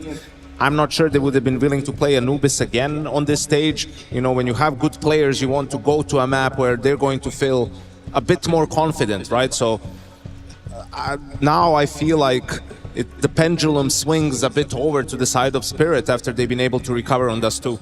Looking at the year so far, I think Spirit has played it once against Paravision and Bounty, and then you do have FURIA on the other side that's played it twice this tournament already against. They simply took a massive hit and by beating the Mongols in a 3-2 deficit, and then also against Astralis, a team that also really likes to play Nuke. So at least FURIA is now in a position where they have repetitions on the map. They've already played at this tournament. Spirit, maybe a map I wouldn't say they've overlooked, but a map they haven't played, especially not this tournament. So I kind of get why FURIA decides to go for this one and allow it through, because it's also a map that you can have said that this is one of the maps that we haven't changed too much on. We still have the fundamentals going for us. We know how to play this one. We don't have to do and dig deep to actually figure out how to approach it. But as we've seen throughout the match so far, it does come down to the individuals. There's a lot of chaos, there's a lot of sneaking through around the smokes, a lot of individual plays, and I don't think that's going to change for Nuke at all. Just taking away from the tactical angle for just a moment, because JL, it's the first time we've actually had a 3-map affair here in the arena. If you're FURIA right now and you've just come off a map where the second half wasn't really that competitive,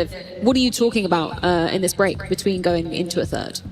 I mean, for sure, I'm kind of hyping the team up because, not me, but I believe that Nuke is a team map, and Dust 2 and Mirage is more of an individual maps. So if I'm FURIA, I'm kind of prepping to play a map that is going to be brutal, that is going to require a lot of team effort and a lot of team chemistry. Whereas Spirit, I think, lack that. They have a lot of individuals that step up, but Nuke is, I mean, it's a team map. You don't think it's over for FURIA? They're out there eating Subway sandwiches, man. When would your performance coach let that happen? All you get is a banana, maybe a sip of water, and you have to go back out there. No food coma. All the food is going to go to your stomach. It's all the blood, you know? Are you saying it's over for FURIA then? It's over. It's done. No, look at Spirit. They were locked in, barely there. I think FURIA's going to do it. 2-1. Got it. Same here. Give me a reason as to why, JL. I mean, Nuke is just a team game, and I mean, on Spirit right now, of course, they played very well on Dust 2, but Dust 2 is a very simple map, and it's a little bit more complicated on Mirage, and we saw Spirit lose. So I feel Nuke is furious for sure. Well, let's see how this semi-final will end. We find ourselves on the precipice of a third. That third being Nuke, to decide who goes through to the grand final between Spirits and FURIA.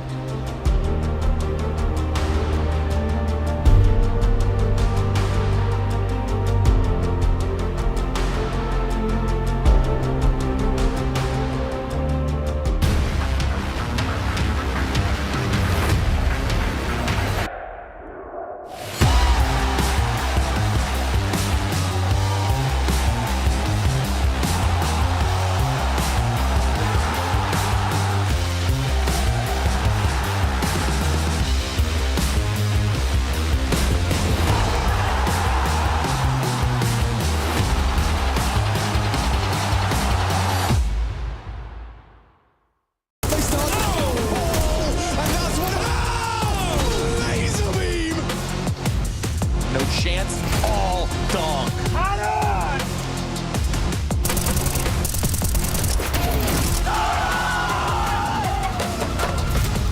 An opening fight here and no utility to do it. Brokey going for more. Brokey wants it all.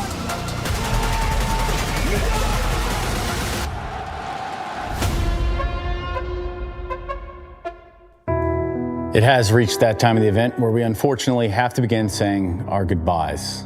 Standing here with JT from Passion UA for a departure interview. What do you have to say in your own words, JT? I mean, today was a really bad day. We didn't play very well, but I'm super proud of the boys of getting this far, and just want to look at the positives. Well, looking at those numbers that production just threw up there, the positives few and far between. Perhaps you should change your names to Passion NA for Passion Not Applicable. Because clearly, you were missing that in the server today, Jimmy. I'm gonna ask production to bring up that stats packet just one more time here of Halzerk and his performance in this series alone. It's not looking good. I mean, he had a really bad game, but usually he's a really solid, great player. And when we lose as a team, so. Look, JT, I know how difficult this all must be, so I don't want to keep you here too long or really kind of keep you guys any longer than I have to in this moment. And listen, JT, looking at those numbers, you could be prime Glaive. There's not a whole lot you're going to be doing with what you've got on the plate now, is it? I mean, like I said before, Halzerk's been really great for us. That's just how CS goes, and there's a lot of great teams here, and sometimes it's difficult to compete with their firepower.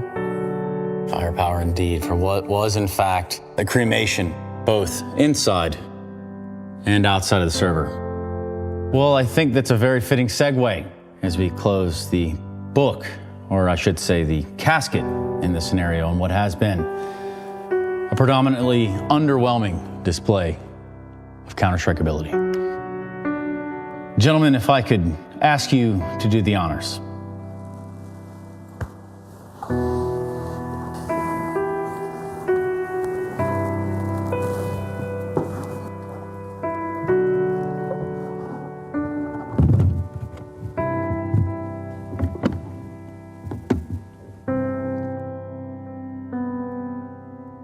And what was already a dim light is now completely extinguished. Counter-Strike is a very punishing game at the top level. But fortunately, for our premium subscribers at home, that punishment doesn't have to end here. Halzerk, please, do the honors. Bro, I'm never wearing that. Well, I'm ready.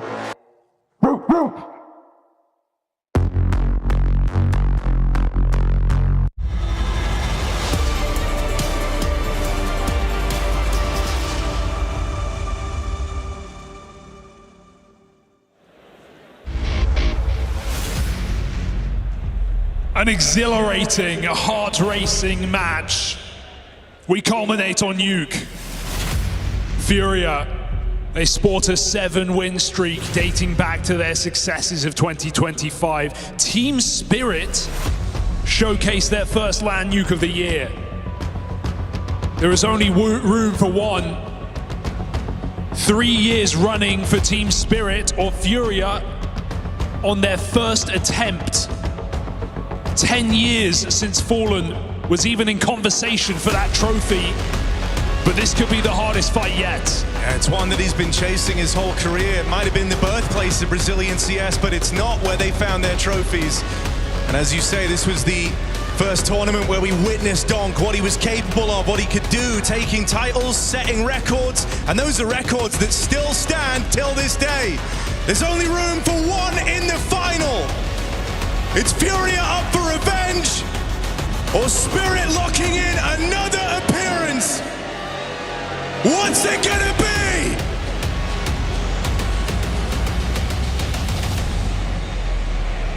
FURIA have torn up the script in this series. They've shaken the boat. They've delivered force by victories to Spirit, but pistols all the same. Spirit hold every single one in this series so far. Fast rack out towards Yard, and you'll take a 1-for-1 trade on Donk to start your pistol. Yuri gonna try and creep up here, thinks he's got some room out towards Hell. That's not the case. Zontix has the spot, but the rest of the gang are all down at lower. Hanging on Yuri's every word. He's pouncing out, getting past Zontix. Is he ready for a second player over here at ramp? Decides it's not even needed. Shiro doesn't know it, but his time's being wasted here, chasing ghosts as Yuri is up and left completely. They've got to move on down, prepare for the 3-on-3 in front of them.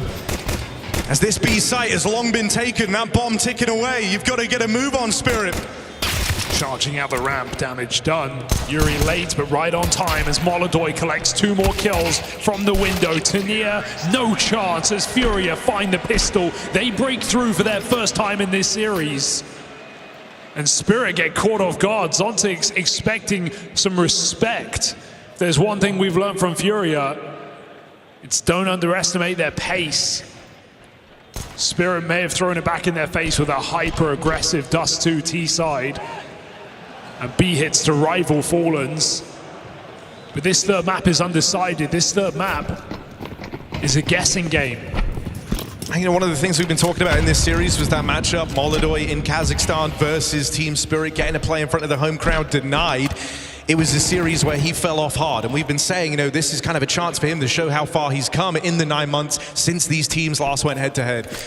Well, had that fall off at the major, also the one versus Spirit in Astana. This would be the perfect time for him to come through with his best map yet. Oh, into the stack, and they get out barely bruised. It's just grenades that do damage. FURIA get 2 kills to the good. They have no right being in a 5-on-3 right now. Nuke has taken all the space outside, even without the kill. Spirit shrinking into their seats in this force buy.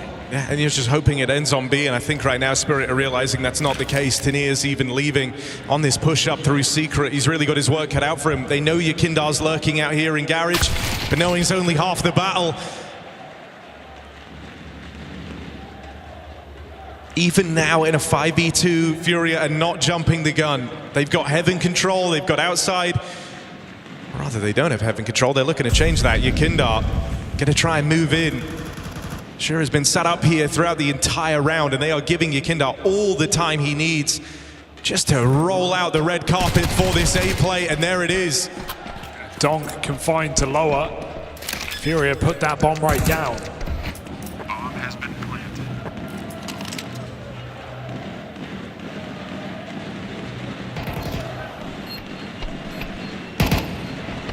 Talk about Spirit looking for their 3rd attempt at the trophy.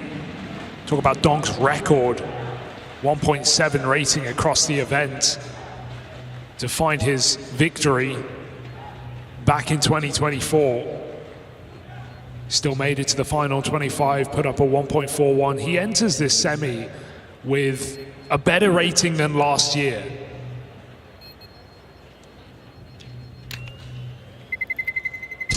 This is a Donk who is hungry for revenge. He's not thinking about FURIA. He's thinking about that trophy.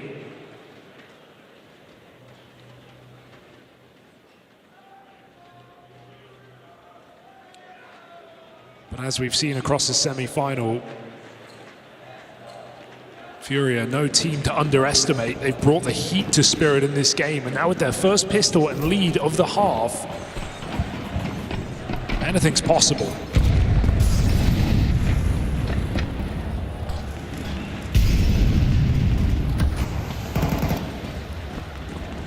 Zeus on Shiro, we see ya.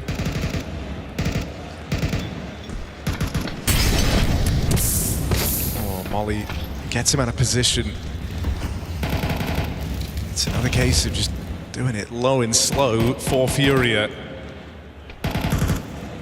Once again, using Yakindar as the aggro piece, working out in the yard. He's just, even then, holding on to the secret control.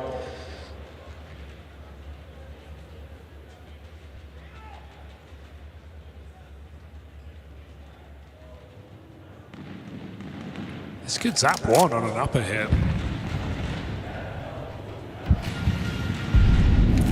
You'd expect them to go ramp, right? They have Yakinda down secret. This might just be an execute on upper to fake out the play before they go down lower. Shiro tries to dodge the nades, again burned out of position. FURIA uncertain. Do walk out ramp. And boost here as well. 3 players in at the ramp room. Don good for one, but the moment you see him, you try and leave. Put a bit of distance between yourself and the trigger man. Oh, there's a Zeus kill for Shiro. Surely not. I don't think the alarm bells are ringing just yet. Yuri's got cover. And so FURIA, they will get those conversions. They're off to a hot start. Yeah, excuse me, they did convert the first pistol back on Dust 2 on T side. It was a 3-0 lead as well. Spirit still got into their gun round quickly, so expecting more of that here. All power for Shiro on the CT side.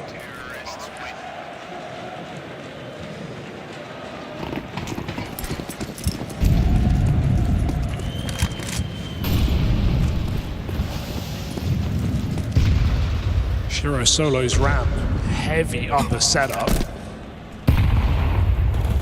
Donk allowing the silent cross.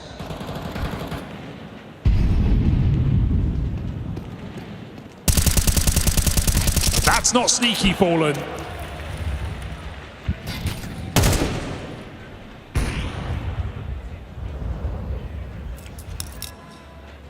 Footsteps punished, and Zontix rotates lower. Spirit, mechanical here, robotic, filling the gaps, taking back new space. I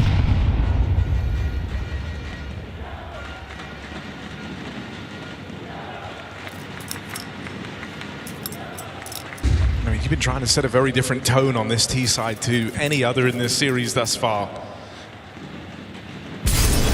Not jumping the gun, not trying to move too quickly. You don't want to feel like this third map disappeared in an instant. Eventually, FURIA do have to make their move, and it's an exec into the top site. Yakindar ready to run interference, ready to come up through the vent. Caught on the crossing in, Donk will find a dink and 1 kill. Is that going to be enough? Tania providing even more resistance, but the A site now starts to crumble. Molodoy and Yuri find their way into a post plant. Zontix has the tricky task of having to finagle a way up through the vents. No one watching this, he will have room, will have a chance to play. They're on the clock. Shiro's going to be lightning fast here on the creep out through heaven, and oh boy, deletes Yuri on the flick down. Molodoy now going to be even quicker, even faster. Molodoy feeling the pressure as Shiro drops in, can't finish his meal. Yuri must have called low, and it almost leaves Molodoy without the round. 50 health, Glock will do it. 3 kills for Molodoy, all while he eats the tag. The margin for error so slim. FURIA are a team that like to showboat, that like to soak in the moment, but there is none of that at the end of that highly important 1v2 clutch. The job has just begun. You cannot get ahead of yourselves. It's something that, even thinking back to some of the core members at the heart of FURIA, your Keseratos, your Yuris, you think back to some of the swings and misses they've had over the years. The one that really stuck out was always their Case of winning in Rio, right? Feeling like they'd done the hard part. They focused too much on the idea that the win was right there, only for it to all get away from them. These are lessons you've had to learn over the years. You can't let your foot off the gas, and so they will stay locked in. They still have a lot more to do, but that's the first step in the right direction here for FURIA. An 8-6 lead on Dust 2, and then not a round to speak of. FURIA not getting ahead of themselves. 4-0, broken, forced by back in. Still 3 M4s here for Spirit. Still a very threatening round. Donk in a powerful position. Here's Yakinda, make that cross. No one strikes. Double lower. FURIA might just meet them there. Zontex isn't backing down here. Decides to hang around and try and fight for the space at ramp. Yakinda's found Donk in the downtime. Just a clean execution of him out in the yard. Backstab for Zontex is going to serve to sweeten the deal here. Spirit still in with the chance, and they tell him to fight forward. Keep going. Let's retake this space. Well, they're going to go right into Molodoi. Oh, with a missed shot. Zontex rings out for the third. Heard Fallen hit the smoke, just has to drop into this B site. That ramp climbing back up gives room for Fallen, but he wants to let Yakinda work. Buying time, Yakinda with a free kill. Magic's looking nowhere. You've lost the brawn, but you still have the brains in high supply with this duo left in the 2v4. He called a bluff and stick this bomb. Oh my, Fallen set them up. But it's these two with the reads of the game. These are the guys that think big picture stuff for FURIA. This would be a shocking 2v4 or 2v5 to pull out of nowhere. They're set up. Fallen in a powerful post plant. Spirit might be crossing in, but they've got a lot to contend with here. And Fallen striking one from the tally early in this retake. Molly's making him uncomfortable. Gets the fight out of Fallen. It's Yakinda they're not ready for. Tanir, oh, can you feel the nerves setting in? Yakinda taking it and taking it all. Another clutch going the way of FURIA. They keep racking them up. 4 frags for Yakinda, 1v2, 2v4, back against the wall, and FURIA just keep putting on rounds. They don't know when to quit. They won't get ahead of themselves. Will they let Spirit back in? Just easy stuff there for the captain and his right-hand man.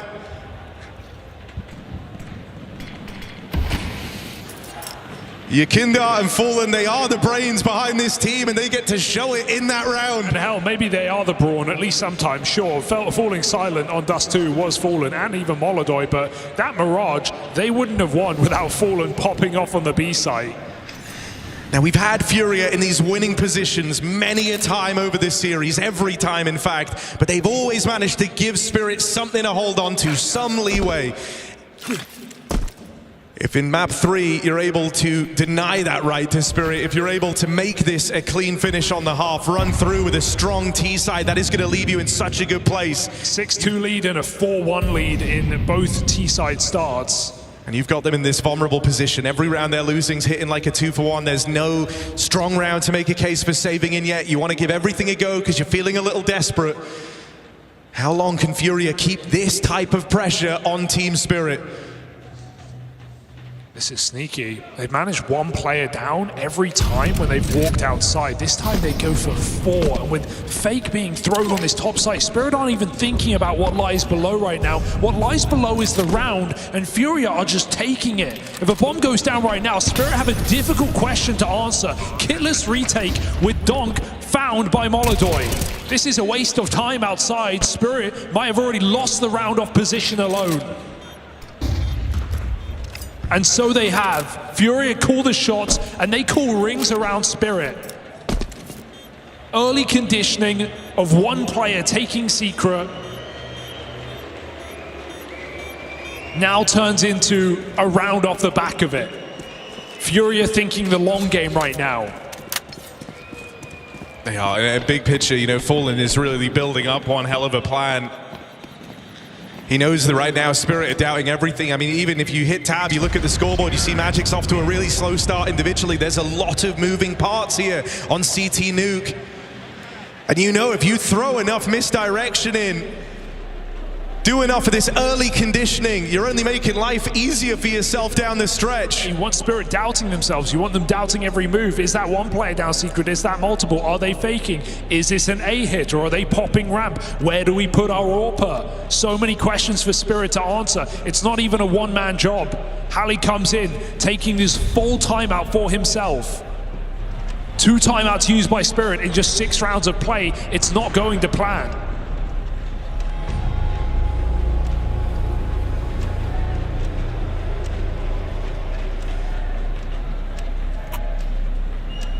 It would have felt almost expected for FURIA to shrink up in this third map after getting blown out of their second half of Dust 2. 7 rounds in a row to close it from Team Spirit.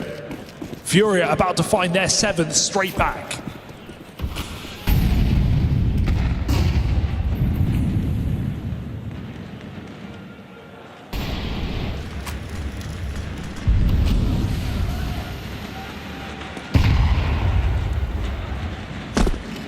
You're intrigued to see, you know, what kind of influence that timeout's going to have on Spirit, but I think you're equally as intrigued to see how Fallen tries to change the game up on the back of it.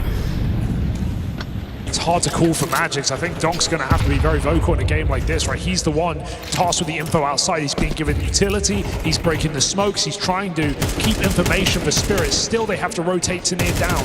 All in the meantime, Magics is top hut just holding. How much can one man do from this position? How can you call the shots with this little input or information? It's a team effort right now. And in a game that has been, or at least felt like it's been about this secret control, having Yakindar slip down there, it's another round where they've tried to tee that up as a possibility, but that is not what FURIA are doing. This will have to be the top hit. You can't fake out ramp right now. It's too late in the round. You have no control. So here's the hit, right in a Donk who takes first contact. Now you know he's here. You know the big threat is right in front of you, and Donk, oh, Donk, he's not letting them in! Door slammed shut! As Donk commands respect on this top site, Molidoy taking a couple with him. But the door is firmly shut. Finally, Spirit get on the board. It takes them 7 rounds on this third map. And it's Donk to get them there with the 4K. Finally, I get to play, he says. Finally, they push my site. She's been getting maneuvered around, getting locked out. But FURIA go for that top hit. They learn a lesson. Timeout called by Sid.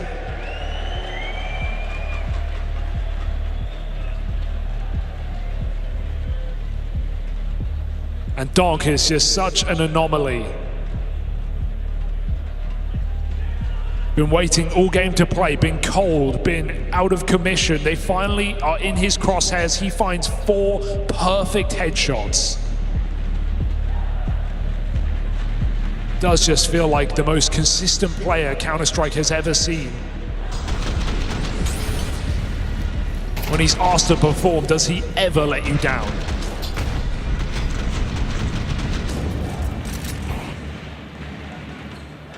Relieving to see you can still do it. Because, you know, you've been used to having some great times at this tournament. Since Donk joined, yet to miss a final.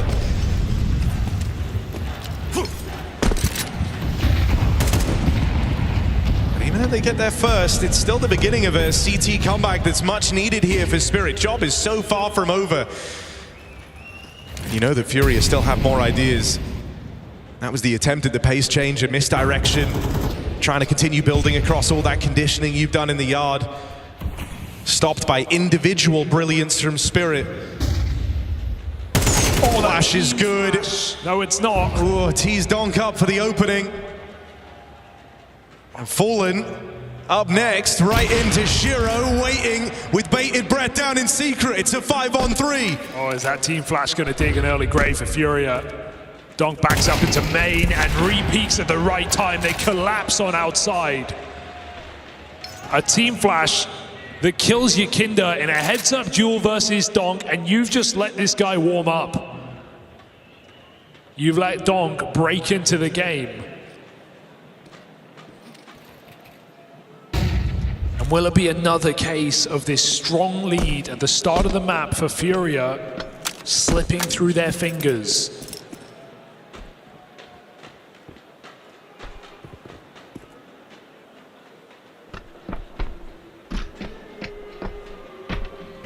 Yeah, you got to shift your focus here from a runaway first half to just trying to stem the bleeding now. The last thing, the absolute last thing you want is for Spirit to embark on a streak of their own.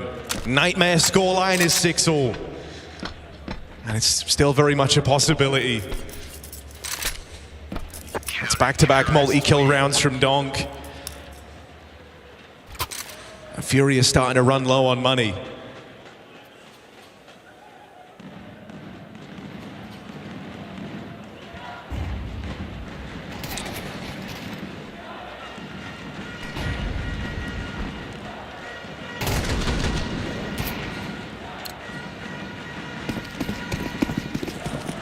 We see pace changes. FURIA have been calculated. Using these smokes. Taking their time. Surely want to try and test Zontix over towards ramp. You haven't really explored it thus far, and there's the push out of Yakindar. Donk's been causing you so many problems out in the yard, out in this top site. Screw it, go somewhere else. Don't even fight the guy. And now they've got the route down into lower. Tania 1 step ahead, strong position here. Will get one for free. Next one's gonna cost him though. Now they know where he is. There's the support on its way on down. Donk gets tapped out from a range. And as you rotate in, you go right into Yakindar. Magix is yet to get a kill in this third map. This would be one hell of a way to get the ball rolling. He wouldn't, would he? Plays through. Yakindar never takes his eyes off that smoke. Wise to their tricks.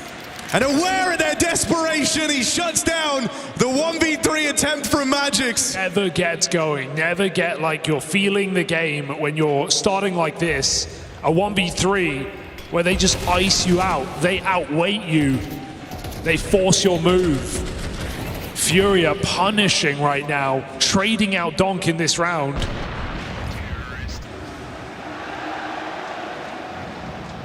It's all building into a beautiful opening half. Can Donk again put that under threat? Aggression from him. As soon as you see him in the feed, everyone tenses up a little. They know that he's right here, ready to scrap out in the yard. Donk battling forward, and Fallen will best him. Nearly the spot here for K Serato. Catches his one. Now playing it forward. Drop down into the site here. Magix steals himself away. Gets his first kill of the game thus far. In defensive A. Zontix hits the holy grail of timings on this push out in the yard. He's in behind Fallen. Is he tainted? As he walked past, he doesn't look over his shoulders. Zontix has gone right by him. They don't know that Fallen's here, but likewise, you're not considering a backstab through the lobby. Timing's everything now. How quickly does Molodoi play? If he's waiting too long, this backstab will be there to shut him down. This is the round. Molodoi holding his flank. Zontix shifting in. No way.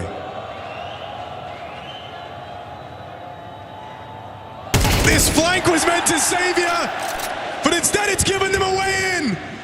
Fallen and Molodoi, another man disadvantage that they're trying to deliver in. It all slows down now. Where do you go? Drop down the vent. Fallen gets left behind. If he can take one with him, it's teed up for Molodoi. Plant has to come through. Shiro can't stop it. He can only contain Molodoi on the site. Fallen follows up. 2v3 building. Fallen and Molodoi, student and master, and they've outmoved Shiro. He can't find Molodoi. Thinks he's still stuck at the site. Molodoi got out. Molodoi crept out. Shiro won't believe this. Shiro can't believe this. He's still so determined. He's got to be here, got to be nearby. Molodoi waiting. And they've got this clutch right there. Ready for the taking. Shiro with a miss. And that will cost you. Insult to injury. Just a masterclass every time you see these two. In at the end, you know they're good for something. Molodoi, that next generation of Fallen, smiling on as he knows he made the right choice in picking this kid up. And it's stress for Spirit. It's always stress. but this is feeling more insurmountable than ever. That inescapable feeling that you've been trumped time after time, disadvantage after disadvantage. 8-2 lead now. Donk dead again. Molodoi butchers him. Both maps so far head-to-head in his favor. And the third surely continues. Shiro's flick, a miss. Yakinda tracking him down. And Molodoi lets him go to him. Wait, strike. A second shot connects. This is the growth of this player. This is how quickly he was able to rise through the rankings at Counter-Strike. Molodoi getting to show that all in a decisive map 3. That's what this is building towards.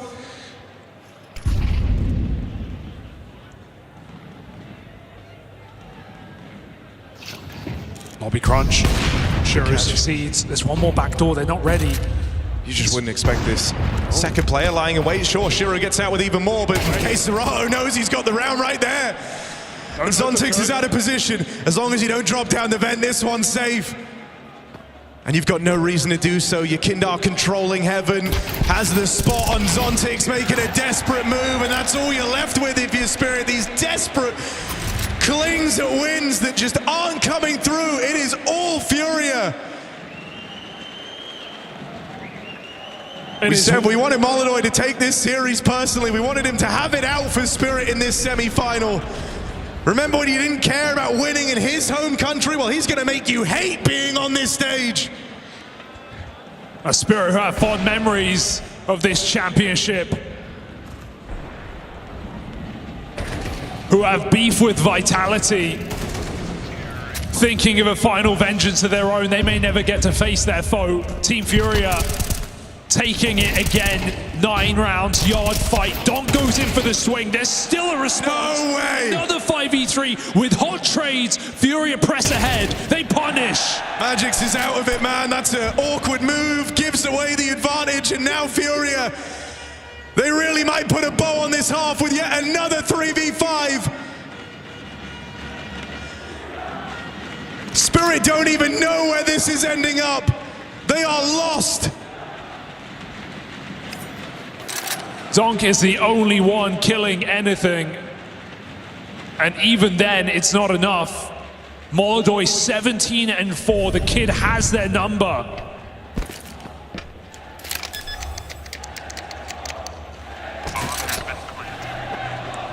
Spirit being shooed off the stage.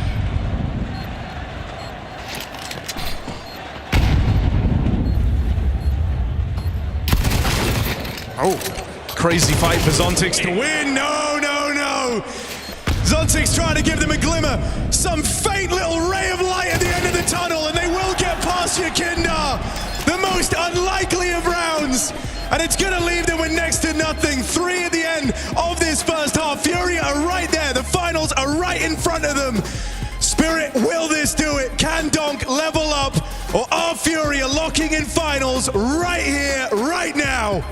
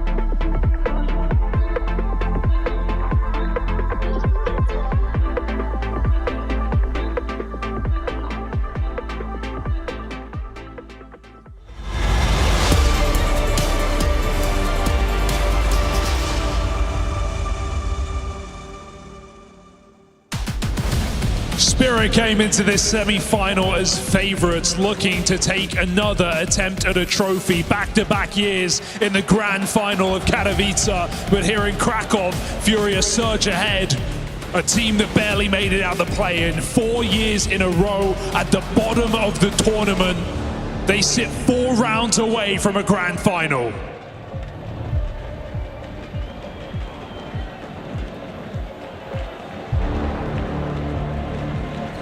We heard it from them yesterday. No round, no game, nothing is over till it's over. You can never take your eyes off the prize.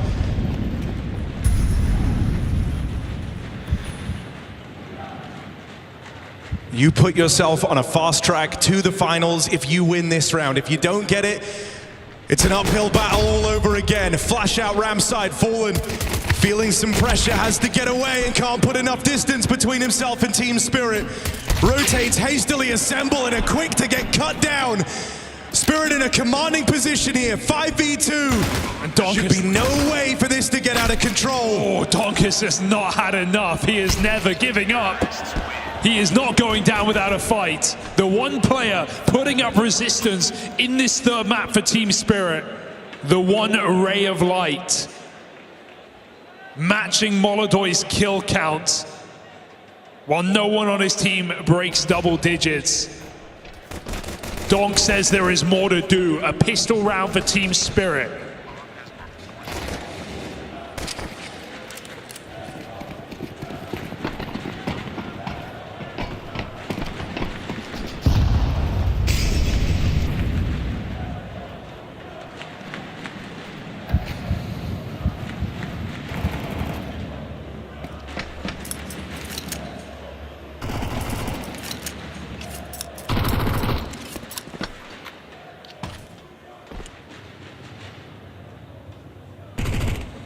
I set out here on the top site, and that is where the stack is right now for FURIA. It's only pistols.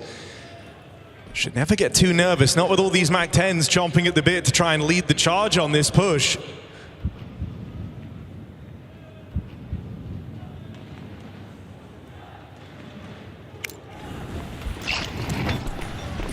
There's the util to signal the attack. First man in is Donk, first to fall as well. MAC-10's trying to make up for it, and they will gain some space back. Left down to this 1v2, it gets way closer than you were ready for. But Spirit will survive the night, they get through that round.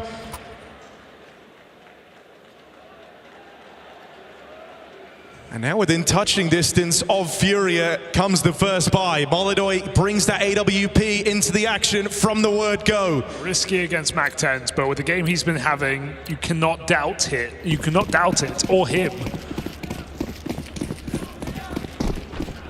Front runner for FURIA, putting his best foot forward. Eye on the scope outside. Spirit don't smoke. Comes in late. Molodoy blocked, and we'll see what FURIA's protocol has in store for them.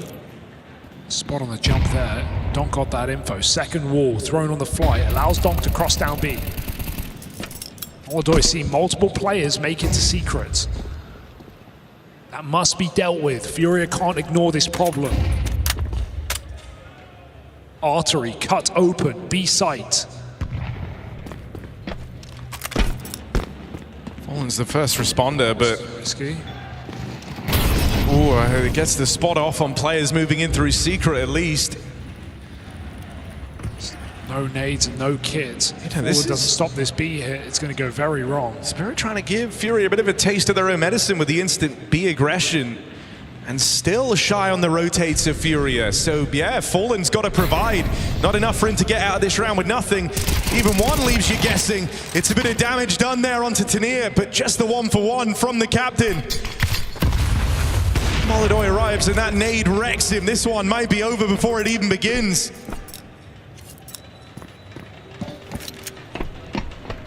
And so another round on the tally for Team Spirit as FURIA let this one slip on by. It doesn't feel right, the conditions aren't there. But in this save, not even that's a guarantee. You don't want to not attempt the round, only to still lose everything. And that's exactly what Zontix does to him. from Zontix have you ever seen in one tap? But punishes 4 players of FURIA on an attempt to the save. And if that doesn't fire you up, nothing will. Spirit have just punished FURIA to the nth degree. Denying not only the attempt at the round, but the attempt at the follow-up. They have nothing. Yeah, these kills from Zontix have just won you 2 rounds back to back. That's how you're feeling. Even Donk's impressed. What a time for Zontix to come up with a huge multi-kill. Shiro 4K in the second round, stopping the USPs. Zontix 4K stopping the save. This was a team Spirit that had no one performing but Donk just minutes ago. And now reignited.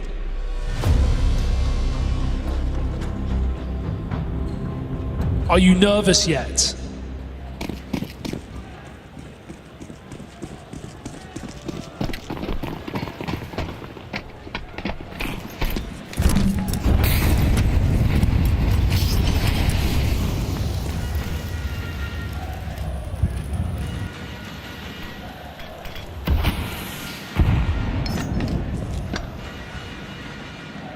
And Donk, as did Yakinda, quick cross down secret. They put their best man on the job.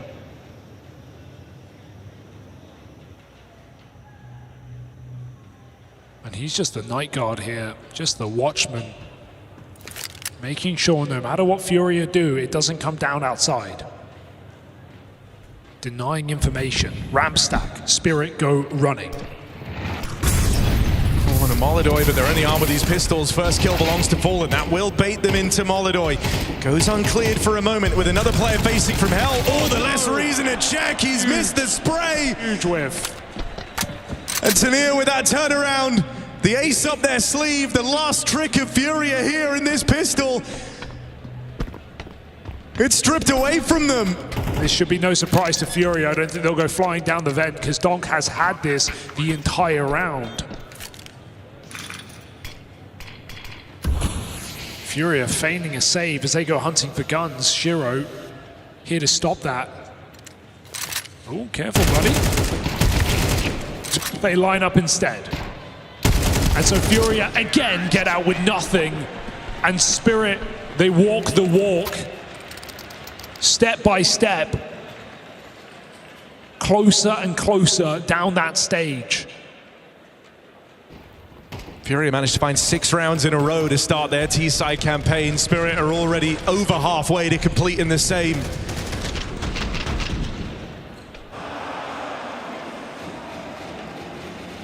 Molidoy Orb again, this time with armor.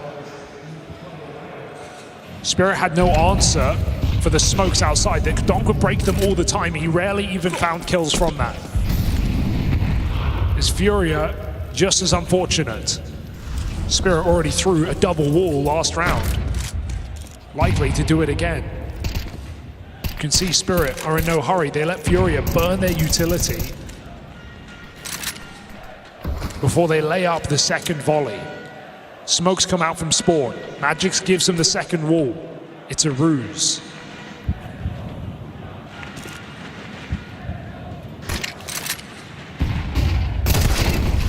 Catch for Serato. Molidoy there to play in tandem with him. Advantage briefly now residing with FURIA. You found your way into a 4-on-3. First time you've been in this position yet on the CT side. You've got to convert this one. You dealt with the heavy hitter. You dealt with the big man. Donk out of the picture. And now Zontix followed up on 2 as well. Magix only has 2 kills in this entire third map. It's him and Shiro left in a very unlikely 2v4. Everything getting punished all around the map. For Magix now, suddenly so alone. Yuri closes in and deals with him. I mean, and so streak broken. 4 in a row, forgotten about as FURIA lock in at double digits. Serato is such a hero in that round. The way he tucks in into main, they were going for the main pop with the second wall of smokes. They even high flash from Silo. It doesn't do anything. Serato completely avoids it.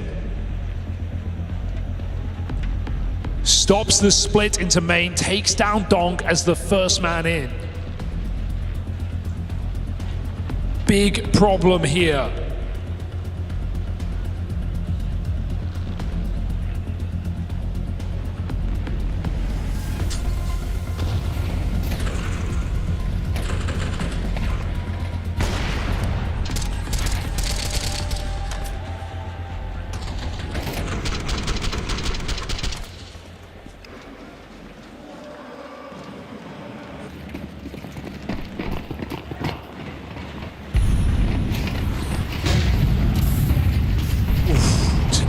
Oh no! Brutalized by that util. Tania barely even alive in this round. Very fortunate to make it all the way down here, but now you're trapped in lower with Molidoy and the AWP covering you. Got ramp. Kill for Donk in the downtime, and that's going to get them out ramp side. Suddenly Molidoy's getting pincered here. They're taking the site behind him. Teammates on the way. It's him and Keserato, the two stars side by side. A shot. But never want to shy away from a fight is Molidoy. He'll go back for his second time around. Donk now dead. Would be a great time for Shiro to get involved, get himself in the conversation. This AWP raring to get going. Will it ever get given the chance? No idea where the other two are. The only thing you know about, the only position you're aware of is this Molidoy AWP, so everyone's nervous. Time ticking down, miss for Shiro, and now they're closing in. FURIA have to make that move. Oh. Another miss. Keserato closes in. The site's starting to shrink. You're running out of places to hide. Shiro can't afford these misses. Defuse held and FURIA stealing away. In broad daylight. Shiro shuts his eyes.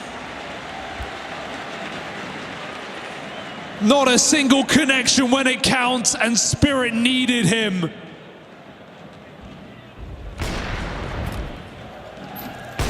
A sickening round to lose down the stretch on the search for a comeback here for Spirit. Shiro primed, Shiro ready. Shiro misses. FURIA go back to the double AWP.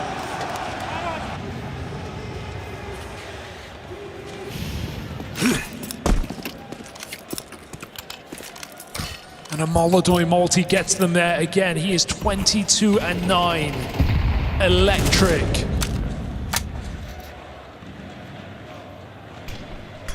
Is this going to come down to a topside hit? Smoke's fake. And Spirit ready to explode. Yakinda is clearing outside. He is priming his forces to be ready on this top hit. Yuri, good connection on for the first. Spray won't follow through, but you've dealt with Donk, you dealt with that first man in, the space taker, the space creator, the man that can do the impossible is out of the round, and now it's just about cleaning up the rest of them. Tania has made it behind enemy lines, but not for long. Molidoy there to stop him, and oh, you can feel it getting away from you. This are the final chances, this desperate buy, and it's all hinging on Shiro and Magix. Oh. Chasing him down. Missed shot, Shiro clutch, and now he's cooking. He still has yet to leave a mark. Those whiffs, he doesn't want them to define him. It's the two best clutches in the server right now. Reroute round the world all the way into lower. Shiro will have room to work with here. Keserato's going to arrive late to the party. Huge advantage, Shiro. If Keserato walks, it wastes time. But Shiro's committed. It's clearable. You're either remembered by those whiffs in the round prior, or you pick up this, the most unlikely of 1v2s. What's it gonna be, Shiro? Whole map is quiet. And if Keserato clears this one angle, he's got it! The final is right there, a round away! And Shiro just walks in. He just steps into the crosshair. It is not meant to be.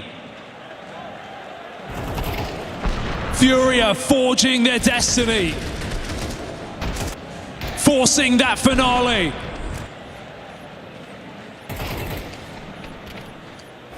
Five opportunities in a third map to take down back-to-back finalists of Team Spirit.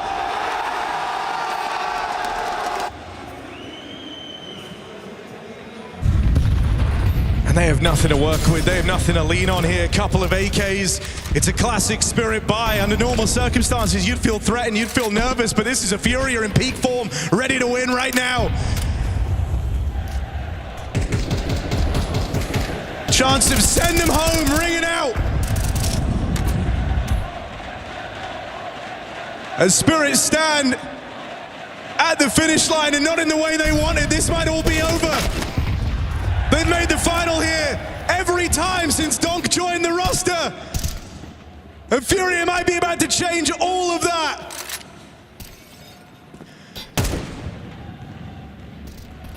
The last charge of Donk and it falls apart. You're breathing so much easier, 5-on-3. You've never had a better setting than to close this out right now. From play-in to playoffs to playing in the grand final, FURIA, it is right there. From Brazil to international, stepping up when it matters, 3v5, coming back, but Poland says no, goes for the ace, and Molodoi assists, FURIA all the way. If you want a chance at the gold, then you had to slay the dragon! FURIA get through! And a trophy that has eluded Fallen his whole career is now within its grasp! 10 years on from Katowice 2016. Fallen to the grand final, his young star of Molodoi providing the luminosity, lighting the way to the trophy. Fallen 4K finishes them off, and the Mola boy becomes a man. Lights out, third map, head-to-head, besting Donk.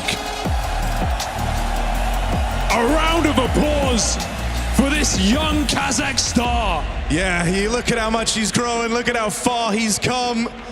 Molodoi lit up the server here at map 3, not crumbling, not going anywhere, and now in to the grand final.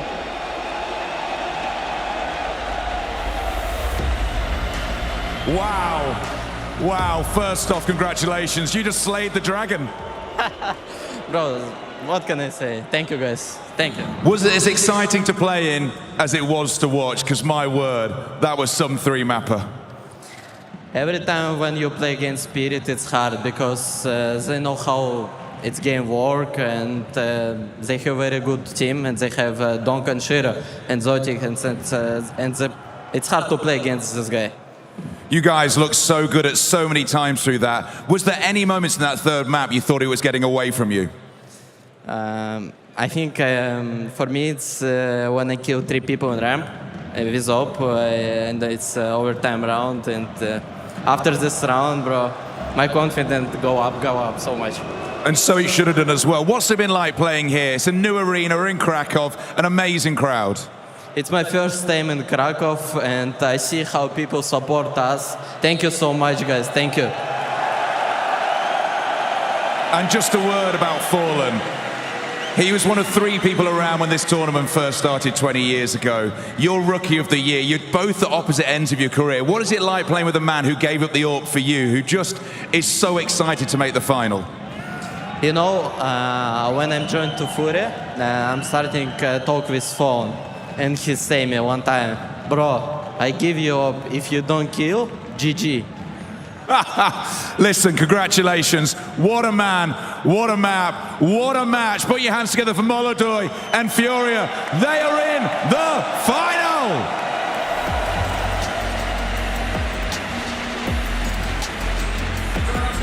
Here's to my good man. Holy. The Dragon tamed in the tour run, and FURIA through to the grand finals. 10 years ago was the last time that Fallen made it to the grand finals of what was IEM Katowice, and now a decade later, he gets a shot, another shot at the title that has always evaded him. An incredible 3-map affair in this semi-final, and we do indeed have Fallen up here on the desk joining us. First of all, massive congratulations. What's going through your head right now? Thank you so much. Yeah, very pumped. It was a crazy game. It was insane, so I'm very happy. As you said, it doesn't even look like it's 10-year past before the last finals. So much went through all those years, but I'm very happy and very glad that we're here again. Where did you find this fountain of youth, man. Like, I know, like, the leadership has always been there, but you've been doing work on the rifle, on, you know, Mirage, every map, like, you're finding impact, you're finding entries. You and Molodoi seem to be connected, you know, on a different wavelength when you're in a 2vx. So, you know, how has that been for you? It's been amazing, yeah. Since the moment I played against Molodoi, I knew the kid was insane. I knew he had something different. Just like a few months before, a few years before, maybe I played against Donk when he was playing for Spirit Academy, and I died on Nuke for him outside T-Red Fadigo, and I was like, holy shit, either this guy is using something massive or he's the next one. And if Molodoi was the same and the connection is there, yeah, I appreciate a lot of the work he's been doing. And, you know, it's just great to see at this stage of my life someone growing and experience a lot of things that I experienced as well. So I know how it is to be a fresh outfit, you know, everyone's counting on you, a lot of pressure. So I'm very glad to see him doing well. And when it comes to me, I'm just trying to do the best I can to help the team, you know, being selfless, being open to new ideas, learning a lot of things. I have to jump B Mirage, bro. I have to learn a lot of stuff. This is hard. I've been there too. This is hard. It's not fun. Well, then take us back to the beginning of the tournament. Now you're in the grand final, and the beginning of the tournament wasn't like, it didn't look like yourself when compared to how well you were playing last season. What have you experienced and what have you learned throughout this tournament? What has been the big change for you? The only thing that comes to my mind is I have been through this quite some times now. When you experience some success, and indeed we did last year, we won 4 or 5, so you feel like you're on the top of the world, the top of the mountain. And when you have to face reality where you did a lot of things correctly to get to that position, and sometimes I feel like you might take it for granted a little bit. And then the year starts back, you're coming from vacation, and then if you're not putting the effort in the same way you were before, if you don't have the right mentality, it's just not going to happen. So I think over the last competitions, like it's 2 competitions now, we really didn't feel like ourselves before the Aurora game. Like we're not really playing top CS, we're just surviving a lot of individual moments putting us through. But against Aurora, I felt like, okay, now we found the groove, and I think it's the mental shift. Like we feel much more loose and much more willing to want to win than to have to win. And I think at some point that changed because of the success in the past. So it's great. I think we're adapting fast and we're learning those experiences, and the team is doing well. But yeah, we're getting to where we want to be just now. Speaking of success, can we talk about that T side of Nuke? Janko, you brought up a round, which you want to pick Fallen's brain on, so what have you got for us? Yeah, I think this one was interesting early on, right? Like, you guys want to close the first buy round, they force again, Yakinder finds an entry, but then they're pushing 2 ramp, right? Zontic's here, he's going to find a double kill, Molodoi. 1 miss that he's had, it feels like, this whole series. So now you're in a 2v4, you walk out, you go down vents. What's the communication here like? Who's talking more, you, Yakinder? I'm down vents, Marek. Oh wait, then I'm gonna show a little bit. Hey, he gets 1. All right, I'm plenty for you as well. Let's go. And then we figure out the rest.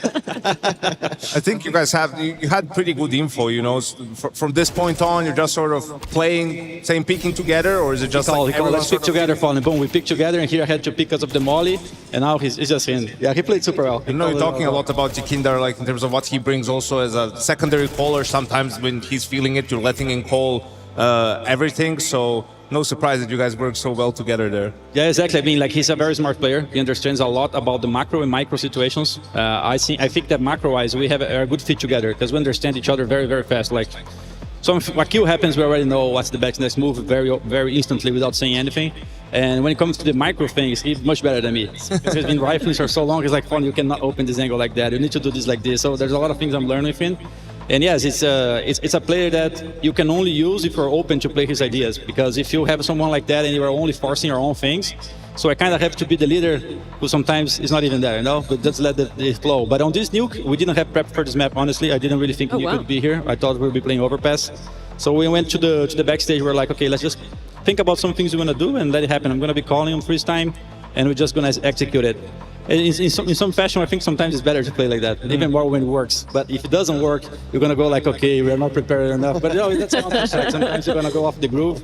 And I think Counter-Strike is more about finding a way to play with synergy between each other than really to understand and memorize all the single strategy and, you know, just hit things. So I think we played well under the circumstances that happened. How did it feel going? You felt like you obviously we're not going to play Nuke, and you just mentioned the whole thing. It's more about like finding the synergy between the players. How has that been evolving for you in FURIA now that you've also gone to an international team, or you become an international team? Has it been hard to get to that point? Have you also relied a lot on having to play a lot of strats? So how have you come up with this play style? Is it like it was in the days, or something you had to come up with? I think the addition of Marek to the team helped a lot us shaping an identity where we don't really rely too much on being gamblish, because there were times when we could often look to a situation and say, hey, maybe here we should have gone for 4A, and then we pushed in, and then Marek would go like, it's okay, we can win a round like that, but if it depends on that to win every time, then where are we going to be as a team? So there's a lot of times in between last year, before we really won the tournaments, they were like, you guys got to figure out other ways of winning those rounds, instead of winning being gamblish, instead of taking our luck, because we need you guys to perform without taking too many risks. And within that came a lot of evolution on the players and on the setups and on things that can help each other. And then I think we built this foundation that's, in my opinion, more solid than being the team that's active every time. You know, and nowadays, a lot of teams are playing with a lot of activity. So if you are more patient than them, you can take a lot of good things from that. Fallen, an incredible showing here in the semi-finals. I just wanted to give you the opportunity to say anything to the fans that are supporting you very loudly in the arena, and the people, of course, at home. All right, so everyone on the stage, thanks you guys for coming. It was amazing. I think on the halftime of the third map, all lights were up, and even were saying, guys, just look around, you know, it's amazing. So thank you guys for coming once again here. I love the Polish fans, and hopefully I'm going to be able to lift the trophy here, but it doesn't matter. I already won just by being here with you guys. And honestly, para todo mundo que está em casa, muito obrigado pela torcida sempre. Satisfação estar aqui, os brasileiros estão aqui no estádio, que estão em casa. Minha esposa Letícia, minha família, meus irmãos, minha mãe, amo vocês. Let's go next finals, either MOUZ or Vitality. Let's make it. It's going to be such an exciting one. Once again, congratulations, Fallen. Thoroughly looking forward to seeing you guys gracing the stage in that grand final tomorrow. But that does mean it is time to check in with our DHL MVP. Will be the DHL MVP? You decide. You can participate in the DHL MVP vote as it happens. Make sure to be tuned into the Twitch stream and be ready to have your say. Plenty of choices for you guys voting on at home in our DHL MVP. Spoiler alert, it's going to be everybody from the side of FURIA in this one. So the top three, we are starting off with Molodoj, who put forward Janko a very compelling case, both on the first and third map of this one. One of the most entertaining players to watch in all of Counter-Strike. I mean, this kid is just lights out, box office material every time he's on the server, and no moment is too big for him, it feels like. Second option coming your way is indeed Yakinda. I mean, Fallen just said so many pleasantries about Yakinda, and it's great to see him really thriving in this new role and getting to have so much impact in terms of the secondary cooling department as well. Yakinda is just like time and time again just showcasing how important he is for this team. Like, one thing is that all the space that he gives to the team, but also being the second voice, you can really feel that the team just trusts him. He times and time again gets the opening, and it's just incredible to watch. Third option coming your way is indeed K Serrado. JL, you're back with us here on the desk. Who are you picking out of Yakinda, Molodoj, and K Serrado to take home the MVP of this this series? I mean, for now, at least for this game, it's more like 100%. The amount of impact kills he had against Spirit, he was so aggressive, he was taking a fight to them, and he was so crucial in moments like 2v3, 3v3, 3v4. Like, all clutch moments he's been there, so my vote goes for Molodoj. I kind of can't believe that Fallen said that they weren't prepared to be playing Nuke. That kind of blows my mind that that was just them kind of calling off their intuition, their feeling, because it looked so commanding in that first half. Yeah, absolutely, and I'm also surprised to hear that, because for me, you know, if it's between Overpass and Nuke, I think Spirit would go for Nuke against a team like FURIA. It seems like FURIA rates their Overpass lower than where everyone else rates it at the moment, but yeah, sometimes it is liberating to just focus on your own game, like don't think too much about counters and everything like that. Just pick a few things that you like how they work, and I loved what he said about, you know, when it comes to these games, synergy really matters. Like just being on the same page, these mid rounds, like yeah, you have your opening moves, but what happens after that? And I think FURIA absolutely locked in that department today. Well, with FURIA progressing on towards the grand finals, that does mean the end of the road for Team Spirit. So let's get a few closing thoughts from them. This is us saying goodbye to Spirit in the semifinals. Magic's graciously joining me here to kind of talk about some of the things that just happened on the stage. In your own words, Magic's, how'd it go?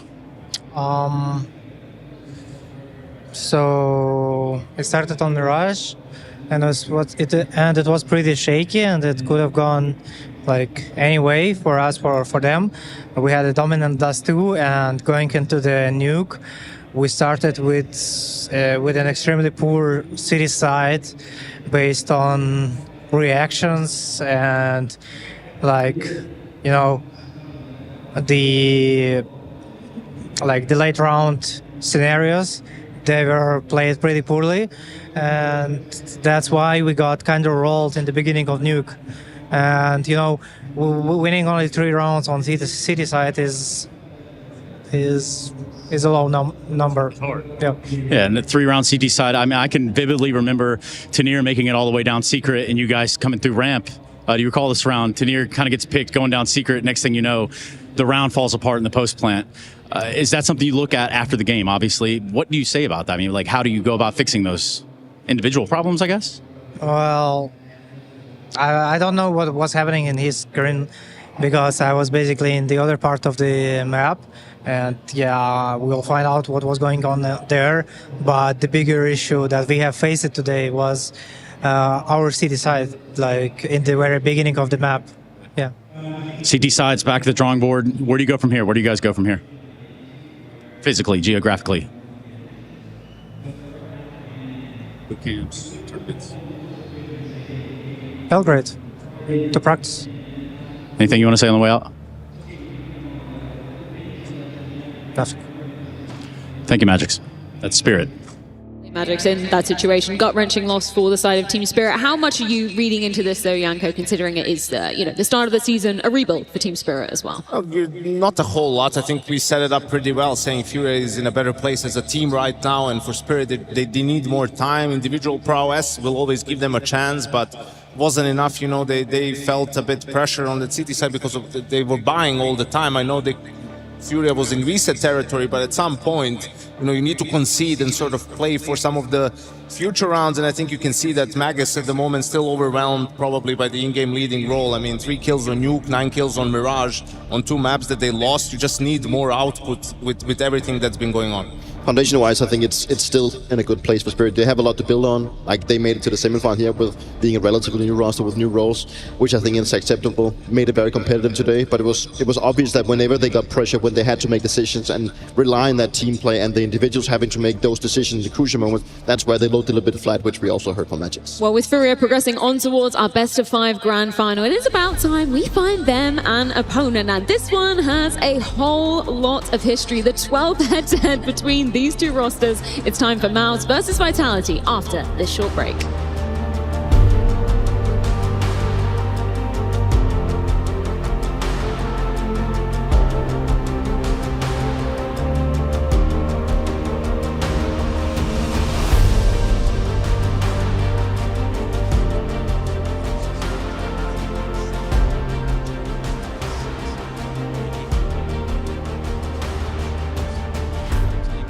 Good, I'm doing very good. You're looking good with the suit. Thanks, man. I'm just trying something new. I took a shower today too.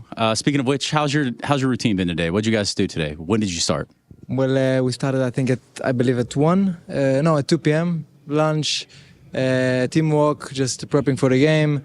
Everybody had a lot of time off today, so everybody did different stuff. I went to the gym in the morning, then I took a nap. Very simple. It's a pretty light day, pretty easy day. Did you capture any of the other semifinal today? Yeah, we were watching the first map a bit, and then we had to take the shuttle. But we finished the first map, and then the second map we just started, and we had to go. So I know you have to go in this moment, but I want to catch up with you in terms of your vibe. What's on your music playlist today? What were you feeling, to get yourself motivated to play in the semifinal? Adele, Skyfall. Just on repeat. Donk come through here and said he was listening to Jopin, so I think you've done a little bit better than that. He's listening to what? Jopin, like classical. I will listen to Jopin as well then. Okay. Well, good luck, man. Thank you very much. Have a good one. Have a good day. Thank you.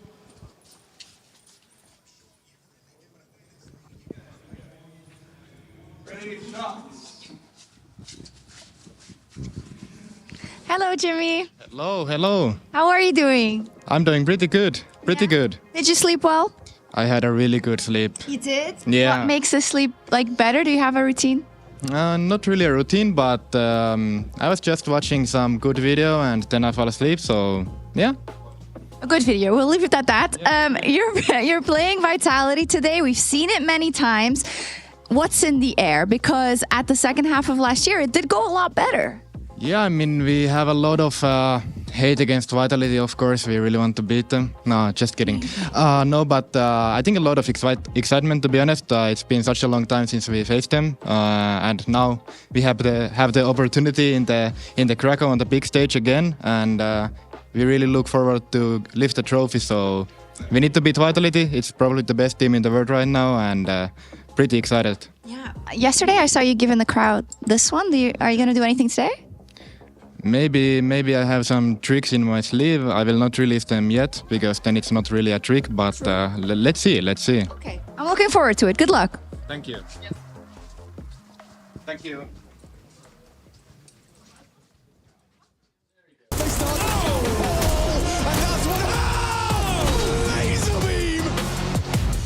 No chance, all dunk.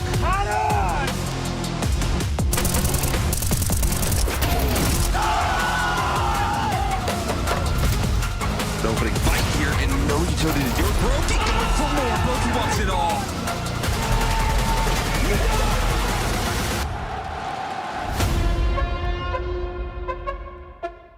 It starts with a dream, with a team you barely know, in an amateur official that feels like the grand final, where practice becomes progress, and every loss feels like a lesson. When will your journey begin? I'm trying to be like Nico. Yeah, man. It's not working.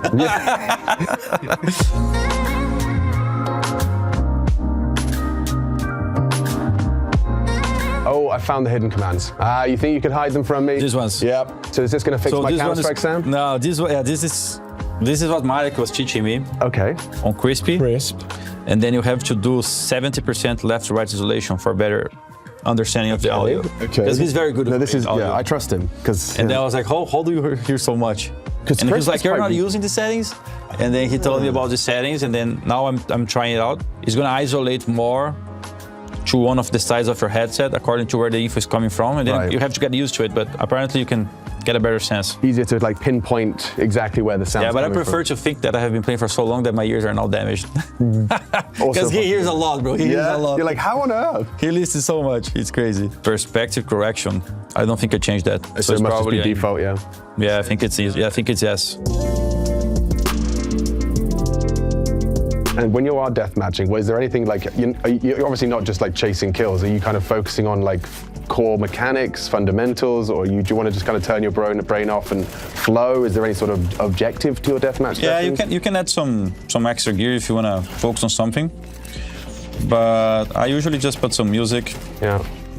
When I was trying the settings, audio settings for the very beginning, I was trying to play and pay attention to the sounds with the new percentage there and stuff. It was helping me. But you can put some focus on your movement, making sure that you are not crouching as much, or you're trying to do what we call now as the donk slide and all those things, right? Like trying to go to the fights and then coming back. How do I donk slide, Fallen? How do I do it? Do I just press crouch and then I don't hold it? Is that it? I don't do it much, honestly. But I remember... That's like me asking like my grandma about Tamagotchis or something. Exactly, but I did it perfectly against FlameZ on Ancient Clutch. You pulled it off? I did like this, boom, and... Oh, that looked good. That was a dog slide right there. Yeah, sometimes I do that a fallen slide. Naturally. Oh! Is this a fallen pick? Oh, fallen clip right now. I can hear the frag movie music starting. Yeah, what else you can focus? Probably focus on spraying sometimes as well. Is headshot only deathmatch useful? This one is keep changing. I mean, it's useful. It's fun at least. Yeah. But some people say that if you were focusing on the deathmatch only to be tapping like this, for example, then on the real match you're not gonna do it. So, unless you're Scream. Yeah, like when you find fights, you're actually gonna commit to it, right? So yeah, you gotta put some thoughts on it. But in the end, as long as you're practicing, it's gonna be beneficial to you regardless. Makes sense.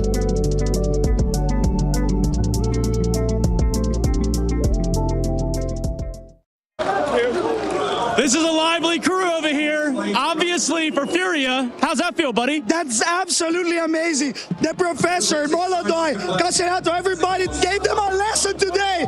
We rock them. Let's go. Let's go for FURIA. Yeah.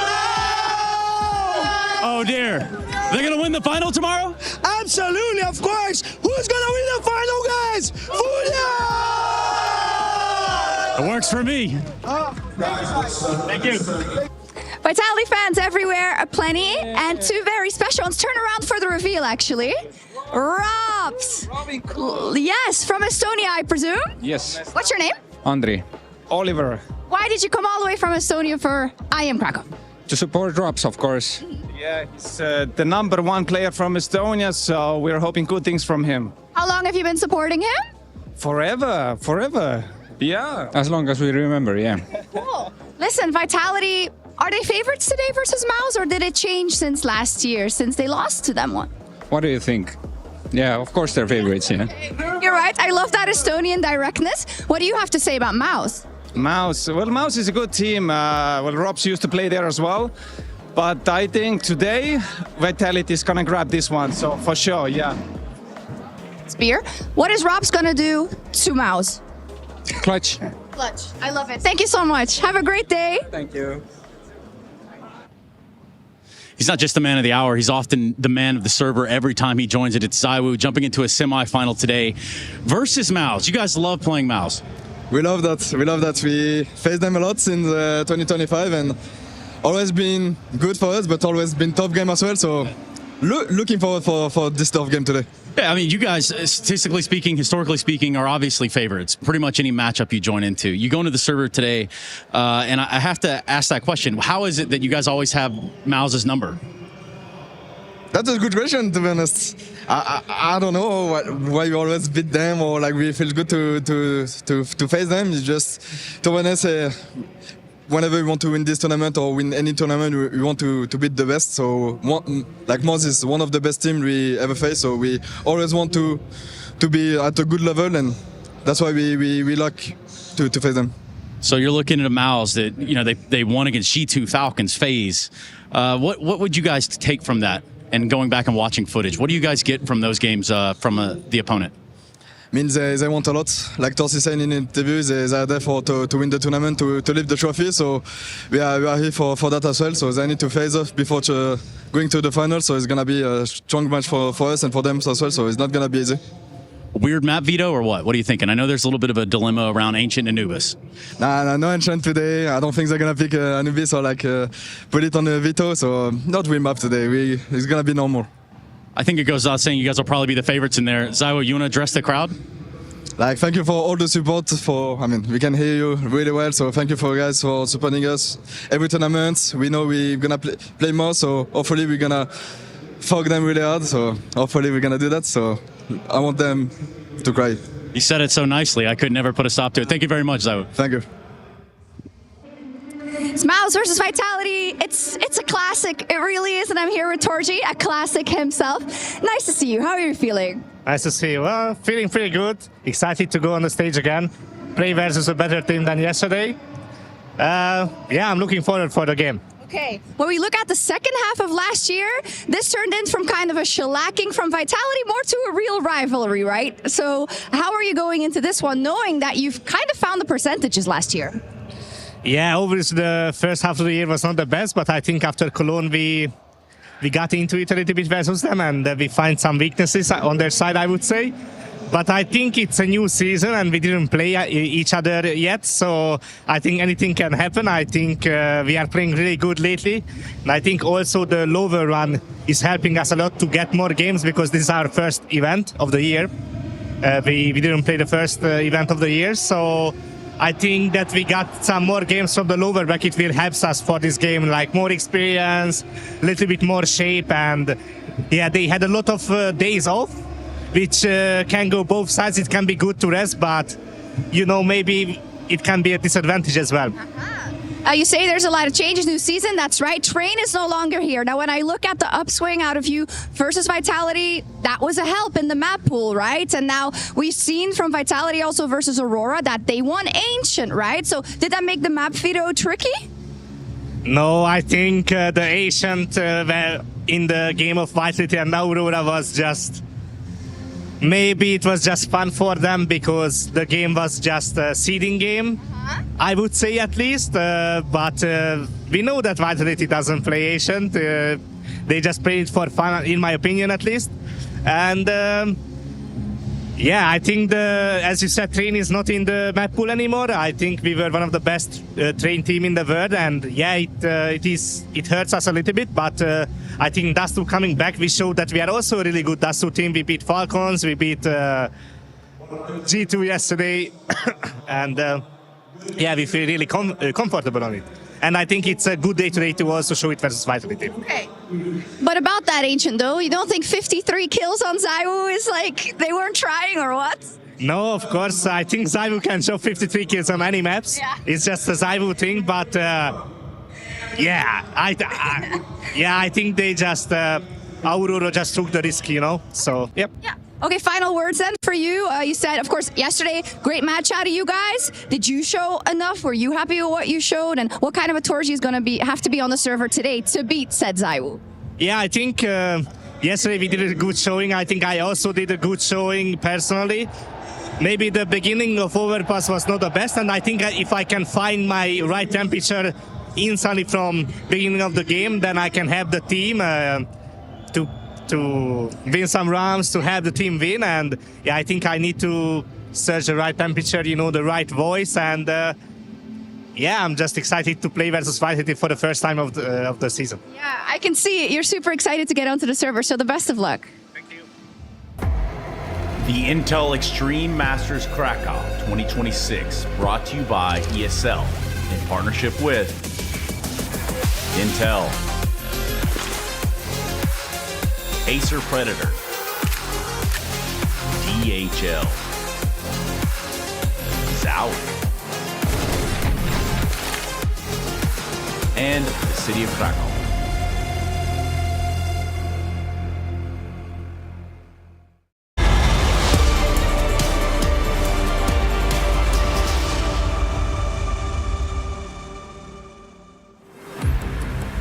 '25's El Clasico now center stage at the Intel Extreme Masters Krakow 2026. MOUZ versus Vitality.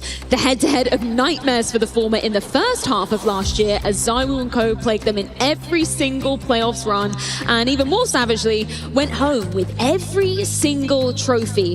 The second half of the season, though, is where this very one-sided duel actually became a rivalry. Question is, are MOUZ showing up in that same fighting form today? That is what we'll be getting the answers to tonight here in Krakow. And I want to start by posing you a question, JL. From the outside, looking in on this head-to-head that happened so frequently last year, what do you make of the MOUZ versus Vitality duel? I'll be honest, people call it a rivalry. For me, it's not a rivalry. If you play 11 times and you only manage to beat them 2 times, you have to concede and say they're a better team. There's no rivals there. But on the other side, this is 2026 and they haven't faced yet. And they have the chance to start with a clean slate, get the first win of the year, and start strong. I don't know about El Clasico, more like El Asico, considering how one-sided workshop in that one. And even out of the 2 times, one of them was a seeding game. I mean, it was the upper bracket game for either quarters or semis, right? And on top of all of that, every single time, Train was in the pool, and that was the map that MOUZ would win. So even with that, how they're trying to hype themselves up, instill confidence, it's still sort of not as black and white in this particular match. So when Zershan said it's 2 for 2 when he was up here on the desk, you were thinking in your head, not that sure, buddy. Listen, I appreciate MOUZ, they have to do that. Like, they have to try to find every single way to hype themselves up or to tell themselves, this time it will be different, right? I'm sure they're saying, guys, it's a new year, right? New year, new us. Yeah, exactly. Last year was theirs, maybe this year will be ours. You're trying to do everything that you can because just psychologically, the advantage is all on Vitality's side. But that's what everyone's thinking. If we're thinking, then the players is also thinking, right? Are we going to go back to how it was last year, or we actually believe enough that it's going to change? And I think, as for a player perspective, from my time, I guess you can also testimony to this one, but it's...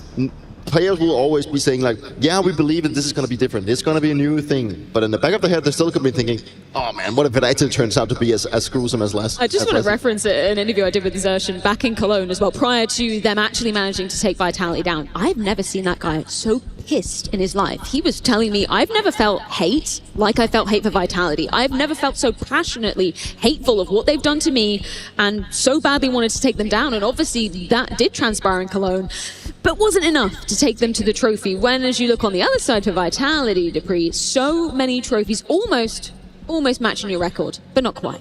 Yeah, I mean, this rivalry or whatever we want to be talking about is the Vitality is coming out on top, so it is hard to kind of say it as a rivalry. And, we love it in Counter-Strike if there is a rivalry, but if it's this one-sided, it's kind of hard to love because you also end up in a position where thinking every time you see this matchup, you're just going to be disappointed and think that Vitality is going to take it out on the line and MOUZ is not going to be able to bring the fight. And it is heartbreaking for the sides of MOUZ to be in a position that they can get past Vitality, because if they could have done that, that would have been way different. But Vitality really in a team, just really bringing the heat last season. They really wanted to replicate what we did in Australia, to be the best team of all time, and to a certain degree, you can debate who actually had like the better year. I mean, sure, they only got those 9 while we got 10, but I mean, in the end, I'm going to die on this hill that we had a better year. Okay, I was going to ask, tell me, 2018 Astralis versus 2025 Vitality. Is there a question in your mind?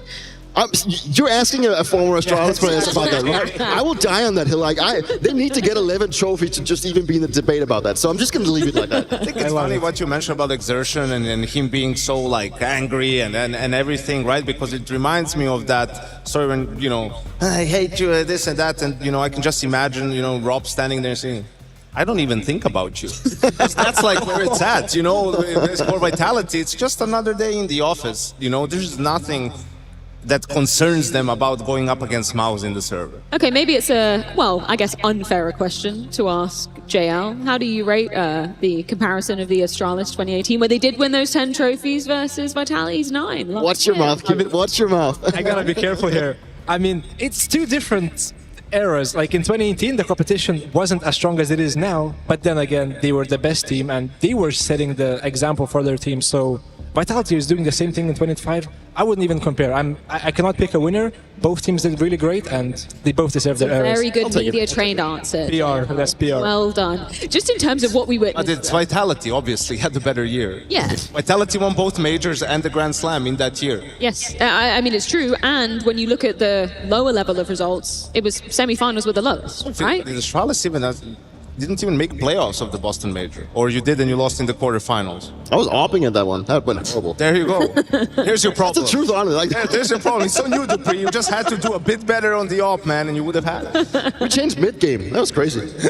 Just in terms of witnessing that, though, for your money, Janko, I mean, just the trail of destruction that Vitality managed to enact, it's something that we rarely ever see in CS. And in terms of, saying, okay, they cemented an era there, I think they definitely have. Trophies, the way they redefined the meta as well, and the way that they had so many series win streaks as well. I think so, and those are conversations that you kind of can only have in hindsight, because we don't know if we're still in it, is it ending, is it not, and then you look back and say, all right, look at the whole body of work, and you can debate the whole year. There's no doubt that they had the best season in the history of Counter-Strike in the first half of last year, right? And I think a big part of that was something what JL was talking about in the pre-show, is actually finding ways to stay hungry, and motivate yourself. And I think that's what Vitality has done an exemplary job at in terms of understanding, and this is what Apex has been saying a lot, you only get a team like this maybe once in your career. And for the players to be aware of that, where everything fits together, roles are perfect, you have once a generational talent in ZywOo, but then great complementary star in Robs, awesome support players, and a veteran leader, and you need to take advantage of that while everyone else is still playing catch-up. That kind of puts me in the question also for the new year for Vitality, because what they did last year was incredible. Let's be honest, and I will give them that they did have the best season, that's for sure. But then moving into the new year, as you mentioned, staying hungry. What's going to be the next thing? Because that was the one thing that we kept chasing back in 18-19. As we went to say, okay, we wanted to win a major, we wanted to win back-to-back, and then the Grand Slam, and then greatest team of all time. We achieved all that. I'm looking at what are they actually trying to achieve. Are they still trying to come into the conversation as actually being this new greatest team of all time? Because that's what I would be doing if I was on the side of Vitality, right? I wanted to go in and I want to prove to everyone that we can do better than we did in that time, right? That's at least that's a carrot at the stick for Vitality if I was in that team. I mean, they're trying to take you off the throne. Of course they are. I wouldn't be giving out tips for free like this. That's fine, records is meant to be broken. That's what it is, right? That's what they're there for. Let's look at the record then between Vitality and MOUZ throughout 2025, because I think you are totally right, Janko. I mean, there's no question, first half of the year, that was just Vitality all over. The only win that I would really put too much stock into is that one in Cologne in the semi-final, right? Yeah, absolutely. That's the one where there were obviously a high-stakes environment, Cologne in the Lanxess Arena, right? So that was huge for MOUZ, and you were thinking, wow, is this where they finally turn a corner? And then they got 3-0'd by Spirit, who was changing a player, after a month later, and already went underwent a roster change. So I think that's what's problematic. But look how many zeros there are next to these losses. Yeah. These games were not competitive at all. The Blast, the Lisbon final, not competitive, even though it's 3-2. With a 13-0. Because it started with a 13-0. The 2 wins for MOUZ were 13-11, and the last 2 maps were like 13-5, 13-4. You know, like that's what I'm talking about for Vitality. Like there's no reason really to be concerned. I think the way MOUZ plays, you know, they're just used to it. When you watch these games and you go back, and I went back to watch the last couple of games, it's just like they're always flowing Vitality. Whatever MOUZ is, and MOUZ is playing well, and things that they're doing are fine, it makes sense, but they just get all the reads Vitality. Players are stepping up, no one is playing scared, right? Like there's nothing about MOUZ that scares Vitality. That's the problem. Psychologically, they are a step ahead, and that's always difficult to have to battle if you're MOUZ. And this matchup is just, it's so much about the mental state as well, because on the Vitality side, they go up against MOUZ and they think that, hey, this is the opponent we've been beating so many times, we're feeling confident about, we don't have to worry about anything. They're the one to come up with this new massive game plan to take us down. And they're feeling, even if MOUZ come up with a good plan and they play well, it only takes a couple of rounds or a little bit to shake MOUZ off that, you know, that balance, you know, cast them off balance where they now start thinking, okay, is this just going to be like all the other times? And for MOUZ, you know, every time they go up against Vitality, it's like, this time, this is going to be the time, this is where we're going to be showing up, this is where we want to be playing better. But it's just not really ever gotten to the point. And as you can see also on your screen as of right now, I've been trying to figure out, in terms of the performance of the individual players on the Mouseport side, if there's like a one guy or a couple of guys that actually falls through, and you can see on the screen that it's actually Spinks that usually is the guy that plays well against Vitality. If you look at it, like 107 it's obviously not the greatest, but it's not bad either. And then you have the trio of Torch, Exertion, and Jiffa being those 3 guys that usually ends up in a position that they fall through. They take turns on not showing up. And then Braun obviously on the worst end, but he's the Ingerbit, so let's not bring him to one. So it is a lot about Mouseport needing to find more consistency within their players. And I mean, the rating on the other side, you know, they kind of speaks for itself. The results is what it is. You know, you see Saiwu Robs being the main 2 guys that seems to be making it a hard case for MOUZ. And even, you know, Apex and Flamesy also chiming in. Messi apparently looking on the downside of this one. Hey, he's also the anchor, but let's not forget how important he is for the team. Paints a pretty beautiful picture. I mean, a clear picture of why these games go the way they do. But just seeing Spinks there, you know, he was on Vitality. He was the guy that he wanted out of that team. Yes. And then they bring in Robs, and then you proceed to get spanked by them every single time. Can you imagine, Peter, willingly leaving a team with Zaiwu on it? I mean, you didn't do it willingly. No, I didn't. No, I did, but thank you That's for why I say willingly. That's tough, you know. That's tough for him mentally, and you know, there's probably a lot more to the coach. Let's be honest. There's probably a lot more to it, and it's also just for Spinks to get into a team where MOUZ, where he wanted to be like a little bit of a bigger voice, you know. He had I wouldn't say a hard time in Vitality to be the big boys, but now he is the guy that came from this major winning roster, coming into MOUZ to try and take them to the new level. And then it just hurts him that the one that's going to take him down is his former teammates, and then also in the fashion that he's been doing it. It's hard mentally to be in, but I mean, I still think Spinks is happy that he's in MOUZ, but then still gets to play these trophies, or at least fight for them. Just reverting back to the interview with FURIA and Toolsy prior to this one, she was obviously picking Toolsy's brain regarding the maps, because it is a very apt subject coming into this. We can bring up kind of the history in terms of what has been played between these 2 sides, and there's so many head-to-heads we saw in 2025. And yeah, she brought up the point about Train, obviously no longer valid, Janko. Yeah, absolutely, and that's also the most recent success MOUZ has been on Train in a lot of these series. And I mean, the current map pool, Vitality will not have to play like 3 of their least played maps. Ancient, their permaban, Anubis, that's the new map, is now the permaban of MOUZ in this scenario, right? So they don't really have to worry about some of these maps where they don't have a ton of reps on, where they have the lowest win percentage. And I don't know what MOUZ where can they go in this veto? I mean, you're probably thinking something like Inferno because of 2 reasons. It's their most played map, and secondly, you want there to be as little room for individuals as possible, right? Because Vitality has the better individuals. You want to make it more about the utility, about maybe gamble stacks, about team play, right? Where MOUZ perhaps can even the field somewhat. But that is really the big question for MOUZ. Like, where do they turn to? Like, if you look at the statistics and how they've been playing against Vitality, but also look against Vitality the last 3 months, they're looking at a team that is consistently beating other good teams with a 70% win rate. You know, where do you turn your attention when you're in that given position? And also looking at the graph we've seen before, Mirage has also been a map that that MOUZ used to go up for their pick whenever they went up against Vitality. Yes. And nowadays, MOUZ doesn't look as comfortable on Mirage. I don't know what has changed, but they haven't been looking like the same old team. So I'm curious to see if that's going to be their approach. Peter, there's a lot of reasons I love having you up here on the desk, not least because you have your fingers in a couple of pies behind the scenes, right? You're not only friends with Vitality, you've got a former teammate on the side of MOUZ in Zipnix. What did he tell you about this this veto ahead of things? I was a little bit curious to see, just to get a bit of insight of what was going to happen, you know, and I just casually texted him yesterday, said that congratulations, was a good game, everything, and then I was like, I hope we're going to see a spicy veto tomorrow. And he said like, oh yeah, you can just wait, we're going to get a spicy one. So I'm excited to see where this one is actually going to go. Okay, let's roll it. Do you have any suspicions of where we could be heading with this, or do you just want to be surprised, Junker? I expect an overpass, 100%. Yeah. If they want to start with a new slate in 2026, go for overpass. You've never played them against before on the map, so go for it, MOUZ. I dare you. That's the problem playing against Vitality. Like, sure, okay, overpass, maybe not their favorite map. I think they're 6-1, 7-1 on the map recently, so it's not like they're slouches on it, right? And I think Vitality can put it between a couple of maps, really. Well, they actually go for Nuke. This is interesting because in Chengdu, they picked, I think Vitality picked Nuke, and MOUZ had a 12-4 lead on T side.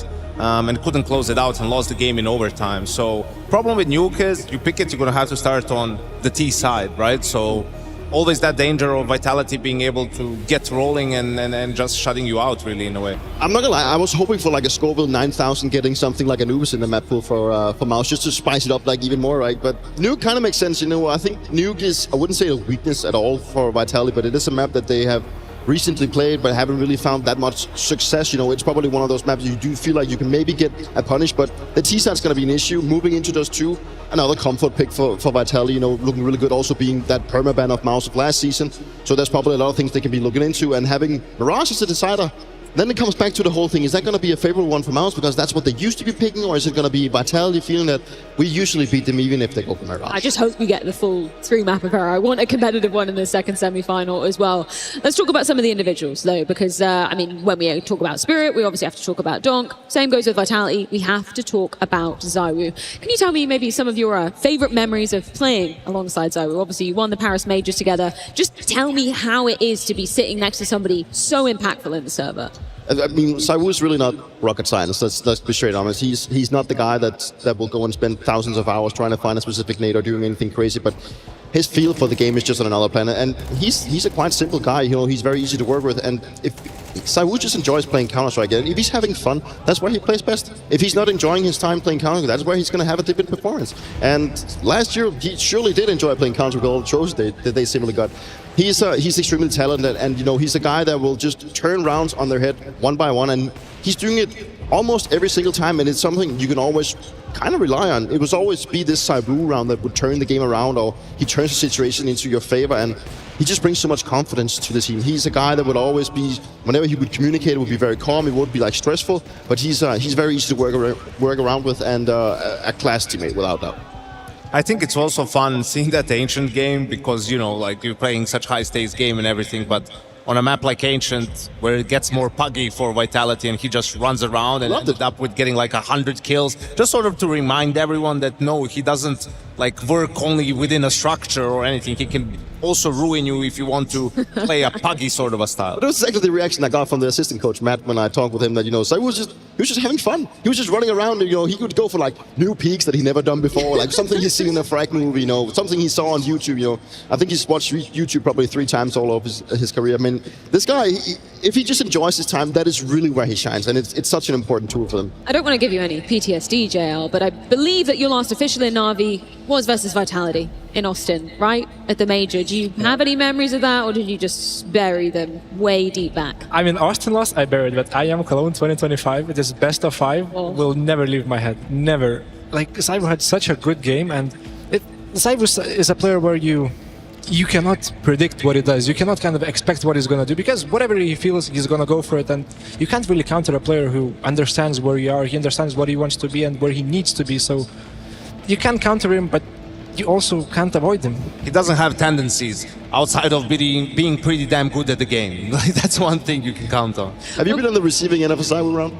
Yeah. They were plenty in that Mirage. I think we all remember that overtime affair. Just in terms of what we're looking at on the MOUZ side, though, we obviously had Xerxon up here after their win just yesterday versus G2. He was putting a lot of pressure on himself. They obviously won quite easily. It wasn't relying on Xerxon to be firing on all cylinders, though, dupreeh. He's going to need to step up tonight. That's for sure. I mean, it's honestly, it's not only about Xerxon, it's the entire team. Like, they cannot afford to have more people having off games. And sure, maybe Xerxon didn't have the best game yesterday, at least from the stats, but we know how important he is in terms of communication and the game planning and also making space for the team. And he was also trying to hype up the guys yesterday. So for me, him not having the greatest game, or at least getting that start to this year that he wanted with his intentions of being better in playoffs, that doesn't worry me too much. I still think that he has a lot more to prove, and he knows that at least the realization from him is that he's come to the conclusion that I need to do better in playoffs when it comes to the new year. And there's plenty of time for him to do so, but today will be a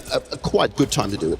There's also a lot of pressure on him. I mean, there's not too many aggressive players on MOUZ. He is the one aggressive rifle in there, right, with Brolan sort of having to take that up, being as the IGL. Torji, so-and-so, has to do some supporting with the AWP, so that's why he's so crucial in these games. It's up to him to penetrate that first line of defense. It's up to him to start to cause some movement on the side of Vitality, where then you can activate Spinks, then you can activate Jimmy. So if he's not having a good game, if he can't create that space for his team, the rest of the round really comes crashing down for MOUZ most of the time. Do you think we're being unfair by placing such high expectation on him, or what's your take on this whole MOUZ situation? I feel with the current MOUZ form, you're very correct putting such assumptions on Xerxon. I feel like if Xerxon is kind of struggling in those playoffs games, why not like the rest of the MOUZ squad kind of pick up the slack after him? Maybe have an aggressive round where Xerxon can not be the clutcher, but kind of stay as a second trader, give him some confidence, and then you can come back to the rounds where Xerxon has to go first, has to take mid control.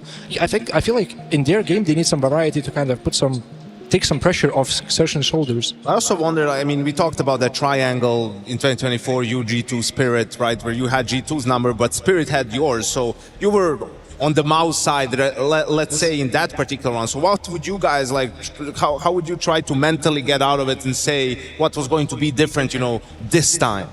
I don't know, every single time we lost a game, we're like, okay, we had really good prep, they did whatever we wanted, but then we just couldn't shoot well. And then for the next game, we're like, okay, let's deathmatch a little bit more, just focus on the individuals. The prep's gonna be good, just focus on your crosshair. And then afterwards, okay, they outplayed us again, they outmaneuvered us, they shot us while we're not looking at them. I'm like, what are we supposed to do? And then whenever we had to face Spirit again, I'm like, God damn it, just give us another opponent, please. There you go. That's exactly where the mental really just plays in. It has a huge factor in these games. Also, every time we would play Liquid, we just feel like, hey, Liquid, yeah, we're probably gonna win. And on the other receiving end of Liquid, thinking, oh shit, we're just probably gonna lose. And I think that's gonna be the same case again. Are we still saying Vitality then firm favorites coming into this semi-final? I think there's no way you can say anything else until MOUZ eventually, goes all the way and lifts a trophy and does it. You're gonna have to predict against them every single time. I mean, I just hope MOUZ can bring a little bit of that extra aggressive they just showed yesterday, and I hope that they can get a better start to the year against Vitality this year, because otherwise we might have a replica. Yeah, I'm praying for Xerxon to have a really good game, because I actually want MOUZ to start with a good year. A good game to 2026. Well, MOUZ versus Vitality, the 12th head-to-head between these two rosters. It's time to get our second semi-final started. Counter-Strike is always based on calculations. That is something we lived by in Prime and Strongest. The best of all fucking time! You got the reward, but you also got the risk. Identifying that is easy. Keeping the odds in your favor, that's the hard part. Danny had this philosophy that he would repeat. Same page, same direction. Which always began in the prep. The way that we would anti-strat, the way that every piece of utility was meticulously planned, practiced over and over and over.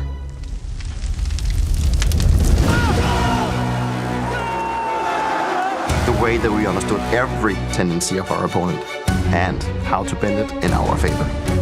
We knew exactly how far to push them and the odds, and they hated it. We knew exactly what fights we were supposed to take,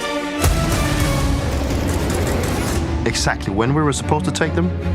We knew the exact probabilities. But this is CS. Sometimes you just have to say, fuck it. Limited weapons doesn't even matter to bring! He's crazy.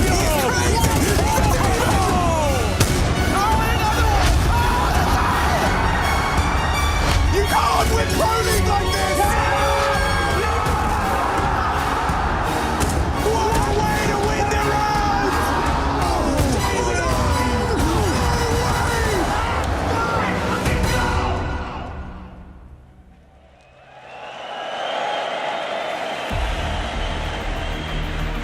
Oh, Krakow!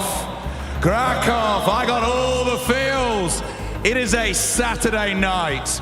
We're all together. We just watched a great three-mapper. How we feeling?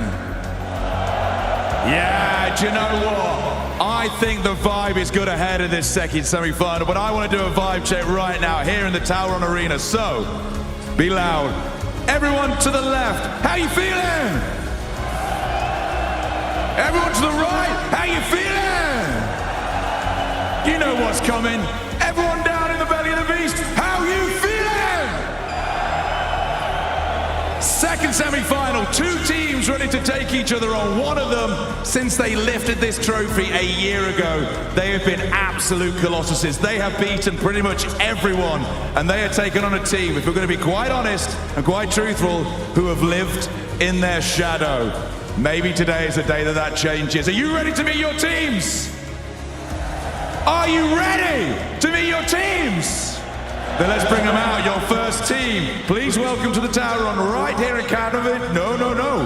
Oh, right here in Krakow. Please welcome Vitality.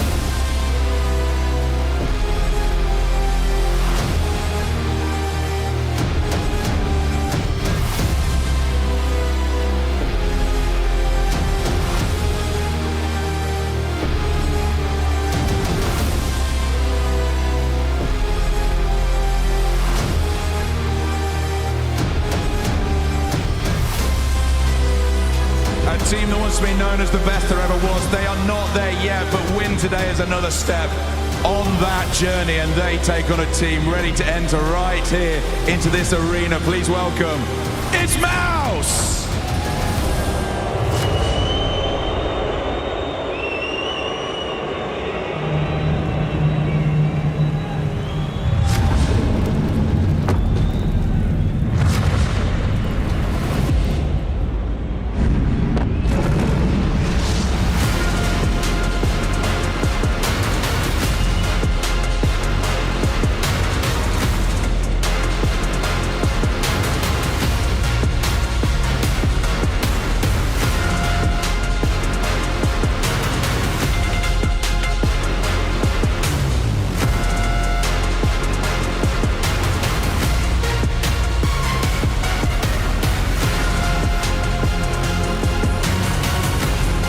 They looked great yesterday to make it to this point in two maps, but you know what? To win today, they're going to have to look even better. Is today the day they step out of this team's shadow? The teams are on stage. You guys are set. You know what it's time for to find out who is going to win this. So, Krakow, the Tower on Arena. Is it MOUZ? Is it Vitality? One more time. Is it MOUZ? Is it Vitality? Let's get it on.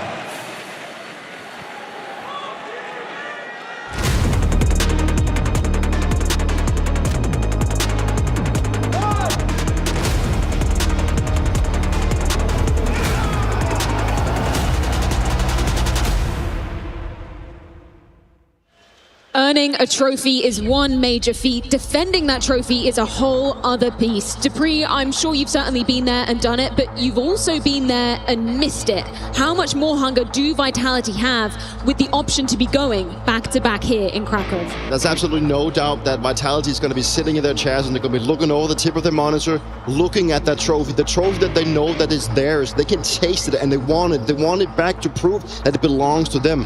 When they look on the other side of the server, they do look at a MOUZ, a team that they think they will always have the number on. They will always have a good idea how to play against them. And last year, it was all about Vitality. And now MOUZ is here to prove that it's going to be different. And that rivalry, that very one-sided rivalry of 2025 is now getting a whole new timeline. And I'm excited to see if MOUZ can finally bring that extra spice. Just think about Vitality walking out there for a second. We obviously see those steps inscribed with names of legends. They get to see theirs for the first time as they walk out. That's got to fill you with confidence. And it's been years since we had a repeat winner. Vitality also wanting to do that as well. Every great dynasty, you know, has a team that's left in the wake of that. Astralis obviously had Team Liquid. For Vitality, it has been MOUZ, and I wanted to show some attitude. I wanted to show some more ego. I wanted to say, no, we're not going to be that team. No, this year is going to be different. There's been a lot of people calling for a roster change. Something has to change, you know, for you to find success. They've stuck together,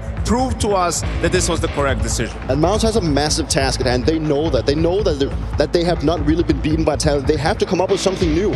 This new year might be that mental reset might do the thing for MOUZ, but right now they are still looking at a team that they've had a hard time beating. They haven't been there as an individual. They haven't been there as a team. And right now we're looking at a MOUZ that is trying to find that groove. Do you believe that they can do it on the stage, Janko? I believe that they will try, Freya, and I'm hoping that they will make this an entertaining affair for us, because we might be just witnessing, you know, the greatest team ever getting it done. Vitality wants the kryptonite of MOUZ. Ever since Cologne, the latter have battled for the right to call this a true rivalry. Tonight, we find out their fates in Krakow.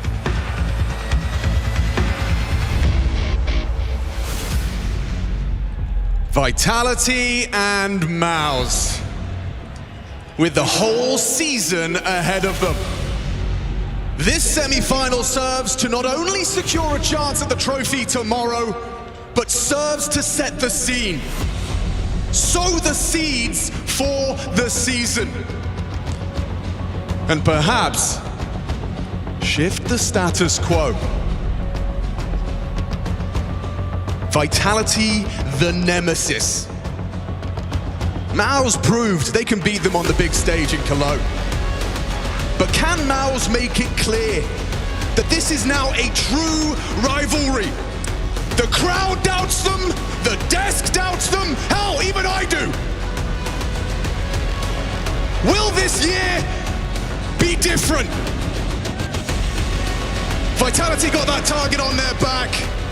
Can they keep the world-class form, or will the cracks of last season continue to show? Let's play some Counter-Strike!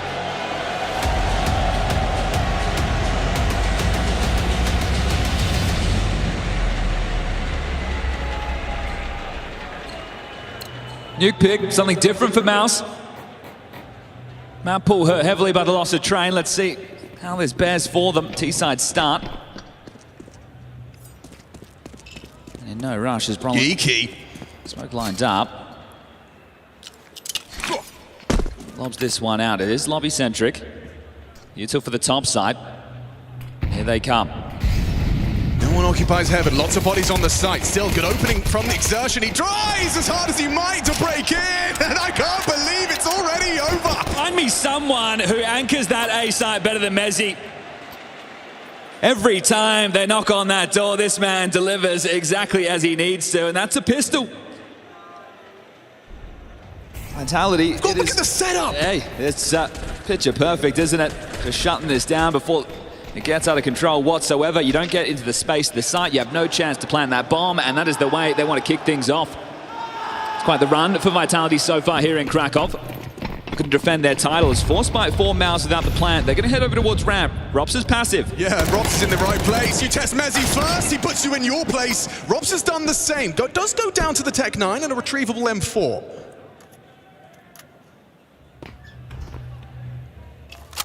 Apex acknowledges the potential descent to B. They have a lot of nades still available, obviously throwing their bodies on the line for that one. So going 2 for 1, is it enough to put them in a position to get that bomb down? I think you'd need more from Jimmy. The thing is, with Apex backside, now that Flamesy's joined him as well, they are essentially playing 2-2. So who takes contact first as Flamesy speculative glances, Apex back of the site. There are some questions to ask of this. In they waltz, 2 smokes, they can do single door, double window, plenty of options. Actually, they've got a third. They could actually smoke everything off.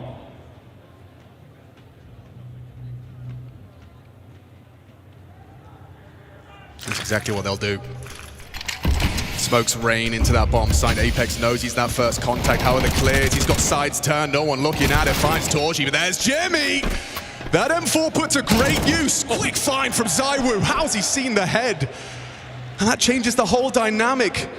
2v2 post plant, you've got a different story. Now Spinks is trying and fumbling his way back in through the smoke. He's not checking it, not concerned about ZywOo on the Ram side, and he's punished for it.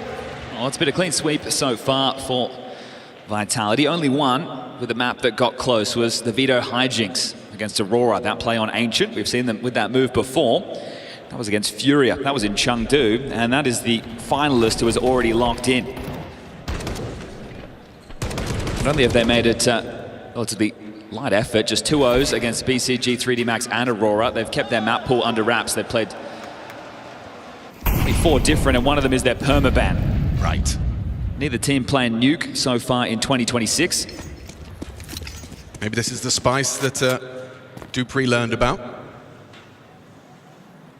Well, the Dust will be on the next 2 orange maps. Dust 2 and Mirage up next. We'll have to wait before MOUZ can really get things going. This will be the eco. But we do love a plan. And looks like Brolin's got one.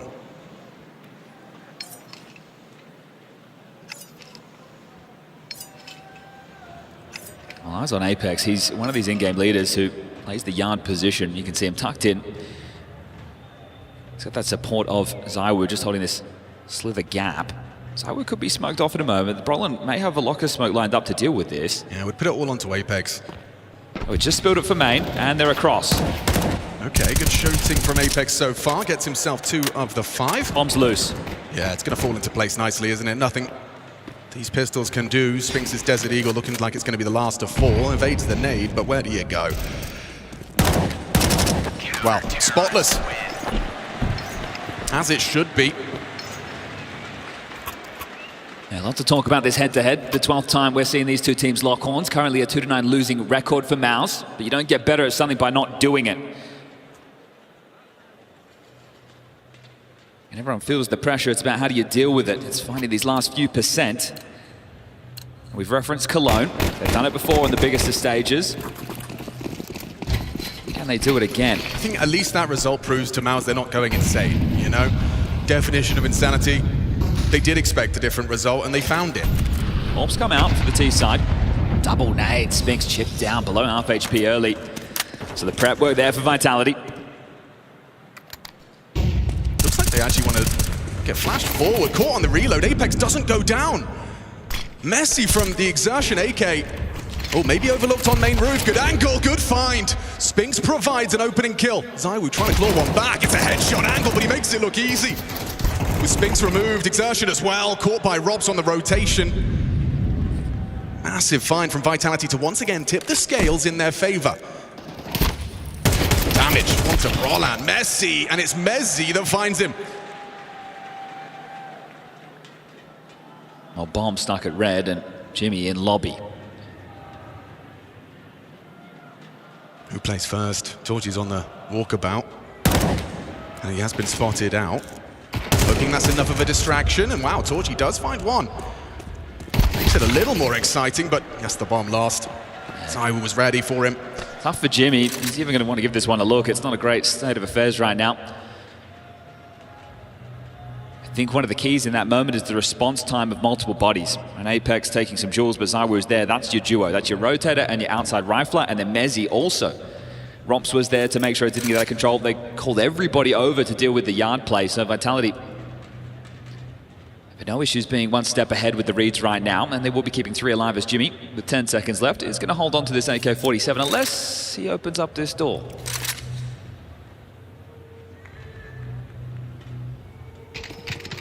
Counter-terrorists win.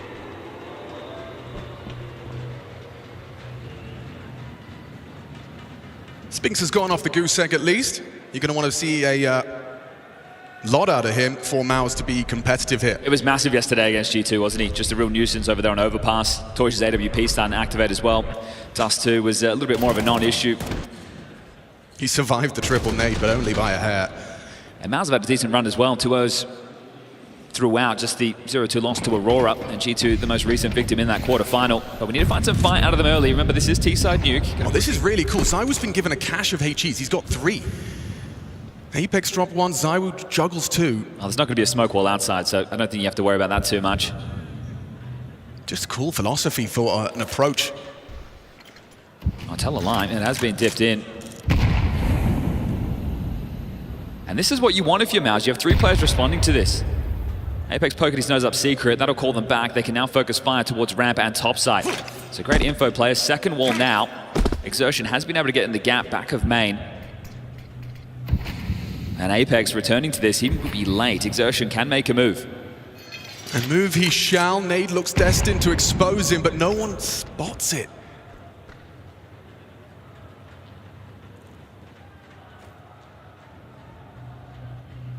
They're hoping something can be found with these pistols so Jimmy can make that saved AK sing. ZywOo's flashed off the line. Where's Robs, though? That's the question they're going to be asking. He's right there, hiding in plain sight. Gets brought down by Brolan. ZywOo ready for more. Peeking back in and punished for it. Important from Jimmy. Torji now with that orb, looking the wrong way. Apex times it to perfection, but there's the Jimmy response. MOUZ need this. So close to converting, but now time against them. Are they looking to pivot? That's what Mezzi's waiting for. He hears them coming. He's licking his lips. Express delivery. The bomb delivered to his front door. Doesn't have to lift a finger, just pull the trigger. And down goes Jimmy as well. Nice little round there. Obviously overwhelmed at ramp there was Robs, but I think Apex, once he kills the player in secret, as Exertion on the move, he just repositions back sight. So again, it's just the sheer amount of bodies that MOUZ are having to get through. Vitality having no issues reading this at all. First tactical timeout called by Cyclone here. Coach going to get on the mic to call the adjustments. Now, that was off the back of a partial, right? Had a saved AK, you upgrade a little bit around it with the loss bonus, and now you're going back into the full guns. You might have to go into a Galil here if he wants to bring out the util for this. But what's the adjustment going to be called from the coach? Yeah, just there with the single box covering his Exertion, and then swarming. Brolin up and over, gets the spot.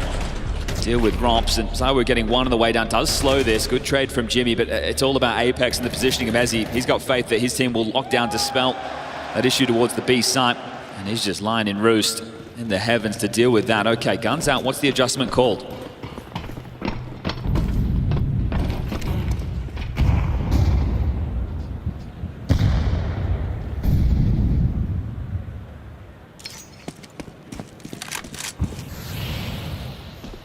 Slow on this one. Wanting to take that early nade damage, wanting to try and play around on full HP. Would be nice. And also not throwing the smokes immediately.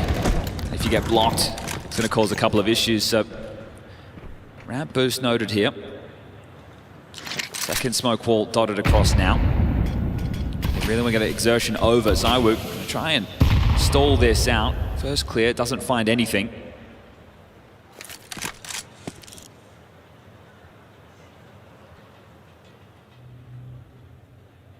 But again, they're just reading them so well. Look at the setup. Apex joining Robs.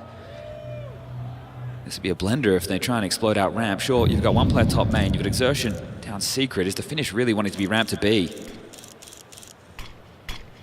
Staying that dynamic. smoke didn't land. Locker's smoked. ZywOo has vision. And he's going to hit it. Spinks caught. Now you're going to accelerate into Robs on the ramp. Do you clear him? No, you don't. Back to turn. Jimmy late to it. Still wins out. Apex overlooked. You're not ready for a second. Now blocked at ramp. Now again, the clock, your greatest adversary. Where do you go? Torji finds a way out, perhaps, removing ZywOo. And now Apex is getting really cheeky. They want to come through. Apex hiding out, hoping to be walked on past, sees the flash, knows you're coming, needs a second. Torchy needs to hit the close one, can't do it. Comfortable defense from Apex. Positionally sound counter-strike. The double up on ramp and 6-0. This is the Apex we saw in the first half of 2025. This is when they went on the mad run, the best season ever. And he's delivering individually right now, 9-5. MOUZ are floundering. This is a 6-0 start on your map choice with moments where Robs has not looked himself, but Apex, no issues. And again, he's calling a good game. And when you're calling a good game, really set yourself up to be finding this level of impact. This is a leader who knows the team that he has and lets his teammates let them in on the secret that this only comes once in a lifetime. You want to make the most of it. Ooh, hang on. Apex flirting with that smoke wall. Supported by ZywOO's smoke breaks. Nothing exposed. Here's the cross. There's way more than he realizes, though. He thinks... Oh my God! He's right behind the enemy lines! MOUZ, that's a scary one! Oh, that is horrific. He's walking on a different plane of existence right now. What's going on? Oh! He's a ghost walking amongst them. Oh, man. If this wasn't a semi-final at an Intel Extreme Masters, that was comedy gold. MOUZ ain't laughing, though. Yes, it's just a line by. How much more value can they get out of this? Sure, that's a stunner right there. It should be the round in the palm of the hand for Vitality just to punt in. Brolin Exertion, you've got the loss bonus on your side. You're looking to do damage, try and limit the finances. Rops, not a lot of cash in the coffers. Same for ZywOO. So a couple more kills will go a long way if you want to bounce back in this. Sure, it's 6-0, about to be 7-0. Half's not done yet. Caught. Maybe that ballon plant can be made a reality. Worried about Heaven, understandably so. ZywOO's actually just got there, has to respect the Molotov, so that bomb will be planted. 2-on-3 retake, Brolin and Exertion, an opportunity just to get MOUZ through, break through the dam. So many nades for this retake. Limiting their options, trying to avoid the flashes. They can't avoid those. Brolin's just in the corner, getting overlooked. Did no one clear him? Found him now. Oh, Brolin delivers. ZywOO last man standing. Brolin's got it. MOUZ breakthrough. More for Brolin in that round. Both in-game leaders stepping up huge, and Apex is going to wonder how much more do I have to do. Flames is going to be mad about that one. Snatched away on the light by the flash, even hit him. They didn't hear it. Too many nades, too much noise going on as Apex thinking, I got away with murder, and we've just fumbled that. So Brolin, a bit of a smirk on his face. The opening onto the that hot run out. Tech 9 at range, moving. Impeccable from Brolin. Is that the fire starter? Is that the one to get things underway for MOUZ? I know we're talking about this rivalry, or at least this matchup, being one-sided, but in the tail end, the second half of 2025, they're 2-2. And when you take a look at the last two best of threes, both of them in Chengdu, both three mappers. So there's absolutely no reason MOUZ can't take down Vitality again. It's a new year. Is it a new you, or is it more of the same? End up losing everything then to Vitality, but we are back into play. 6-1 the score. I mean, if you've lost 9 times to a team, that's got to be not only a loss, but a lesson. And those recent 3-map affairs are testament to development and growth from MOUZ. Yeah, you got away with that one, didn't you? You snuck in.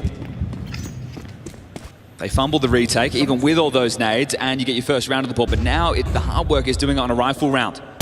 Sometimes the hardest round is that first one. Do the floodgates open? Right now with this setup, they want to let Exertion in. I was starting down towards B with the AWP. It's Rops, Red Pole, traditionally the ramp player. So this is one of those joker setups Vitality love to run. So giving them ramp. Which they haven't quite ascertained yet. They're about to. And they'd be prepared for this, sure. It's not fortified. The penny will drop. MOUZ will understand that nobody's home. So what does this mean? What is the response? And ZywOO's starting to cheat back over to deal with the ramp leak. The doors have been left open, so he has a sightline, but also has to worry about secrets. So this could be an issue. But as they pivot, it's starting to look a whole lot better for Vitality. Still 2 players towards top. Make it 3 with Apex up heaven. A chance for redemption here from Flamesy. Brolin had him once. He might have him again. Coming on out, does find one. Important trade provided by Flamesy. Robs on the red pole, does catch Exertion completely. Pantsed, nice find, need another. Spinks can't stabilize the aim. It's Apex that seems to have pulled it back for Vitality's favor. Jimmy on the flag. Whoa. Real opportunities. I was just flying up the ladder. Yeah, and Bomb was down towards the vent. Didn't need to make that play, but makes it look good. ZywOo brings them across the 7th, and that's the problem. Sure, they get there first, but it's in the fashion they did. It's not through the game plan, it's through individuals. And what you're looking for MOUZ, especially on the T side of Nuke, is conditioning. What map control can we get? How can we push and pull those rotations? Well, right now, Vitality have the read. This makes it a whole lot easier for them to wipe away that loss to the partial buy, because with the gun rounds, with the read of the game, with the setups that they are currently offering, MOUZ are nowhere to be found. Down to another partial, 2 AKs this time. One for Spinks, one for Brolin, rest on the pistols. So we're starting down B again, so similar looking setup. This time just no Rops on red pole.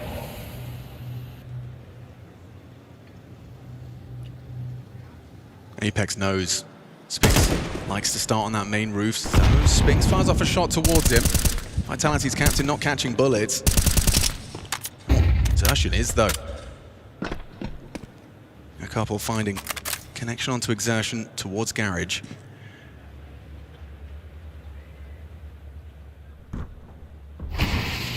Blocked.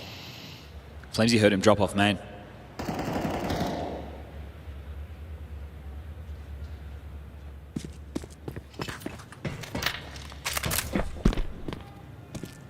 Apex is still looking out. Hoping to be not caught out. Exertion, a missed opportunity, a very narrow one. Apex not shying away from a fight. A keen confidence from Apex now. He's feeling it. He's going to keep on fighting. How many chances does Exertion get with that Desert Eagle? ZywOo. Oh, Brolin's got him! Opens up an avenue into B potentially. They can pivot down the secret stairs. But the bomb needs to make it across. Apex missed opportunity. Flamesy will activate, but the bomb's now gone. Jimmy's spot. They know he's Squeak. And they know the priority's B. Just trying to cut rotations. Needs to run him down, needs to win this duel. Flamesy wins out. Can't believe he's going round. Oh, they're running past Brolan. Important from Robs. Still cheeky in the vents. It's just Robs. And he's walked straight into the sniper. Bit of chaos manufactured by MOUZ. Yeah, they lost track of that one, didn't they? ZywOo down towards B, just getting caught off guard. So Brolin finding that opening incision, and he's even able to take a bit more space off of that. So walking a bit funny, our Vitality now. The finances being humbled. There's that, and just pushing forward. So ZywOo completely caught off by the slip. Don't see that every day of the week. And then yeah, the fact Flames has gone down the vent, then Rops isn't aware where the bomb's being planted. Everything felt a little bit more disconnected than it has up to this point. So putting Vitality under some stress and finding a solution. That one counts, but this is the 3rd tactical timeout in the first half used. Cyclone knows if they win this, they put them away financially, and they can still get 7-5 on the half. And you'll take that.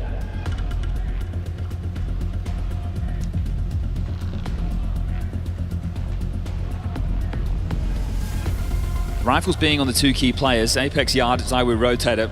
Rops can work with the MP9 ramp. Flames the dominant as he to lock down top with that 5-7. Biggest issue is lack of util. How much are you going to be able to block with just a handful of smokes, the molly for the squeak?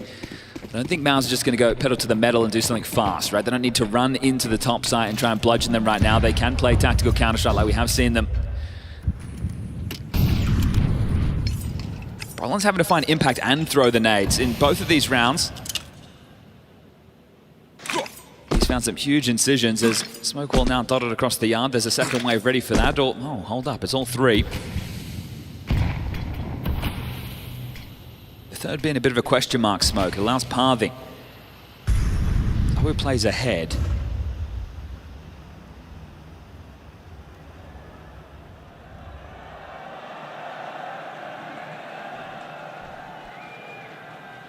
Four across undetected. Sound cue made. Apex down on B. Nothing to block. He's going to have to find the perfect timing here. Trying to get answers safely. Jump again at your own peril. That AK could be primed and ready. Okay. Look at this. What's 4? Look at this. I can't quite believe it. It's Brolin not see him. Oh my goodness. ZywOo gets one. Dips away. Ready for the Brolan response. He is doing it all on that flank. Spinks and Exertion kick up a fuss. That's the 2 rifles gone. Now Robs is the one behind you. Not quite the double. Exertion spins on a dime, makes it a reality for a 2-on-2. Bomb loose, 27. Flamesy's knows one of them's low. Mezzi's 5-7 can find him. They're going to clamp down on him. Exertion's surrounded, but he's fighting his way out. 5-7 brings it down to the 1-on-1. Mezzi versus Jimmy. And he's got the bomb on his back, just needs the fight, hits the bullet! Jimmy wins out! That's a massive round. They're on top of the economy now. Money for Vitality in the mud. They are going to have to take an eco here and give over the 4th. Oh my goodness, if Jimmy had just caught a little bit of flack earlier in the round, Mezzi's headshot would have been enough. This is a wild round though, just the timings from everybody in this. Right. We're catching it, pipping at the post right here. He's behind them, able to get the double, but it's not enough. Then you have flanks on flanks with these MP9s. Exertion Spinks did well, This one's messy. Robs is going to be kicking himself. He's had a couple of opportunities now that have gone awry, and that one right there, Jimmy holds on, but they've done the hard work on the eco now. Jeez, ZywOo's hit 2 body shot digs. Should be nothing more than just a wall wound.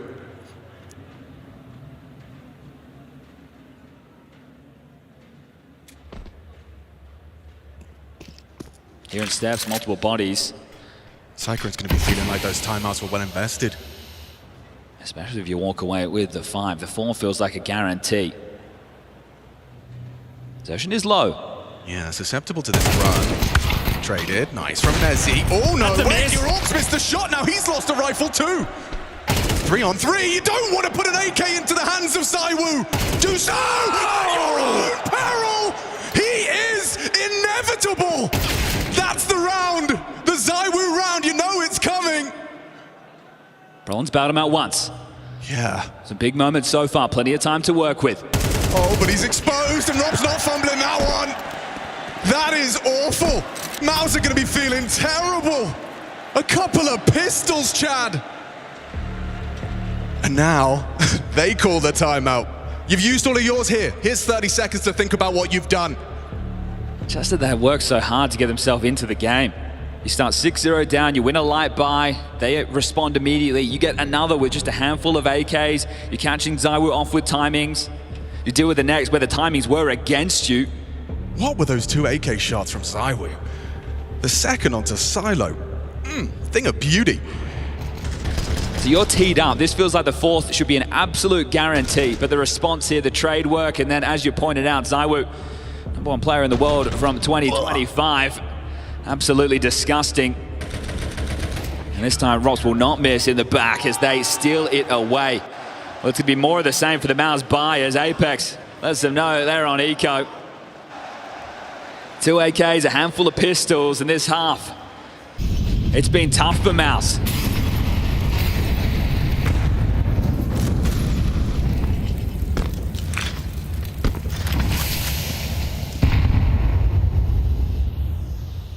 And now you really want to twist the knife, you throw something like this into the mix, and now blocked in the smoke. Flamesy doesn't quite find the headshot he needed, gets away from the Tech-9 response.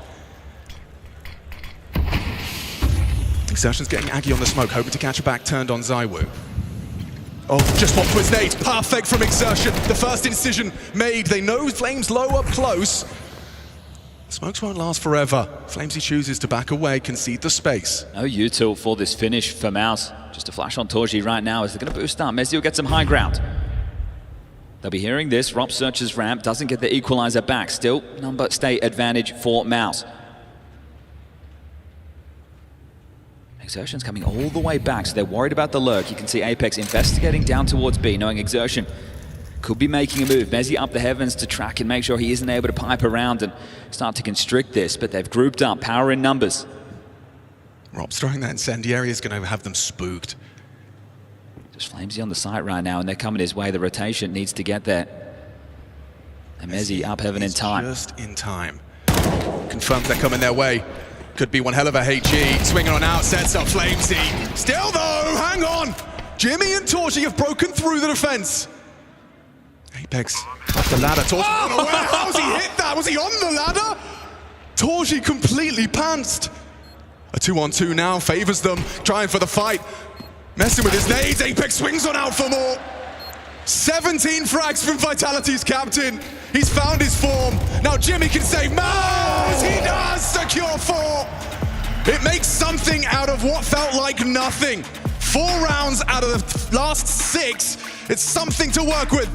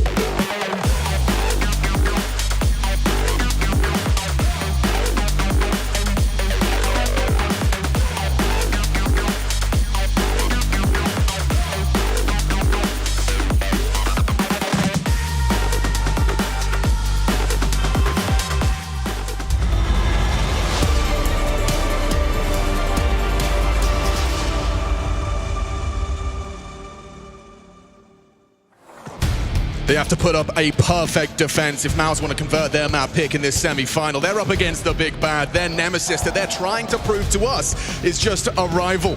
Sure, you beat them once, sure, once again on the big stage, but Vitality's first half has done an awful lot of convincing here in Krakow. 3 out of the 4 rounds MOUZ won were compromised buys. They'll take them as hard-fought victories. Vitality will frame them as fumbles. Apex in fine form as we're back underway. Will it be 2 from 2 in the pistol department? This one feels like it has to go MOUZ's way to keep the conversation alive of Nuke. Apex has got a plan. And they've put the question is there event drop in play? Strong position from Torji. Yeah, it is, especially when you get 2 opportunities. Oh no! 12 bullets later, nothing to show for it. Falling apart at the seams. Dropping like flies, swatted away. Maybe Exertion gets a freebie here. Doesn't quite get the frag he was hoping for. Trying to usher the bomb in through lobby. They know that they've lost it. Exertion undetected. This is massive. He gets the freebie onto Flamesy. Now going to cut off the potential for a vent drop. Gives us a little fart. And a quick tap from Robs. Make it 2. 3 in the round from Mr. Cool. Yeah, Exertion, it was a surprise, sure, but at that moment they know where both players are. One up heaven, one in the heart, and they're able to triangulate, lock in, and remove. It's both pistols for Vitality, and this looks ugly for Torji. It's the opposite of a confidence booster. That one is going to leave a mark. 2 players dropping from Silo. And he's going to be, yep, that is probably the maddest I've seen Torji in some time. He knows he should have had one of the 2.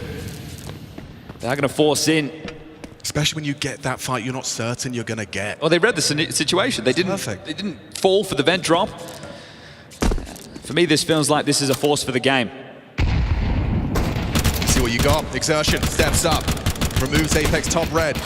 Question is, did he have company behind that smoke? The answer's yes, as Zywood catches a scalp bullet, and he gets brought down by Torji. Flamesy accelerating. He knows he's in the vents, spots the trajectory, tracking Spinks. And it's a fight that they're ready to take. He dips away, running for the hills.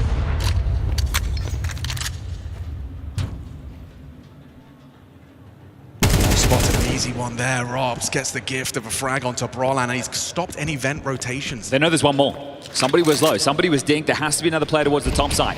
Jumping out, flying up the vents, and Jimmy's Deagle didn't find the accuracy, didn't find that headshot he needed. Flamesy leading the charge with that Mac 10. Hut is an uncertainty, lobby the same.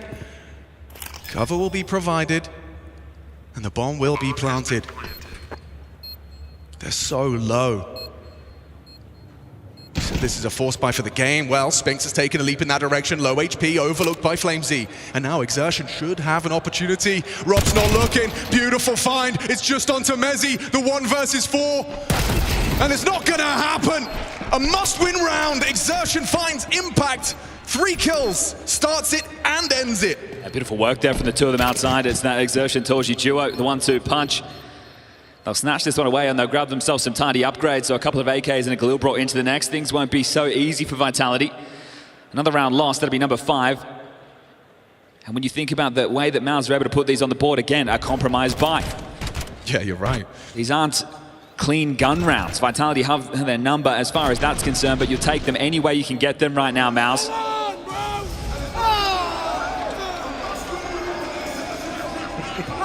Will be the eco.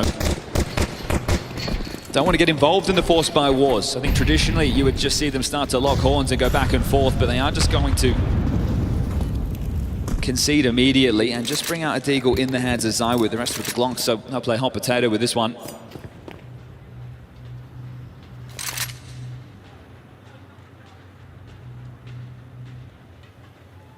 This is where MOUZ can start to re-establish them in this map. Their choice. Dust 2 up next. Mirage is the 3rd and decider if we need to get there.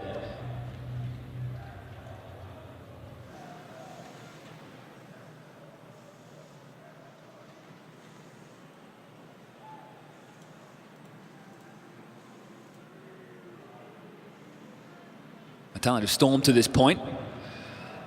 Tournament so far, they're top of multi-kills, top of 4v5s, top of traded, most ADR from utility, and, well, the best flash assists. So they are... Yeah, I saw the 4v5. It was like over 50% they're winning while conceding the opening death. That is madness. It's an unforced error right there. It's not going to cost them, but Torji, I think, was going to set them up for the secret pick. He misses the flash, and they're still going to farm them. Maybe he just wanted a couple of his own. I think that's exactly what Zai was playing for. Just one. Not going to get it. All right, well, guns will come out.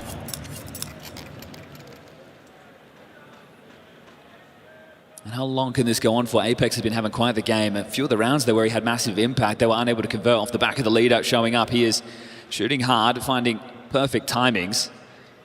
And this still could become labored. So you win that force, you have a clean one against the eco, and you have yourself extra cash going forward, MOUZ. So even if you lose this, you can buy back. For Vitality, limited in terms of the util. That limits their options in moves. So how are they able to find a dent? How can they find an opening? Misdirection, it's going to be tough for that to be name of the game in a round like this, even so smoke wall dotted in yard.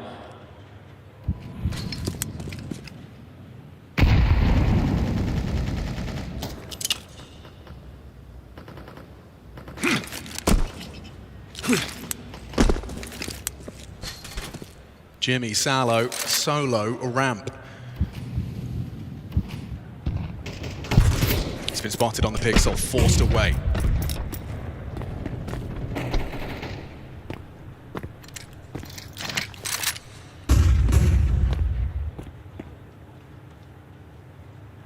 Second man rotates in as well to lend a hand. Just going to go contact, slinking through. Jimmy on the jiggle. Confirmation of presence. Surging into the site now. Spinks side by side, maintaining control of the door. Robster wants to try and break in. It's perfectly executed by Jimmy, and his back is covered. The setup is sound. Man advantage, not for long. Messi does manage to bring down Spinks. Still Jimmy kicking up a fuss. They can't find the trade. Single occupied, and it's Brolin that delivers. Did get brought low, and that bomb still not planted. Really uncomfortable for Flamesy and Apex. Trying to find a way out of this with the doors open. It's impossible to see a safe haven to plant. He's just going to go for a fake and hope for an overextension. The double swing. Oh, and the double spray. Flamesy's found an answer. Not the 2-on-4. It's a reload. Yeah, pressure applied by the incendiary. Apex needs to provide some covering fire, finds a safe haven. Apex delivers his. It's Flamesy's chance for impact, and he's just gonna deliver! Flamesy! Outstanding performance, a quiet half a counter-strike, but he's found his impact. That is the impossible one there for Vitality. Sure, in the first half, they get that eco win, but this is taking the B bomb site with no utility. Can't smoke single, can't molly the windows, you're jumping into dry fights, giving them away. And this is insane work. Fakes the plant, they still both swing, doubles up, Apex gets one and then puts him in a winnable 1v1 against Torji, who we know is having a tough time. That's double digits now for Vitality. And that's one that got away for MOUZ.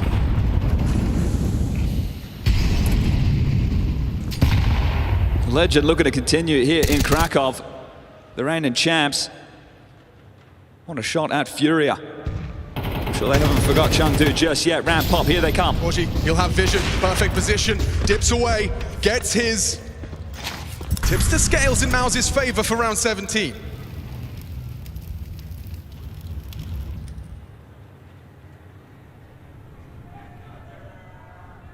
Look at the position right now of exertion. Safety net. Doesn't get more passive than that. And if they do want to try and pivot over towards Heaven and Hell, they will have to trifle with that. Spinks clears out Yard. This will help identify where that fight likely coming from. So are they back to lobby or are they actually coming ramp? Torji on his lonesome right now. Can he get another? A few more nades than last time. Messi does have a smoke. Limits Torji's contributions. He's got one chance at the break, trying to time it right. Nothing revealed. Oh, and he's not going to hit the first through the smoke. Sideways will, though. All it takes is a single AWP bullet. He tracks you. Nice find. Important from Prolant. Steps up and delivers. Keeps it 4-on-3 in favor of MOUZ. Oh, he's in the open. Apex fumbles. It's collapsing. Just Robs remains. Surrounded. That bomb, fresh. HE right in front of him. They'll clear him out. They'll find their head. A necessary conversion. And again, they've got Prolant to thank. Feel like he's really stepping up. Both of the leaders having one hell of a nuke. Yeah, huge impact from Prolant. If you just go back to that first half, he had 2 key rounds. And add a third now to the tally, as he'll bring his boys into just a 3-round game. And this was a bit of a fumble, right? Zywoo gets the freebie onto Torji. This is miraculous. But then they go for a clear of their own to try and take that fight. Once that clears, it's chaos. And Apex didn't quite have the internal timer for the fade of that. They've been late on the plants in a few of these occasions. They picked off the 2v4. This time, it's a little bit sloppy. So they win out that clutch, but now they'll be back down to just pistols. So MOUZ working hard to bring this back into contention.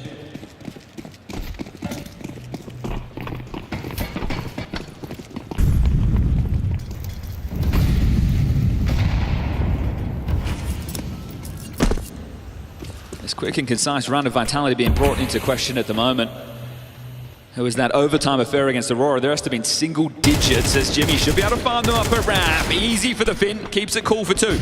Yeah, swing from exertion, actually dissuaded. Doesn't want to overcommit there. Back turned! Yeah, that's a bit of an overstep from Spinks. Access to the B-bomb site granted, and suddenly you start quaking in your boots if you're MOUZ.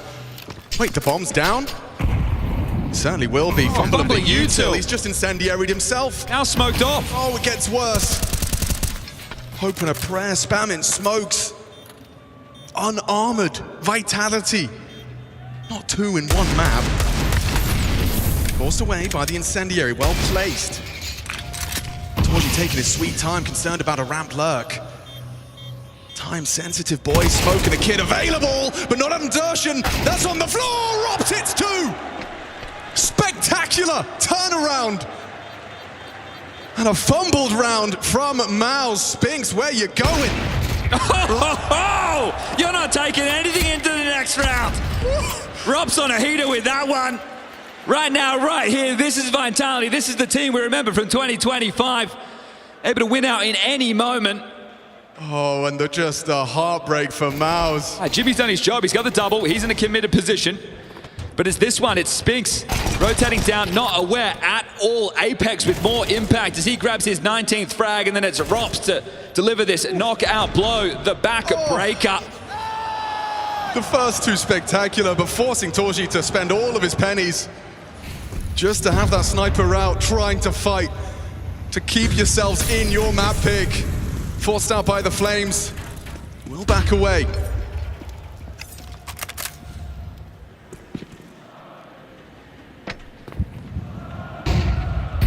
Yard-centric.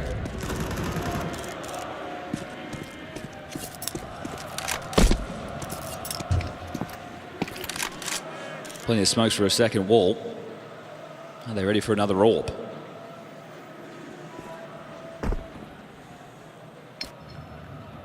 Ooh, Apex jumps across the sightline, forces a reposition out of Torji.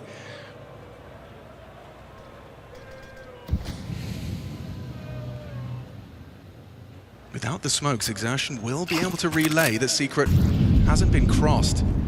Letting ZywOo search. 40 seconds and oh, a tiny overstep. ZywOo finds him. Immediate connection. Orb is there, he knows. Torji not playing scared though. Spots out a flash of flesh. It's Flamesy on Unbreakable, the quickest trade from Apex. 30 seconds, gotta get a move on. Yeah, but look at this. Moving pieces, distraction on the yard side. Brawlin's not logging, not ready. And the red carpet rolled out by Robs. ZywOo's got the door. And Jimmy's gonna walk straight into his crosshairs. Unprepared for the orb, posted on the angle. They know where you are. Rob's not shy for the fight. Falls into place so perfectly for Vitality. And that's MOUZ bring the loss bonus of 1900 into round number 20. Writing's on the door. This one from Exertion. The tiniest of oversteps. Here's the difference. MOUZ, they won their bullshit rounds in the first half, but that was to get back into it. Vitality's just to close things down. And if you wanted to have a conversation about this being close, you can't be dropping multiple. One, sure, but two, in the fashion you did. Right now, it's just 5-7s, MP9s, and a Deagle to defend your honor. You're about to be scalped on your map choice. Yeah, another condemning scoreline. Another single-digit win for Vitality. Marauders in Krakow. Oh, they've got one goal. And that happens on a Sunday. Crazy amount of space from Apex. Gets spotted out on the jiggle. Good headshot from Jimmy. Avoids the nade finish. Hang on. Maybe MOUZ can do something once again on this cobbled together buy. You've taken down one, you've retrieved a rifle. Vitality on the back foot. Oh, Brawlan didn't anticipate Robs' forward position. More where that came from. Yeah, and they're coming for him. MP9's flying through, the little refire, little bait and switch. Still manages to get another one. Bombs down outside lobby. To pick that up right now is Flames. You remember Apex low from the skirmish with Jimmy. 3v3. Oof, make that 3v2. He's hit the insta headshot. Flamesy and ZywOo, an unlikely pairing for the close. Torji down on B, can fly up the vent quickly. They are worried about Heaven, main, everything is an option right now. 25 seconds. It's just this head-to-head duel here. If Exertion wins it. If he doesn't, though, it gets weird for Jimmy, who goes swinging to his demise. Just Torji now in the 1v2. Up close and personal. Flamesy not ready for the MP9. Oh, he could do it. ZywOo full health, though. You got to tussle with greatness, Torji, and you can't handle it. 13-7. Smashed on their map pick. Vitality start as they mean to continue in this semi-final.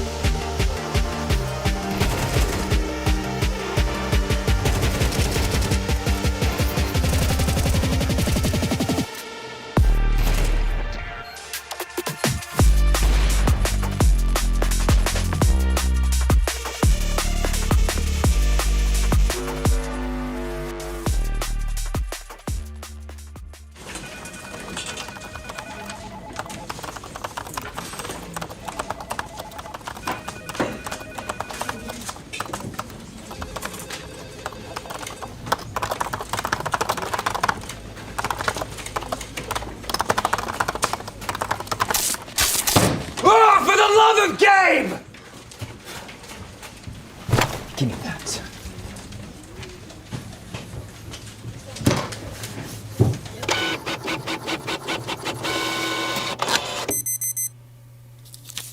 When I say the word bot, what is the first thing that springs to mind? Alu? Hooksy? Well, Today, the word bot gets a whole new meaning. May I present to you the world first logistics and efficiency AI robot. An AI that can think just like me. Efficiency protocols activated.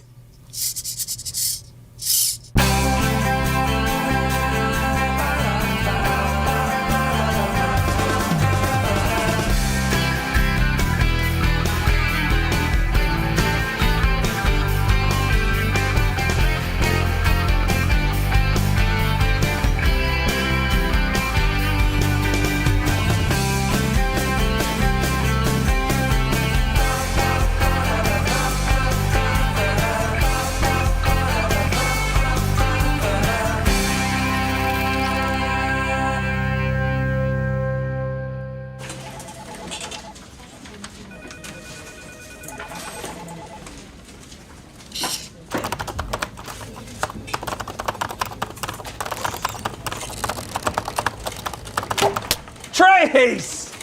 And that is a headshot. Tracer Anthus. Productivity output 0. NACSS dead. Adjustment.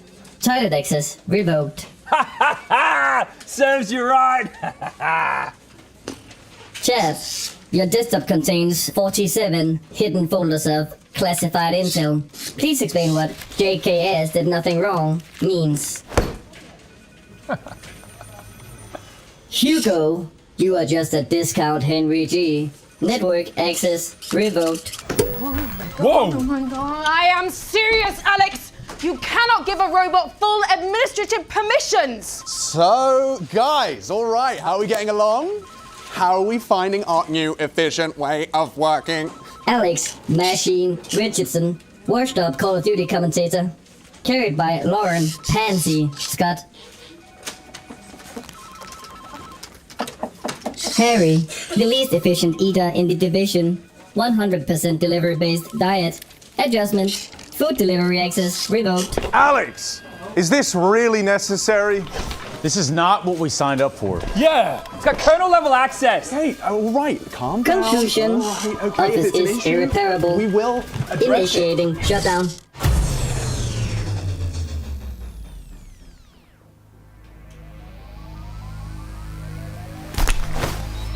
What the hell? Alex, what the hell is happening? Phone lines are dead! It's cut the water.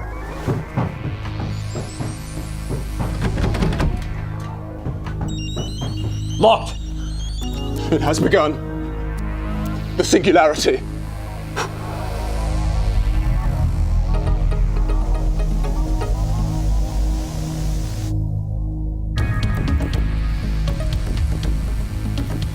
Okay guys, listen up. We are under siege and we need a plan. Okay, the mainframe is here. If we could access the AI's core, we could terminate it for good. It's off-site. Oh, Harry's right. We're doomed! But what about this? This could be a way in. Surely not. Oh yeah. It's time for a good old-fashioned vent dive.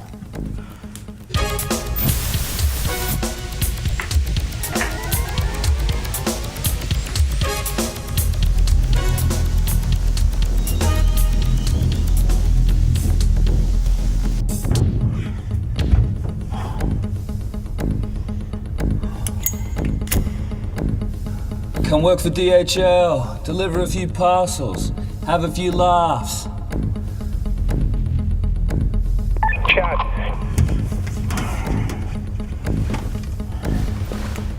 Chad, you should be directly above the mainframe now. Once you hop down, then we'll lose communication. Then, it's over to you. Best of luck, soldier.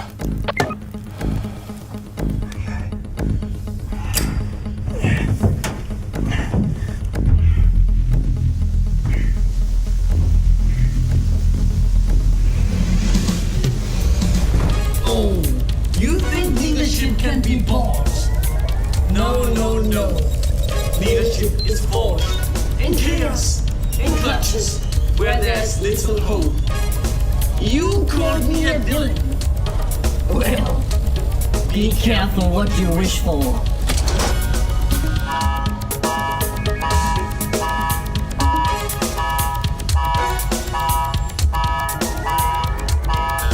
You wanted to get beyond these teams that are built, that rest on my shoulders. What you don't realize is, this is my system, this is my department. I am the OG I killed. Canadian?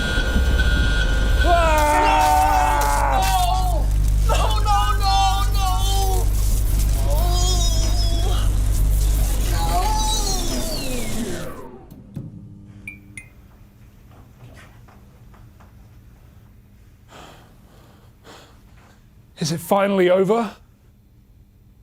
I wouldn't count on it. The comedian always gets the last laugh.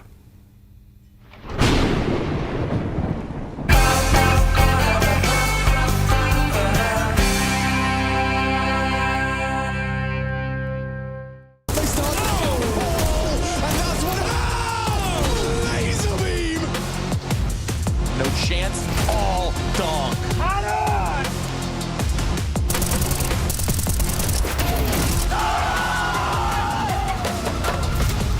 Opening fight here and no utility to do it. Brokey going for more. Brokey wants it all.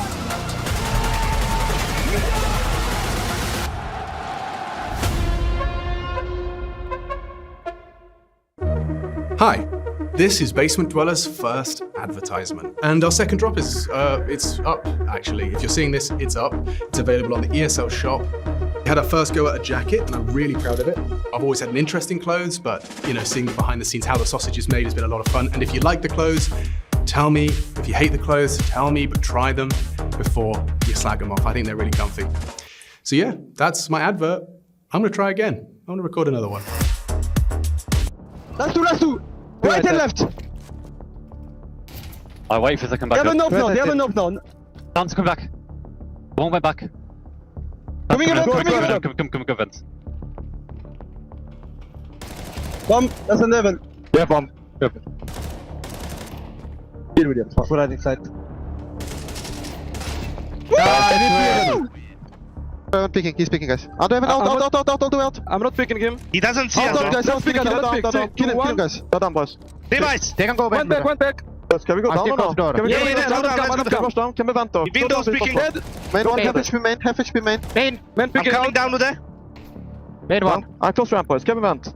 I close ramp. I don't see them. Shouldn't be vent. One wall. I'm going out. Yeah. One vent.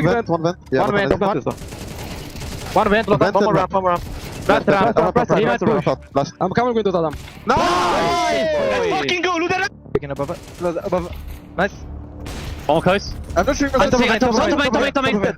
Get the bomb close secret. 1, 2. Top of main. Maybe silo. Chill. Let's get one under or something. Yeah, could be under. Robin is back lobby. Just one secret. It's a secret. Taking the gun. It's top silo, right? I'm going Evan. Yeah. I'm going Evan, okay? Could be secret. Nice, Matu. 6 shot. Open it. Furika! Let's pause. X has a hell of a first map right there. Almost could call it a master class. Tell me how'd that go. Master class, I don't think so. We lost some small buy, I think, on the city side. We lost, we won the Nico on T side, so it helped us because after that we had the economy. But I think we had a good idea how they wanted to play Nuke. When you look forward to Dust 2, do you think that MOUZ will be as disconnected as it might have felt right there? I don't think so. They know how to reset. Usually when we won the map against them, they know how to reset, and it was tough in the past when we won their pick. So I want to make sure now we are focused on the next, play a bit more together sometimes, especially on city side, because we are a bit disconnected sometimes. Thank you very much. You're welcome, mate. Please ensure your phone is muted during the session. Already muted after a break. Of course. Floor amp policy. This wellness check-in has been scheduled after you declined a department move to finance and fraudulence earlier this year. Distractions acknowledged. Your records do show you've been underperforming in your aura disposal duties. Exceeding the aura cap imposed by Floor M must be proving stressful for you.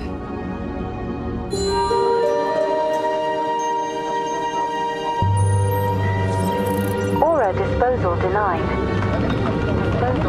Your aura levels are concerningly high for your station. Luckily, your colleague's work is ensuring that your team's aura will return to net zero by the end of the cycle. Aura disposal successful. The board is thrilled with your department's consistent presence. They hope you'll be around for a long time.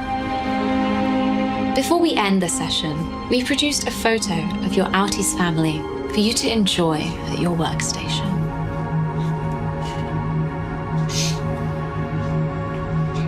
Thank you so much, Jimmy.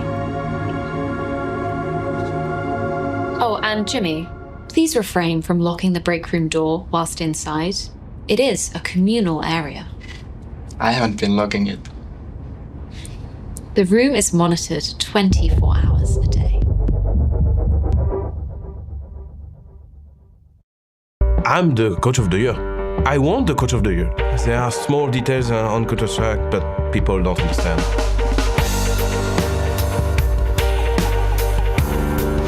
We're here with Xtaz from Vitality, back-to-back major winner in 2025, claimed 9 trophies in the past 12 months, and one day may rank amongst the greats, such as Zonic and Blade.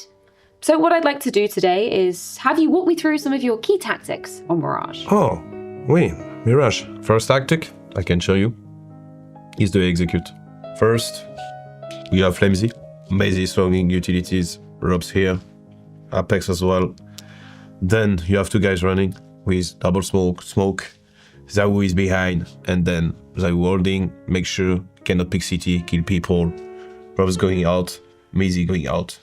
And like that, if we lose the round, or we lose some guys, at least Zawu can clutch. Okay, excellent. So really just using your pieces to facilitate Zawu. Great stuff. I wouldn't say exactly that, actually. It happens, he has to be the player behind.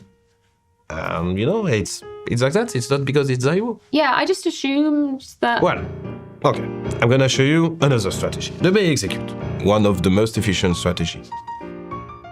Zawu, he will throw utility on B, right? Flames first, Mazy second, can be Robs or Apex mid, and the other guy behind, okay? They will jump, taking sight, another guy that will throw utility, then holding kitchen to kill people. Okay, so using lots of utility and setting up ZywOo to ideally close the round.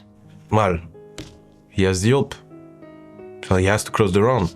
It's not because he's ZywOo, he's the AVP right now, and no one else is the AVP. Strategy 3. We call this one Protect of President. So this is Apex, the star player. The in-game leader, the president. You have ZywOo, you have Flamesy mid, even MOUZ with him, and Robs baiting on A. Flamesy and MOUZ will go first, okay? They die first and not Apex. That's the key, right? Because Apex is really good to revenge. And then you have ZywOo holding CT and killing people. Okay, so maybe Apex will get an opener, but it's still ZywOo to close the round. No, he's the Hopper. An expensive weapon. You don't understand that? Ali set up Dunk, only Pixel call him a genius. I set up ZywOo and Cyclone, but it's fucking underrated. I won the Coach of the Year. You were with me on stage? Yes or no? Yeah, I was on stage, I definitely saw it. Can we just get one more strategy breakdown? Yes, I'm gonna explain you Counter-Strike a bit because... Mirage, you have mid, okay? Mid is the key. So what you have? First, entry fragger, because he has to be the entry, right? And no, not the AVP, cannot be ZywOo. Okay. You have Robs and MOUZ throwing flash and smoke, everything for the mid control, so flash, Flamesy has to go. Robs flash, ZywOo, you need a flash? Yes or no? Yes, I need a flash. MOUZ, you need a smoke, ZywOo? Yes, smoke everywhere to make sure I cannot die. Apex somewhere, because he's the president. Okay. Then you have mid control. That's it. It's not like Spirit, that's not simple like that. I'm not saying don't go kill, okay? 26, 28 categories, that's not easy for us. That's why I'm the GOAT. Désolé, Matou.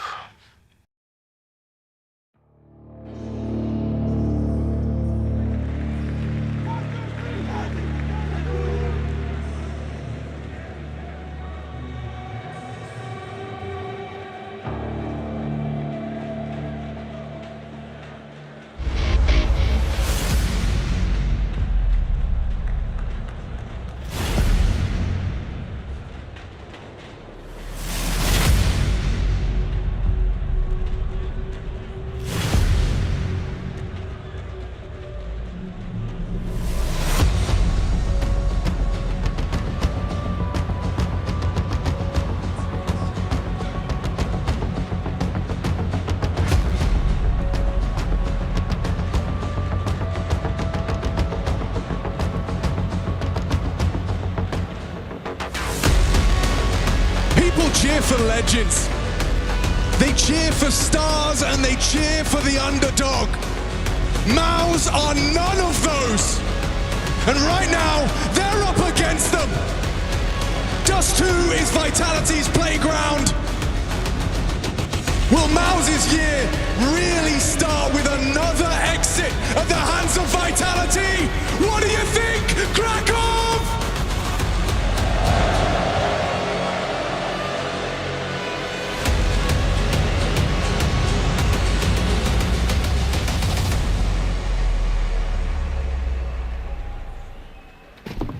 As a team, Vitality are 35-4 on Dust 2. Ooh, I'm gonna need you to 35-4. 7-map win streak up against MOUZ, who in the last season were banning this very map. Battle-hardened here in Krakow. Played it 4 times, 3 wins. And right now they need to dig deep.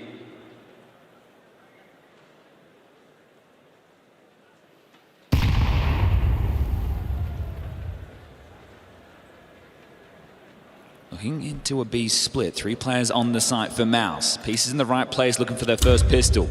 Exertion, flash at the ready to set up Spinks. Oh, it's a smoke indeed. Yeah, the block smoke's going to work out. Doesn't stop ZywOo peppering through the smoke, and now commitment through the doors as well. Pressure has been applied. Nice from Jimmy. Great combination punch. Everyone on that B side has hit their shots. Now gets weird. Apex and MOUZ brought down. Important shots hit, exertion, necessary frags, and MOUZ this time starting off with the W. Okay, so that's a pistol in the pocket. That one looked perfect as far as the setup, but still got wonky for a moment. Jimmy pivots into the window, Spinks and Exertion able to delete, and then they all just focus fire. So good handling of business. Torji chipping in from range, and they'll grab that one now. It's about running with the momentum. Vitality will give them a way in with the eco. But nothing felt safe on Nuke. Both teams with a lot of low buy rounds, compromised purchases were the key to the limited success that MOUZ were finding on Nuke.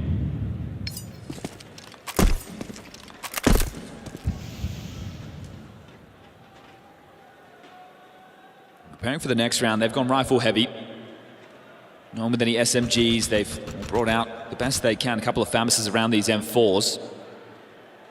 Keeping somebody alive, not taking any damage. The cheaper upgrades, it means everyone can be strapped. So next round, they'll be sitting pretty, as long as they don't give away too many of these. Oh no, Torji nearly got completely caught, still gives up some space, opens up the conversation a little. Brolan, just a couple of bursts, would have been fine, T-side eco round wins for Vitality, they can't keep coming this easy. This was a $600 investment, 2 P250s. There's no way. You've got to give it a look. They have Glocks and a single flashbang. A well-timed flash though, as you commit in, sure, a burst to the head, it's a nice one, Mezzi sidelined, important from Spinks, but there's a P250 connecting!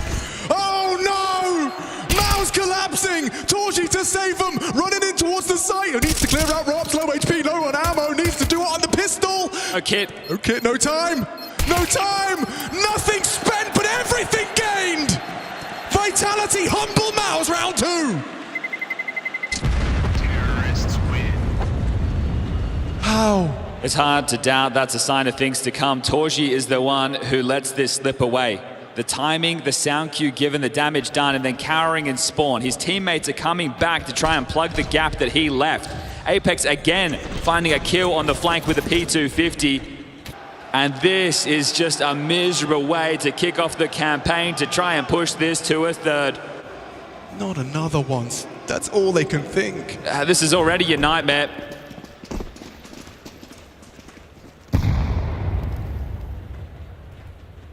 You win the pistol, you get an eco, that's meant to be the way in. That's meant to be the confidence builder.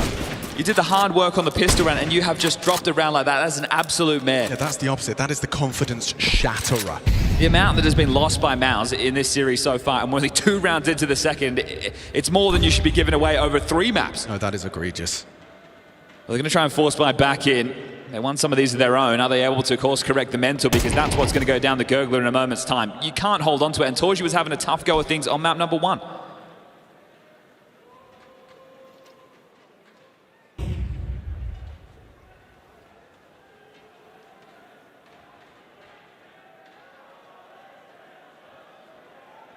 Maybe Torji's scout will be able to suppress. Just look how much space they've got with limited utility. Like they haven't exactly, right? So right now, full execute onto A if they want.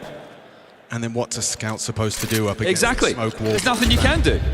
Okay, Torji, you fire off your shot, you let them know you're on the long side, and now you're back away, you give them the sight once more. Do you save this and go again? Unless there's a way in, unless you're able to punish this, there's a tag, not the frag. Your B defenders, it's 3 of them as you were stacking the wrong side of the map. This will be a save. They will go for the double dip on this, but will they be limited? Romps towards green box. If they try and poke their nose out long, he can punish.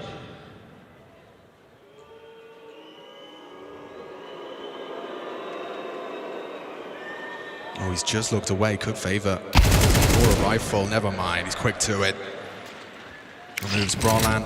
No Torji's long as well because the scout sounded off. No point giving him an AK. Right now, that's what you have, Vitality, so just hold on to these. Oh, Apex going in. This is risky. And the scout gets the tag, but Torji loses it all. Brutal.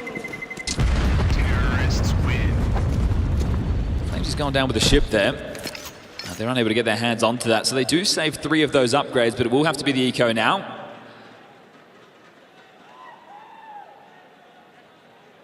And this must be feeling way too easy for Vitality.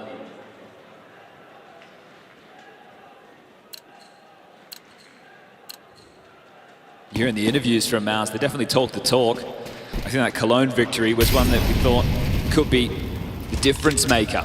Oh yeah, I thought that was going to unlock, the next phase of MOUZ. And pursuit of that spark that they're looking for, you think, oh, this is a massive tournament. To be humbling, they were the reigning champs there too, Vitality. Yeah, they're doing that a lot at the moment. Just looking to go back-to-back. They will have to take on FURIA tomorrow, and that's if they can get past this. Very early stages, round number 4, plenty more counter-shot to be played, but I just think when you look at rounds that have gone against them, there'll be a whole lot more of that to come.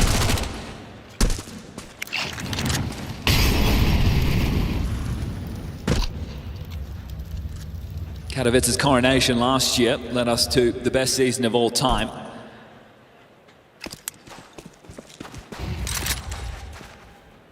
Yeah, these tournaments at the IEM Winter Championship, they do often tend to be a bit of a place setup. For the rest of the season, you get a good idea as to who is going to be king of the castle, who will be vying to usurp. Well, now B just with one man should be able to deal with Jimmy, and once he's dead, that'll be round. Just fights on all fronts, isn't it? You've just got a 1v1 versus Zywu on the other side of the map as the bomb now finds its way in towards Spinx's site. We don't want A, we don't want B, we want everything right now as Torji kicks up a bit of a fuss, but that bomb will get planted. Yeah, Roland's USP has been revealed, fires off a couple of shots out range. He's done very well. Long range double dink. Rounding the corner and covered by Mezzi. Messy spray, but finding Torji should relieve a little bit of pressure. Yeah, a little bit scuffed at the moment in this one for Vitality, but a good wake-up call knowing you're going into the rifles in the next. Torji should have enough to get out the AWP of the glass cannon variety. As Brolin wanting to do a bit more damage on the way out. They are jaunting back now, jumping up, and Rops will lose his gun. Can he get the hands on that and get away? Jimmy, I'll need to start running, because right now, losing half health. Brolin goes down, and they will take an AK into the next, so that's nice. It actually means that Jimmy could facilitate that AWP over to Torji.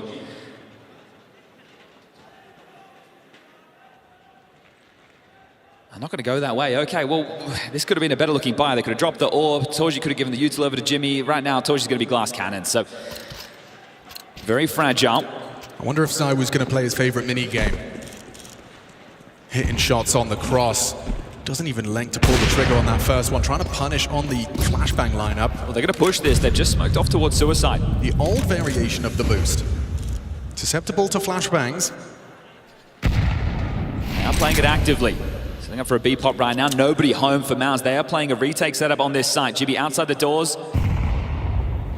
This might cost them out the gate. Yeah, immediately the B door smoke lands. He gets vision, does only get the one. Spinx poking his nose out of the window. Finds another lovely double. Both Mezzi and Rob's gone. He wants to push, and he will. Spinx is thriving. It's just Zywu to get past. A clutch demanded of the Wu. There's no way MOUZ are letting this one slip. Smoke the doors, you know he's window. Hoping for an overextension, hoping for exertion to overplay. But Zyu's coming for you. Here's him. Sounds exchange, still hits the head, but an immediate trade. All right, well played there from Torji. Right, pushing through the door, the sound cue comes in, he knows he needs to activate, and they will grab that one. That's all down to Spinx. Stun over round from him. They were playing retake, it felt like they would have lost the side there, but being able to chip in from window, not the fights that they were potentially expecting in terms of backside, backplat over towards car. It's both doors and window, a real nuisance, and then the confidence there. Yeah, incredible efficiency as well. Didn't feel, ooh, shot's been hit on the cross there. Yep, Jimmy's been brought down, 8 HP. So it pivots over, we'll smoke the mid doors, and we get consecutive rounds now, MOUZ to break the finances on Vitality. Clear game plan from MOUZ. Exertion with these HEs, just trying to soften them up on their progress. And denied. No real damage done. So default spread right now from Vitality. 2 tunnels. 1 outside long and now 2 back cat. Can start worrying into the next stage of this. They've avoided early flak damage. They're trying to do this dry again. It's just taking picks towards the mid doors. Worried about Torji's watchful eye on the AWP, trying to cause a few issues. He's starting over towards A with the AWP. Over towards the ramp, you see the extra util to slow things down. They know that this gap has been open, and while they exchange. So Torji, by throwing that, he already thought that they were up, but the signified molly the way back tells you they're just getting the control now. They're gambling for B again, MOUZ.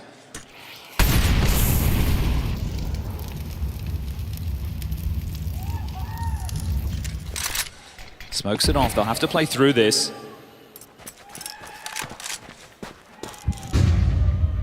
Now they start their commit. They're already out. They know what Torchy's up to. Already spotted on the cross, and Flamesy executes him. Torchy brought down out of the round, a quick bop from the AK. Brolin's boxed in. And Robs wins the duel. That was AKV Galil. And again, look at the radar. His teammate's already saving. Jimmy got tagged through the door. They did the B-mat stack, and there was just no way to help. Right there is MOUZ gambling that they've made the right read of the situation. The support isn't available. There's no way to help that out of Torchy. He was cheating over towards Long, expecting a late pop, and at that point, as soon as he goes down, the round is done. Feels like they are exploiting tendencies. I mean, Torchy's reaction's the same. We saw it on the scout, see it on the AWP. Reaction to the flashes, he just tucks back towards the long side and tries to catch him on the cross, but perfect pre-aim from Flamesy, a couple of layered flashbangs, and Vitality will seize another round. This isn't the same as the head-to-heads we saw between MOUZ and Vitality in the late stages of last year. Back in November in Chengdu, both series going 3 maps, and Train was a key factor for them, as well as VP once upon a time. Oh, the Plow love Train. So this map pool change, might be seeing the most one-sided best-of-3 between these two in a while. And everyone talks about this squad being auraless. Well, they don't lack the talent, the work ethic, or the consistency. Playoffs every single time. There's another tag. Jimmy brought down consecutive rounds. He knows he hit it. He's smiling. He knows Jimmy's once again just walking. And he's on his own on B. This time they've gambled over towards A. 4 strong towards Long. This is just a partial behind the saves.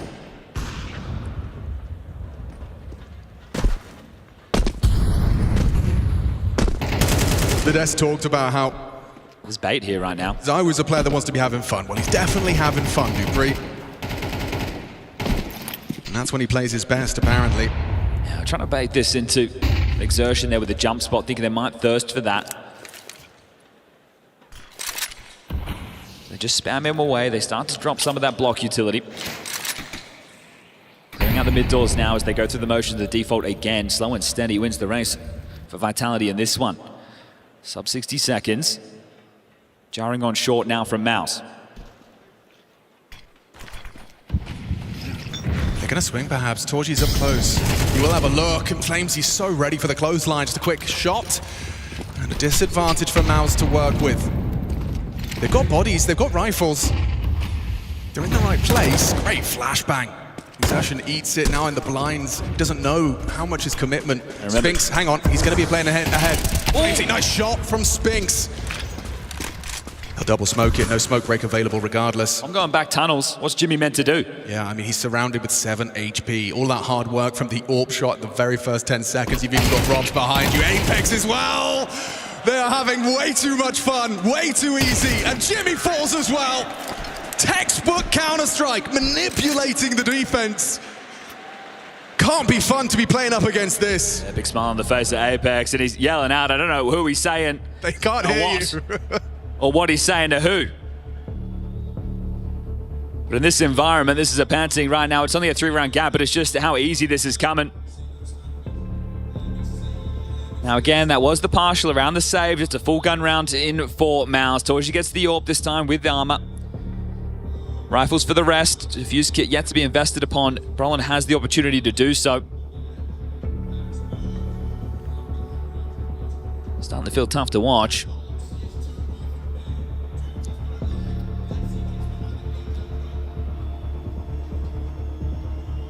Well, Zai will hit them on the tag on the cross again. Can he make it 3 consecutive rounds? Just starting your round.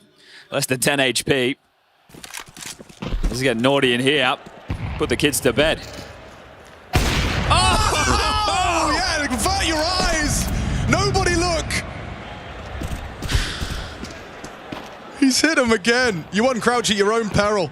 Tip of the head, spotted. He's not far off, you know. Okay, well, there has been one drawn back. Exertion has found Apex in the meantime. I take it down towards lower. Brolin's had a real rough shake of the stick on the long side. He was great on Nuke. This is a real opportunity for Brolin. Anticipates that close flash, but they do it contact, and Messi's going to go down. Trade from Flames. Instant. Robs is going to be the solo lurked short side, hoping that this utility draws their attention, and then he can work his way into a free frag in the side of the head. He is so annoying. The timings that Robs is catching, always behind them. You can never second guess one of these positions. And now, Torji and Spinks, what do you got left to do but save? Just beautifully constructed. You are setting Robs up to play his best Counter-Strike. So he'll find the timing. Well, 3 consecutive rounds, Zywoo's hit you on the cross. Start using smokes, maybe? But then you know what the problem becomes on this? You're going to be late to B. Right? You can wait. You can throw a smoke. You be late to B. They get B spawns, they run in, you lose the site. This is the easiest thing that Apex has to call. Oh, he's hitting tags every round, or he's killing him on the cross. Oh, beautiful. Like the first 10 seconds of every round, Zywoo's telling the boys one of them's low. If not, we have a 5v4. Really does thwart your CT ambitions, doesn't it? Well, this is beautiful, where everyone wants to talk about how good MOUZ are as a team, right? They just lack lifting those trophies. They play such good Counter-Strike. Well, look at what Vitality are doing to them right now. Right, sit and enjoy this. I've been here before. We lived through the Astralis era. We're in Vitalities now, and it's a pleasure to watch. The 5 best players in their roles, all in one jersey. Well, Donk might want a word, but that's fine. I think he'll want the trophies instead. 2 saved guns and a couple of pistols. So we're boosted. Not again. Not this time. All right, you get across without any damage. Good start. You get to play the game. So it can be a good finish.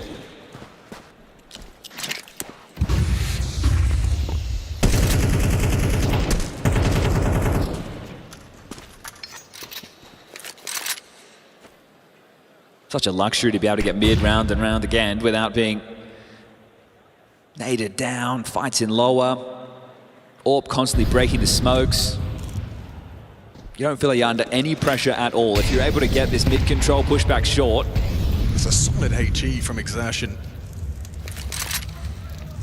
Well, this heavy A stance. Flamesy saw the trajectory of that. So he knows they've re-smoked from the ramp side. What does that tell you? B's under fortified. Isn't that the crumb? They're going to walk into MOUZ's trap. Must hit this. Torji, a golden opportunity, does behead Apex. Flamesy not going to go through the incendiary, so they hold on to their advantage. He's got just the 2 weapons and the pistols. Still going, eh? Torji's out of position. Yeah, and Flamesy's very, very low. Pressure applied. Exertion's going to get some early answers after that flashbang. Now Torji feeling pressure on the mid-split. Jimmy's 5-7, it's a good range for it. This is where Torji needs to get himself more. Double kill, how about 3? MOUZ's sniper does deliver, shuts down the Vitality mid-split. Okay, that's the saved guns, and that's a lot of impact there from Torji. Out of position until it turned into an A fake. First time out from Vitality. X-Taz to get on the mic. Not a compromised position to be in as far as the funds, but maybe some adjustments that he wants to call. Some decent long spawns available for Vitality if they'd like to hit this one with pace. They've been relatively tempered up until this point.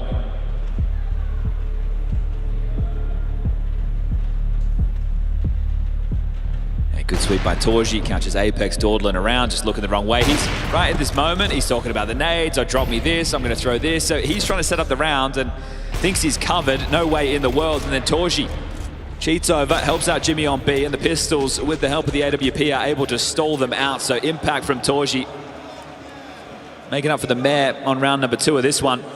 Apex has the AWP for the mid-doors pick. He fires off, and they are actually heading out long. Interesting. Okay, this time's got pace. Have to concede the space. Brolan will.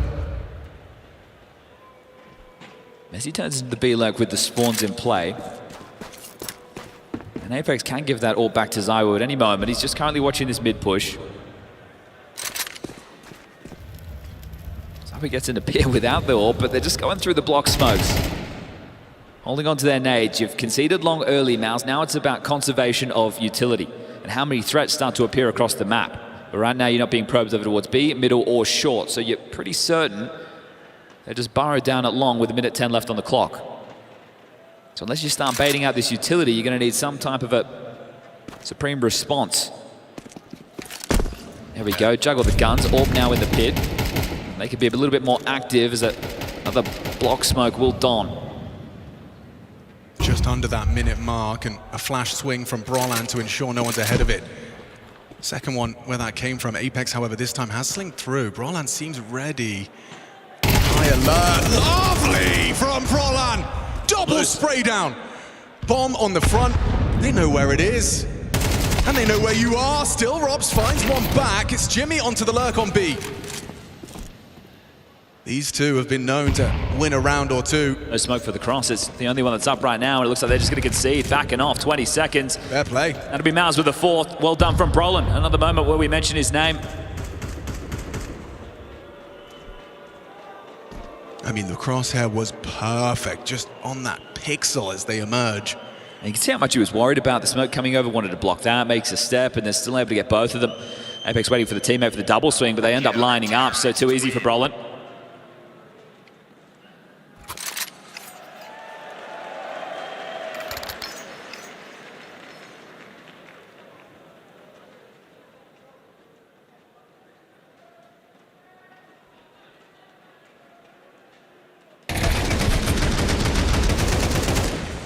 It's even better on his POV, doesn't it? See the pressure is under in that moment. Well, the buy's back in. Zawi's got the AWP out again, and on the cross, doesn't hit the tag. Gonna run out of money soon, Vitality. You need to start making good on a couple of these because MOUZ, they're putting up resistance. Big nade onto Jimmy.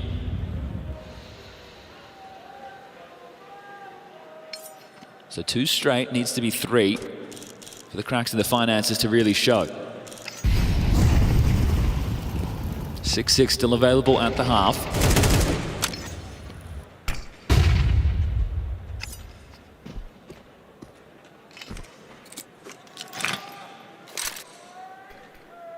Robs deploys the lurk smoke.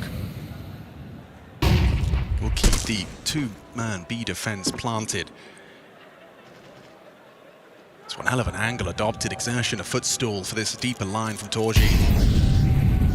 He's seen enough off the flames, anticipating the flashbang, can still sweep back in.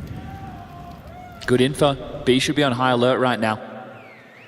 Jimmy with a full belt of nades. Spinks with a bunch too. There's just not enough pressure in the early rounds. MOUZ are well equipped to defend this. Yeah, they got the right nades. They feel like this 5th round is destined to be theirs. Who could change that? Nice find from Jimmy. Trade is immediate. How's he pivoted straight into Jimmy? They know Spinks could be around here somewhere. It's a quick scope out of ZywOo. Sinking feeling in the stomach of MOUZ. This one was teed up to be yours. Stolen away. ZywOo anticipates the walk up, nails the shot, no trade, denied by Flames. Massive round. He has doubled his kill total. Just a Beyblade spinning around on the way into B. Yeah, slow tactical rounds, and MOUZ even with the right approach, holding on to that util. You see the flash break combo, exertion being part of that, but not able to get anything done. ZywOo with this one, and that confirms B site is clear. And at this point, the fact he's hanging around, and still the team play on display. The highest level for Vitality, 7-4. Final round of the half. Does look like they want to contest for short here. 2 of them set up for that. Spinks eats the flash, and Flames, he's found the opening. Torji's gone. Apex caught walking out. Nice from Spinks on the clawback. Just execute A. You know that the AWP's dead towards short. It's going to remove a lot of the threats that you could experience. So if they just want to head over towards this A site, call over the likes of Mezzi, bring over Robs, and finish together.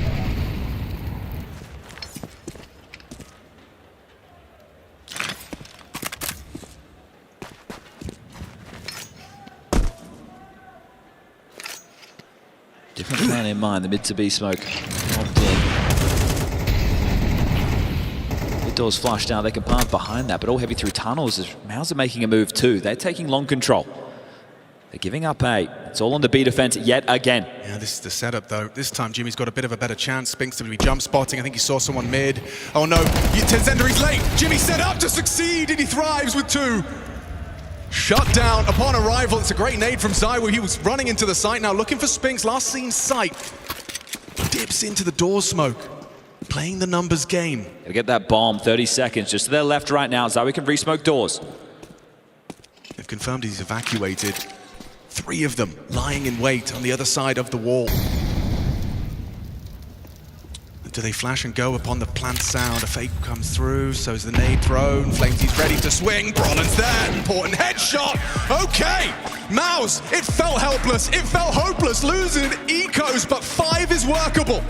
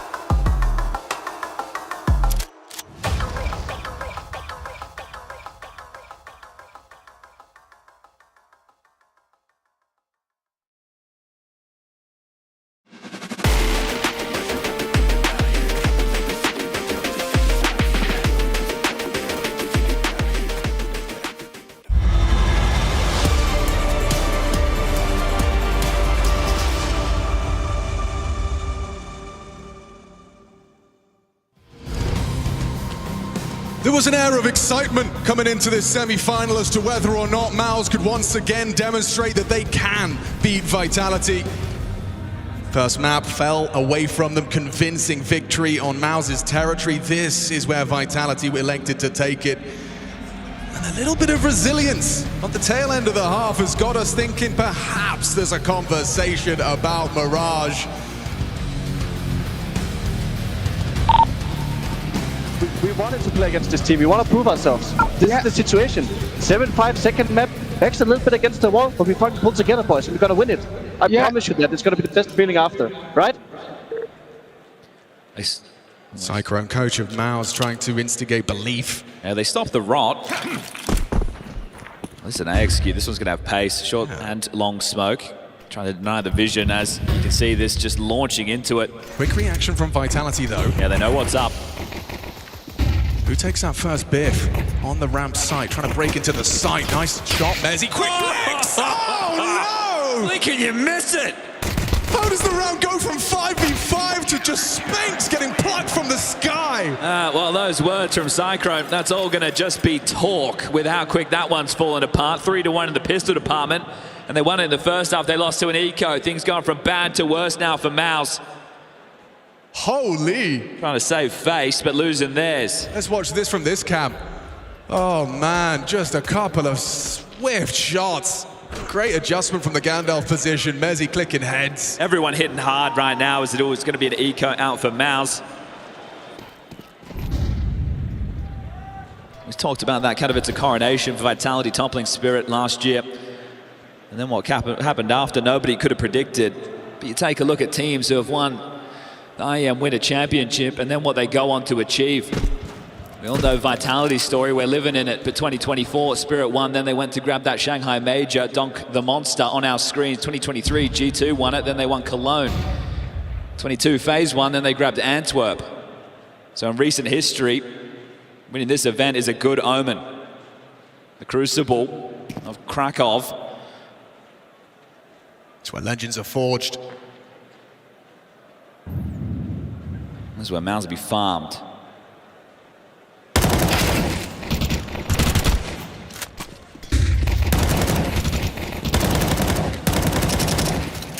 Spotless, 2 straight rounds, no casualties.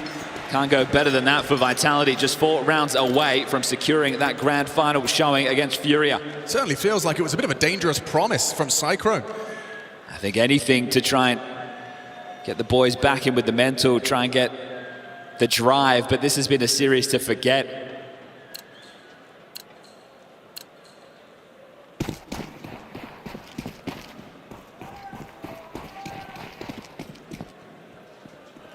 Building block of this belief would be winning the first gun. It's the default spread, no ZywOo Orb to maintain these sightlines. Brolin continuing to play aggressively. Hello, opening kill provided by Brolan. He's been making moves. He's still playing like the same player. The rest are the ones missing at the moment. Torchi's had some moments, Spinks too. Jimmy with a clutch.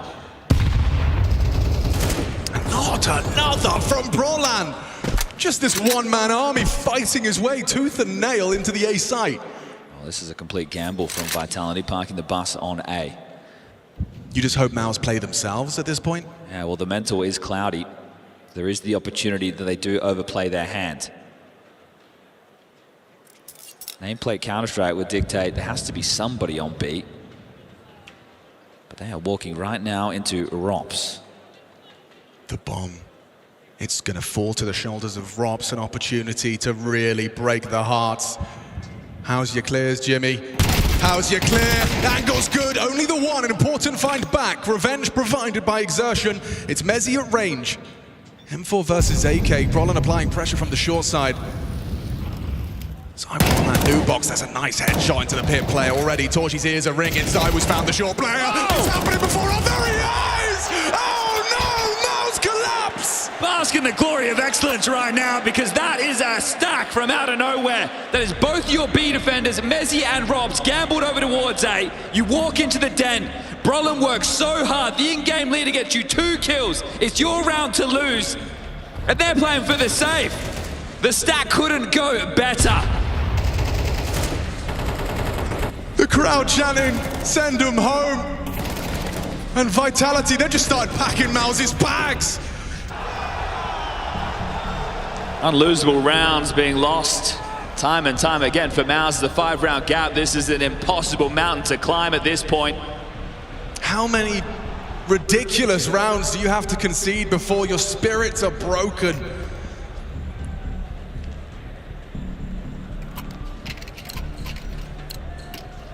I'd say that's probably about it.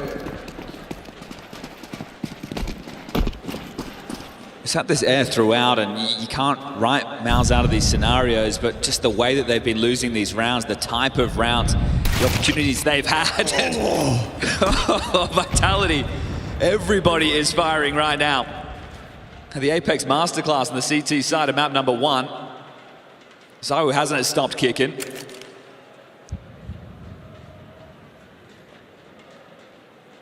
Feels like a full team effort from Vitality.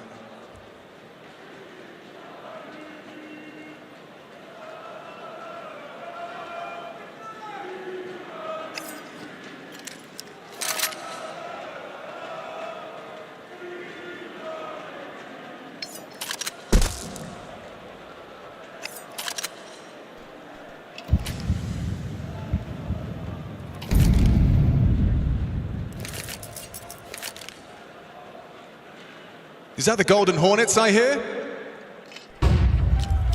They don't get out of bed before Sunday.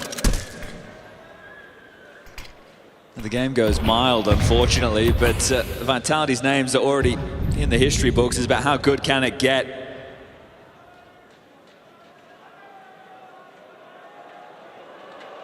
All right, Robs. How do you handle this one? Jumping out of the smoke into his jaws. Not overextending himself, just times it to perfection. They're falling apart at the seams here. Just Spinks hoping for one, and Robs does not go down. You can't touch him. 4 rounds played second half, 3 of them literally spotless.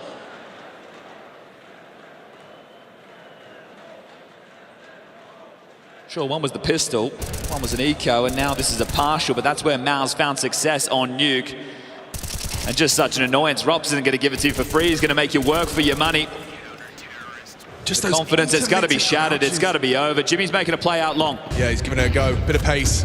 Bring the fight to flames as opposed to the other way around this time. Giving them the space right now. They've conceded this Vitality.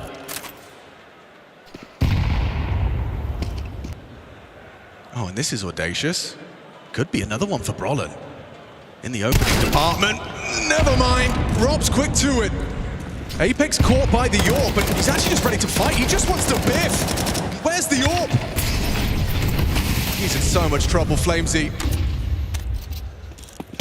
Jiggle out, should be good for Torgy, doesn't quite hit it. Getting weird for MOUZ. Robs has locked the door behind them, there's no exit. You have to fight forward. Now a block smoke lands in your face, an AWP shot hits the Kevlar of Torgy, and the bodies are gonna keep dropping. There's nothing for you here, only misery. In the semi-final for MOUZ. Vitality, their nemesis, returns. It's a new year, but they could very well say this one feels just like 2025.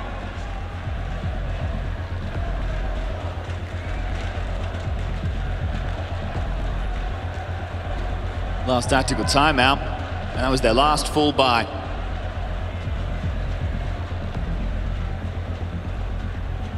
Compromise, not the buy, the state of MOUZ in this one. I think the fact they had to make that lower bracket run after Aurora dusted them down there in a 2-0 fashion, battling through FaZe, making light work of them. Overtime affair against the Falcons. Was that a galvanizing win? Well, it turns out no. G2 not ready for the stage games against MOUZ, but Vitality in a league of their own. Feeling 0-2 well. A 2-9 losing record for MOUZ, about to become double digits in that department. Straight out the guts. Oh, they just want to break the fight. We're double nading suicide. The CT side charging and bringing the fight. Solo push long doors. Yep, this is when you really have a team completely surrounded, completely outgunned. Flames' aggression's not going to be working for him. Taking the gap, Zywo trying to plug it. Yeah, he's going to be there just a little too late. I thought he was a dead man. You going to push? You going to push into Zywo? Yes, you will. Doesn't pull the trigger. They brave the flame and have got themselves an advantage of some sort. Something else to worry about. There's always somebody on long. Now Apex over towards Khan, gives up the position with the spam. You've got this lurker Spinks, but you feel like you've got to do something. Just sitting outside of B tunnels. He is a non-issue in the round right now, but he could be the solution. To get them something on this T side. It is a 5-round run. Will it be 6 to close? What a dominant half of Counter-Strike this has been.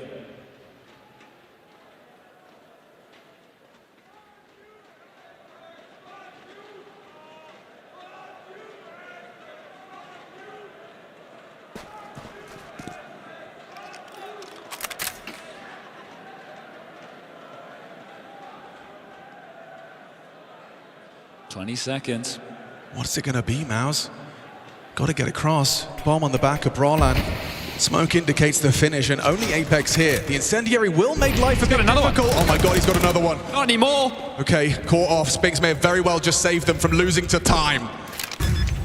Bomb can be planted, and it should be enough. They want to give this one a look. You know that MOUZ are ropey. Are you going to play for the game? Well, Romp's backing off towards T-spawn. I think that tells you how this one goes down. If Spinks doesn't kill Apex, it could very well have been the most unbelievable finish to a semi-final. That's going to add insult to injury if they had lost in that fashion. Just a 2v4 with 2 incendiaries. Spinks saves them, and we will see MOUZ not go down without a round in this second half. Walking that fine line in that one.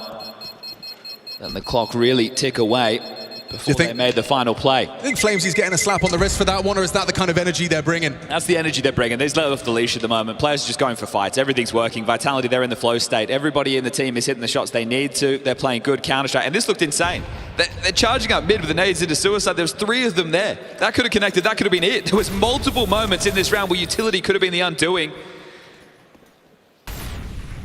Spinks, just in time. He had it in his hand. And the lurk paid off. They're feeling comfortable. They're not worried at all. And this time they're going to bring aggression. AWP starting short for the lower tunnels fight. Trundling down mid, 3 of them sneaking. Straight for a mid to B. They're going fast. Yep, pace. The remedy here to MOUZ's woes. Just Robs. Ahead of the curve. There is just one man on this bomb site. What can he possibly do? Flamesy chips in through the CT smoke. Already 2 bodies gone. They can't find Robs. They can't find him. Through the smoke, he gets them done. That's the end for MOUZ.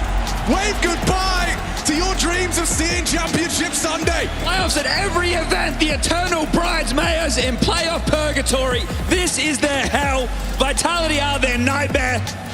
But these are the defending champs, and they are back to defend their crown. FURIA await tomorrow, and we will see them lock horns back in Chengdu.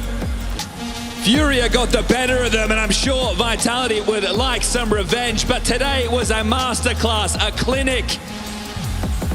We are living in Vitality's era, and they are starting 2026 to continue the count of trophies.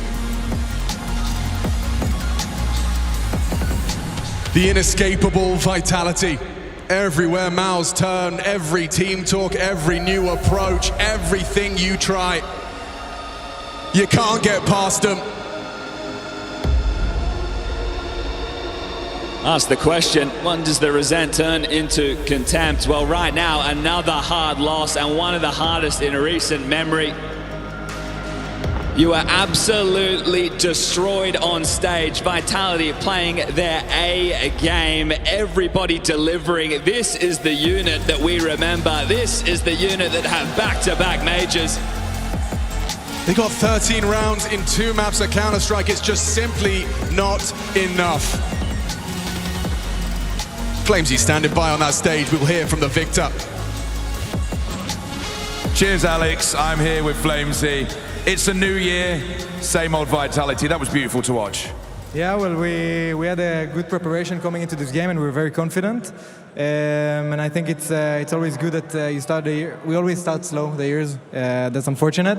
But coming to Krakow with such a big tournament and getting finals is really important for us, and we obviously want to show it against FURIA tomorrow at the same level. I think the game was pretty smooth today on all the ends, and yeah, it was pretty good match on our side. Before we talk about yourself, we look at this trophy. You won that a year ago. You won it in the last home of this tournament. That really kicked off this amazing 12 months for you. Did you feel at that moment it all clicked into place a year ago? Well, yeah, kind of. We knew we have a great team, and since the beginning of the last year, we knew that something is going to be good with this team as long as we can show the same performance on the official games. And when we lifted that trophy, it was amazing. Obviously in Katowice, but we knew this is the start of something great. We didn't know how great it can go, but it was. We obviously knew it's going to be an insane run. And talking about yourself, you have been hot. I mean, Flamesy hot, sounds cliche to say it, but you have had a smile on your face. The Counter-Strike you're playing, we just saw it there. You're taking everything, you're enjoying it. Yeah, well, we always want to have fun. You know, it's an amazing crowd. It's a big event, and we want to enjoy it. We don't want to be stressed because it's a big official match and everything. And thank you for all the crowd for cheering because it was amazing. And yep. Well, thank you very much. Everyone loves you here. Tomorrow's going to be amazing. Before you go, let's get you to write your name into history. On that camera just there, Flamesy Vitality in a grand final for that trophy tomorrow.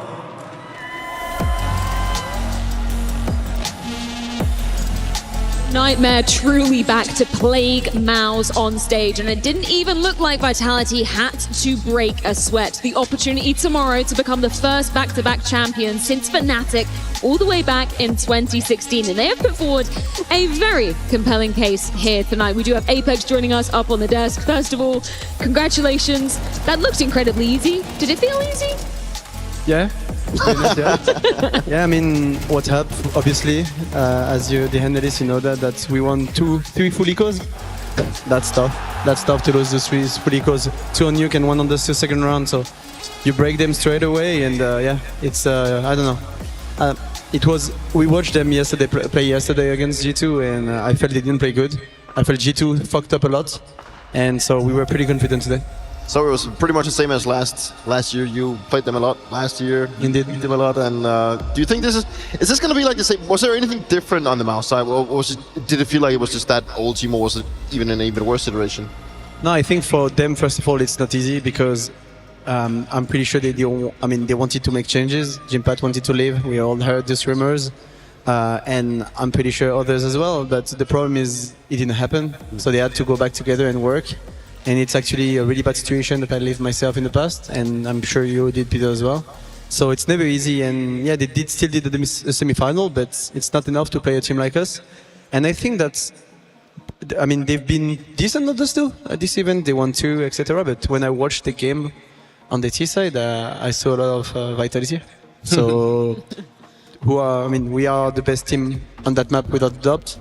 And yeah, they were playing a lot like us, so I mean, I was like ready to pick it because it felt like, yeah, playing against myself is okay. That also always works. Imitation is the best form of flattery. We see the tradition continue really when it comes to this matchup. In your opinion, what is it that makes it so one-sided, right? Like, is it just that their style doesn't make you guys uncomfortable at all? Is it maybe at this point just the history and that psychologically you just have such a massive edge over them? I think the psychology behind that for sure now. I mean, it's a 10-2 for us with both lineups. I think it got over that, even though they won. We really wanted to get that revenge from Cologne because the last time they beat us in the big tournament, and that pissed us off. So it was really important for us to get a revenge. But I think, yeah, we're comfortable. We prepare a game well against them overall. Of course, we have better individuals, and that helps. And because if our individuals shine against them, I mean, it's tough as we did today. What's your goals this year? You had a massive year. No, it's Peter, that's on the personal side. I have a picture of you in my bedroom. You you're looking at your throw darts like that. Yeah, I had the same. Yes, exactly. So that's obviously a little bit more individual, but as a team, you had a massive year last 2025. Now, what keeps you hungry? Well, you are the person that knows that the most. I think here it's never easy to replicate what you did in such a crazy year, but we repeat it. We feel lucky to have this team all together. We feel lucky to have this crazy lineup that works well together, and we want to get the most of it. That's it. We're working hard. I mean, you can see that when your team plays really well on 1 year, it's been. Since Astralis, I don't think a team replicated another good year. Maybe not the same year, but at least a good year. And that's our big motivation as well, to be able to keep working hard because we feel lucky. We feel fucking lucky to have each other. And yeah, I'm lucky to have this guy under Vitality belt. And yeah, everything with that is really important. So yeah, let's get a third major in a row like the old Astralis. And why not a second Grand Slam? Because if we win tomorrow, the door is open for us to win the Grand Slam, and that's one of our main goals as well, to be the only team / organization to win two Grand Slam. Yeah, I was going to say it's like a once-in-a-lifetime opportunity to have a team like this, but a lot of players don't even get that opportunity in their playing career as well. Tomorrow, I've got to ask, versus FURIA, best of 5 again. We saw it go down in Chengdu. We're already on Ancient, guys. Yeah, what's happening with the maps? Tell us. Are we going to see Vitality's new Anubis? Are we going to see more? I mean, we played Anubis already twice in this year. Yeah, but the new Anubis. The new Anubis. Oh, come on, there is 2 new holes. But it might do a big change, right? Yeah, I mean, it's a bit of a change, but not too much, in my opinion. But yeah, maybe an Ancient, maybe an Anubis. We've been practicing more maps now, so we're ready to do that. And I don't know what's going to happen. I think they have a really good map pool as well. We have a pretty decent map pool. That was one of the most important thing for me arriving in Krakow, is having Nuke ready, because we could see that it's our worst map so far right now on our map pool. So getting it ready, we did pretty well today. I mean, even though we won 2 ecos once again, and that helped us. But yeah, I think that overall it's going to be a good game, and maybe we'll see some Anubis, maybe we'll see some Ancients. Who knows? See, that's the 7 map pool I've been talking about. Yeah, it might come to he's fruition. been feeding me this. Let's go. Yeah. Apex, thank you so much for joining us. I'll just give you an opportunity to say anything to fans cheering on in the arena and at home as well. Well, yeah, as usual, thank you for all the French that are in the arena. I mean, the French cast as well. It's lovely to have the French more and more, thanks to Vitality as well. I mean, the viewers increased so much since we did this crazy year, so I'm really happy to have that many followers, thanks to also other nationalities, of course, that support us, and a big fan of Vitality. And of course, like family, girlfriend, thanks for being with me, because it's not an easy job to be a captain of the best team in the world, but it's not easy to be the girlfriend as well. So, don't forget your dogs. What? Don't forget your dogs. The dogs, but they don't listen to me right now. Thank you so much, Apex. Congratulations. Thoroughly looking forward to seeing Vitality grace the stage in that best of 5 grand final tomorrow. But without further ado, it's time to check in with our DHL MVP. Will be the DHL MVP? You decide. You can participate in the DHL MVP vote as it happens. Make sure to be tuned into the Twitch stream and be ready to have your say. Now, probably not too many spoilers here, but I imagine it's going to be mostly, if not all, Vitality players to be selecting from in your DHL MVP, putting forward an incredibly compelling case to pre your ex-teammate and AWPer, ZywOo. Once again, just showing that he's probably the best player in the world, and once time again, he's just showing it again and again and again. And ZywOo, if he wouldn't be here, that would be like the biggest surprise. So ZywOo is obviously getting my vote. And he was feeling it today as well. He was in the zone. It's unfortunate for MOUZ, but very exciting for us to watch. Robs as well, man. It's just the ways this guy is able to find impact, how he's always at the right place at the right time. Feels like he never gets out-positioned, never gets out-maneuvered, always gives himself a chance, and had another great series here in the semi-final. I do want to ask JL, not to bring back those bad memories of facing Vitality once more and often losing. Who was the most annoying player when you went head-to-head with Vitality to be facing on the server? Robs. Yeah? 100% Robs. He was always there when the team needed to be. He's always going to lurk out on the worst timing that's available for your team because you're caught off guard, so I'll pick Robs. Apex as your third and final candidate for that DHL MVP vote. Love getting Apex up here to give us a few words. He's always very honest, isn't he? Literally came up and said, easy game. I was like, yeah, it looked like that. About other teams as well, Yes. you know, seeing like MOUZ might be shaky because they were looking to make changes that didn't transpire. We sort of hinted at that previously as well, but man, I just don't know. It just feels so bad for MOUZ. Like this just is more of the same in this year. They just turn into, they turn into Falcons against any other team. They start losing 5v2s, they start losing anti-ecos, right? Like they don't look like their old selves, and it's just the psychological side of the matchup that really affects them when it comes to playing Vitality. It's just the fashion that MOUZ lose, and I think that's more like losing ecos, losing so many advantage situation. No, it would be a different story if Vitality would just like outplay them time and time again, but it also just feels like a combination of MOUZ throwing away so many situations that they could convert on that it just make it so difficult for themselves. One thing is in-game, but it's also on the mental side, and it's just hard to get out of that bubble. Yeah, heartbreak once again in shoes for MOUZ here in Krakow. So let's get a few closing thoughts courtesy of Cyclone. I've got Cyclone here with me after MOUZ's exit from the tournament. Didn't have the cards to beat Vitality today, so what did it come down to in this one? They're really good, and to be honest, if you have such a bad start as we did on the first map, we throw away 2 almost full anti-ecos, make it free on Dust 2, the 5-on-3 when we get 2 entries on short, and they're good at squeezing every round, and we cannot allow ourselves to be this sloppy. We know if the details are this bad or if individually we're not on point, they're going to beat us. And today it was those rounds, but also we just didn't come alive with enough players today. Of course, a lot of people will think back to 2025 and think, is this going to keep happening, right? So what's your perspective on this? The fact that, of course, you don't want to get off to a bad start like this. You know that you can beat them even on the biggest of stages. So how do you move forward now knowing that it's all going to have to be different in 2026? Yeah, we still need to take the right takeaways. If it's tactically, if it's mentally, we need to be honest with each other with where we're at and keep progressing. I think if it didn't come down to those things today, it could have been a closer game, but we also need to show up. We need to individually be there if we want to beat these guys. We will continue to look for the rivalry, of course, also in this year. Thank you very much. Props to Cyclone, as always, for giving us that insight during what is just a tough period for MOUZ right now. JL, what are your takeaways coming off of that match where clearly Vitality had the upper hand every step of the way and MOUZ just weren't able to catch them? I feel sad for MOUZ because against any other team, MOUZ looks like a very good team, very polished, very structured, plays good CT and T sides, but against Vitality, they look like a team that don't even deserve to play against them.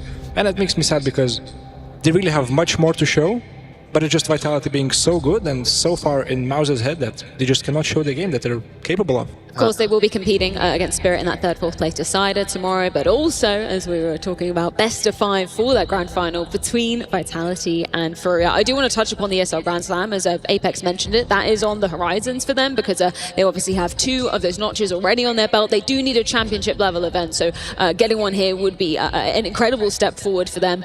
And also, what would that mean for Rops, potentially, Janko, just in terms of his individual legacy as a player?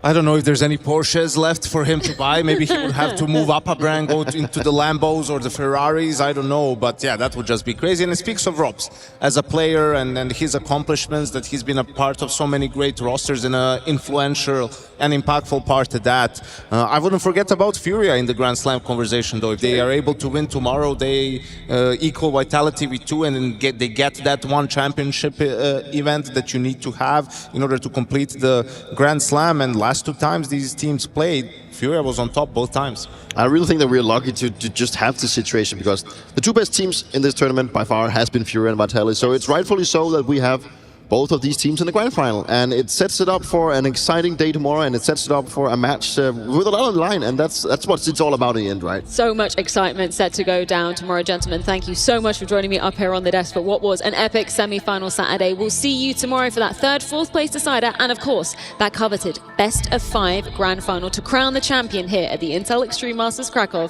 2026.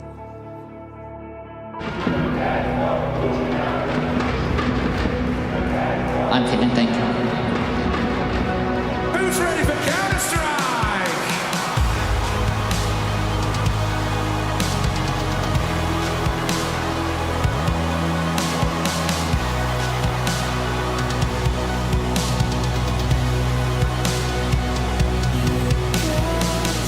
Trying to chase down Magics, but now the rotates arrive, and so quickly this site feels stacked.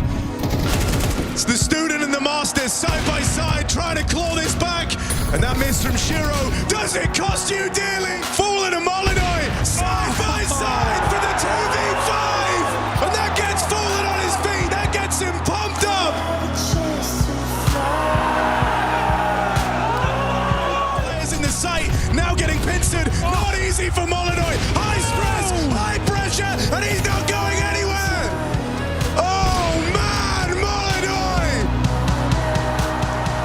Stepping up when it matters, 3v5 coming back, but says no, goes for Eagles.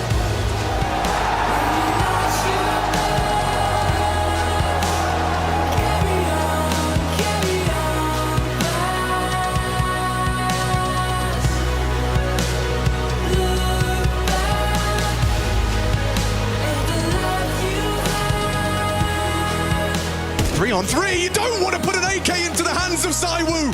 Do so at your own peril. He is inevitable. He's just going to go for a fake and hope for an overextension. The double swing. Oh, and the double spray. Flamesy's found an answer. It's Flamesy's chance for impact, and he's just going to deliver. Flamesy. Need everyone to listen, okay? I know what they're doing. We need to push outside. We need to do something. We need to push lobby, okay? No, Torji nearly got completely caught, still gives up some space, opens up the conversation a little. Brolan, just a couple of bursts, would have been fine. T-side eco round wins for Vitality, they can't keep coming this easy. amazing. Where Torji needs to get himself more. Double kill. How about 3? MOUZ's sniper does deliver. Shuts down the Vitality mid-split. They can't find Robs. They can't find him. Through the smoke, he gets them done.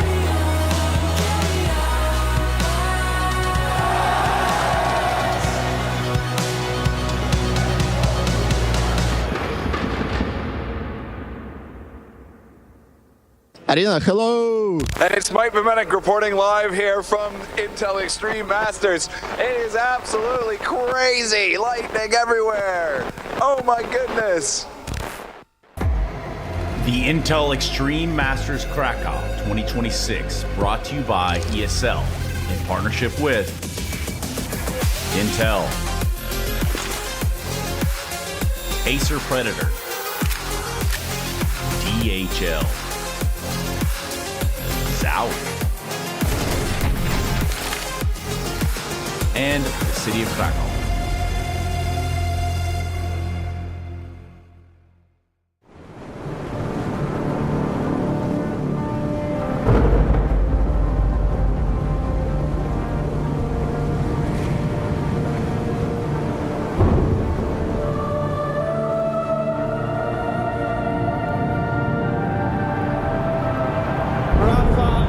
Making history.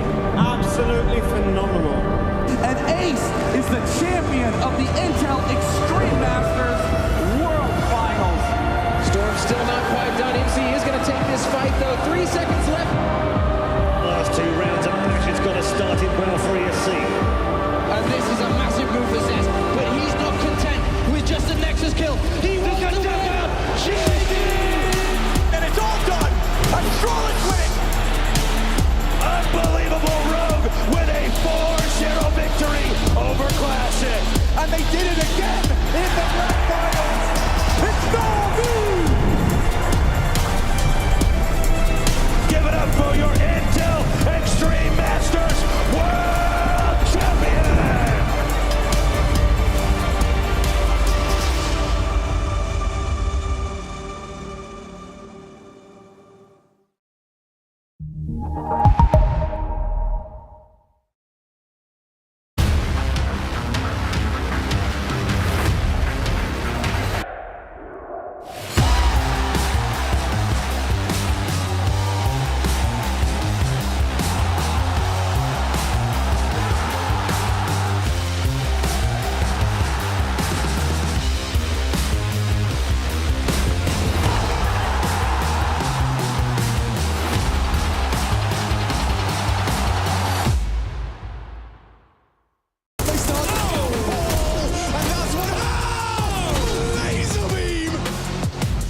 No chance, all dong.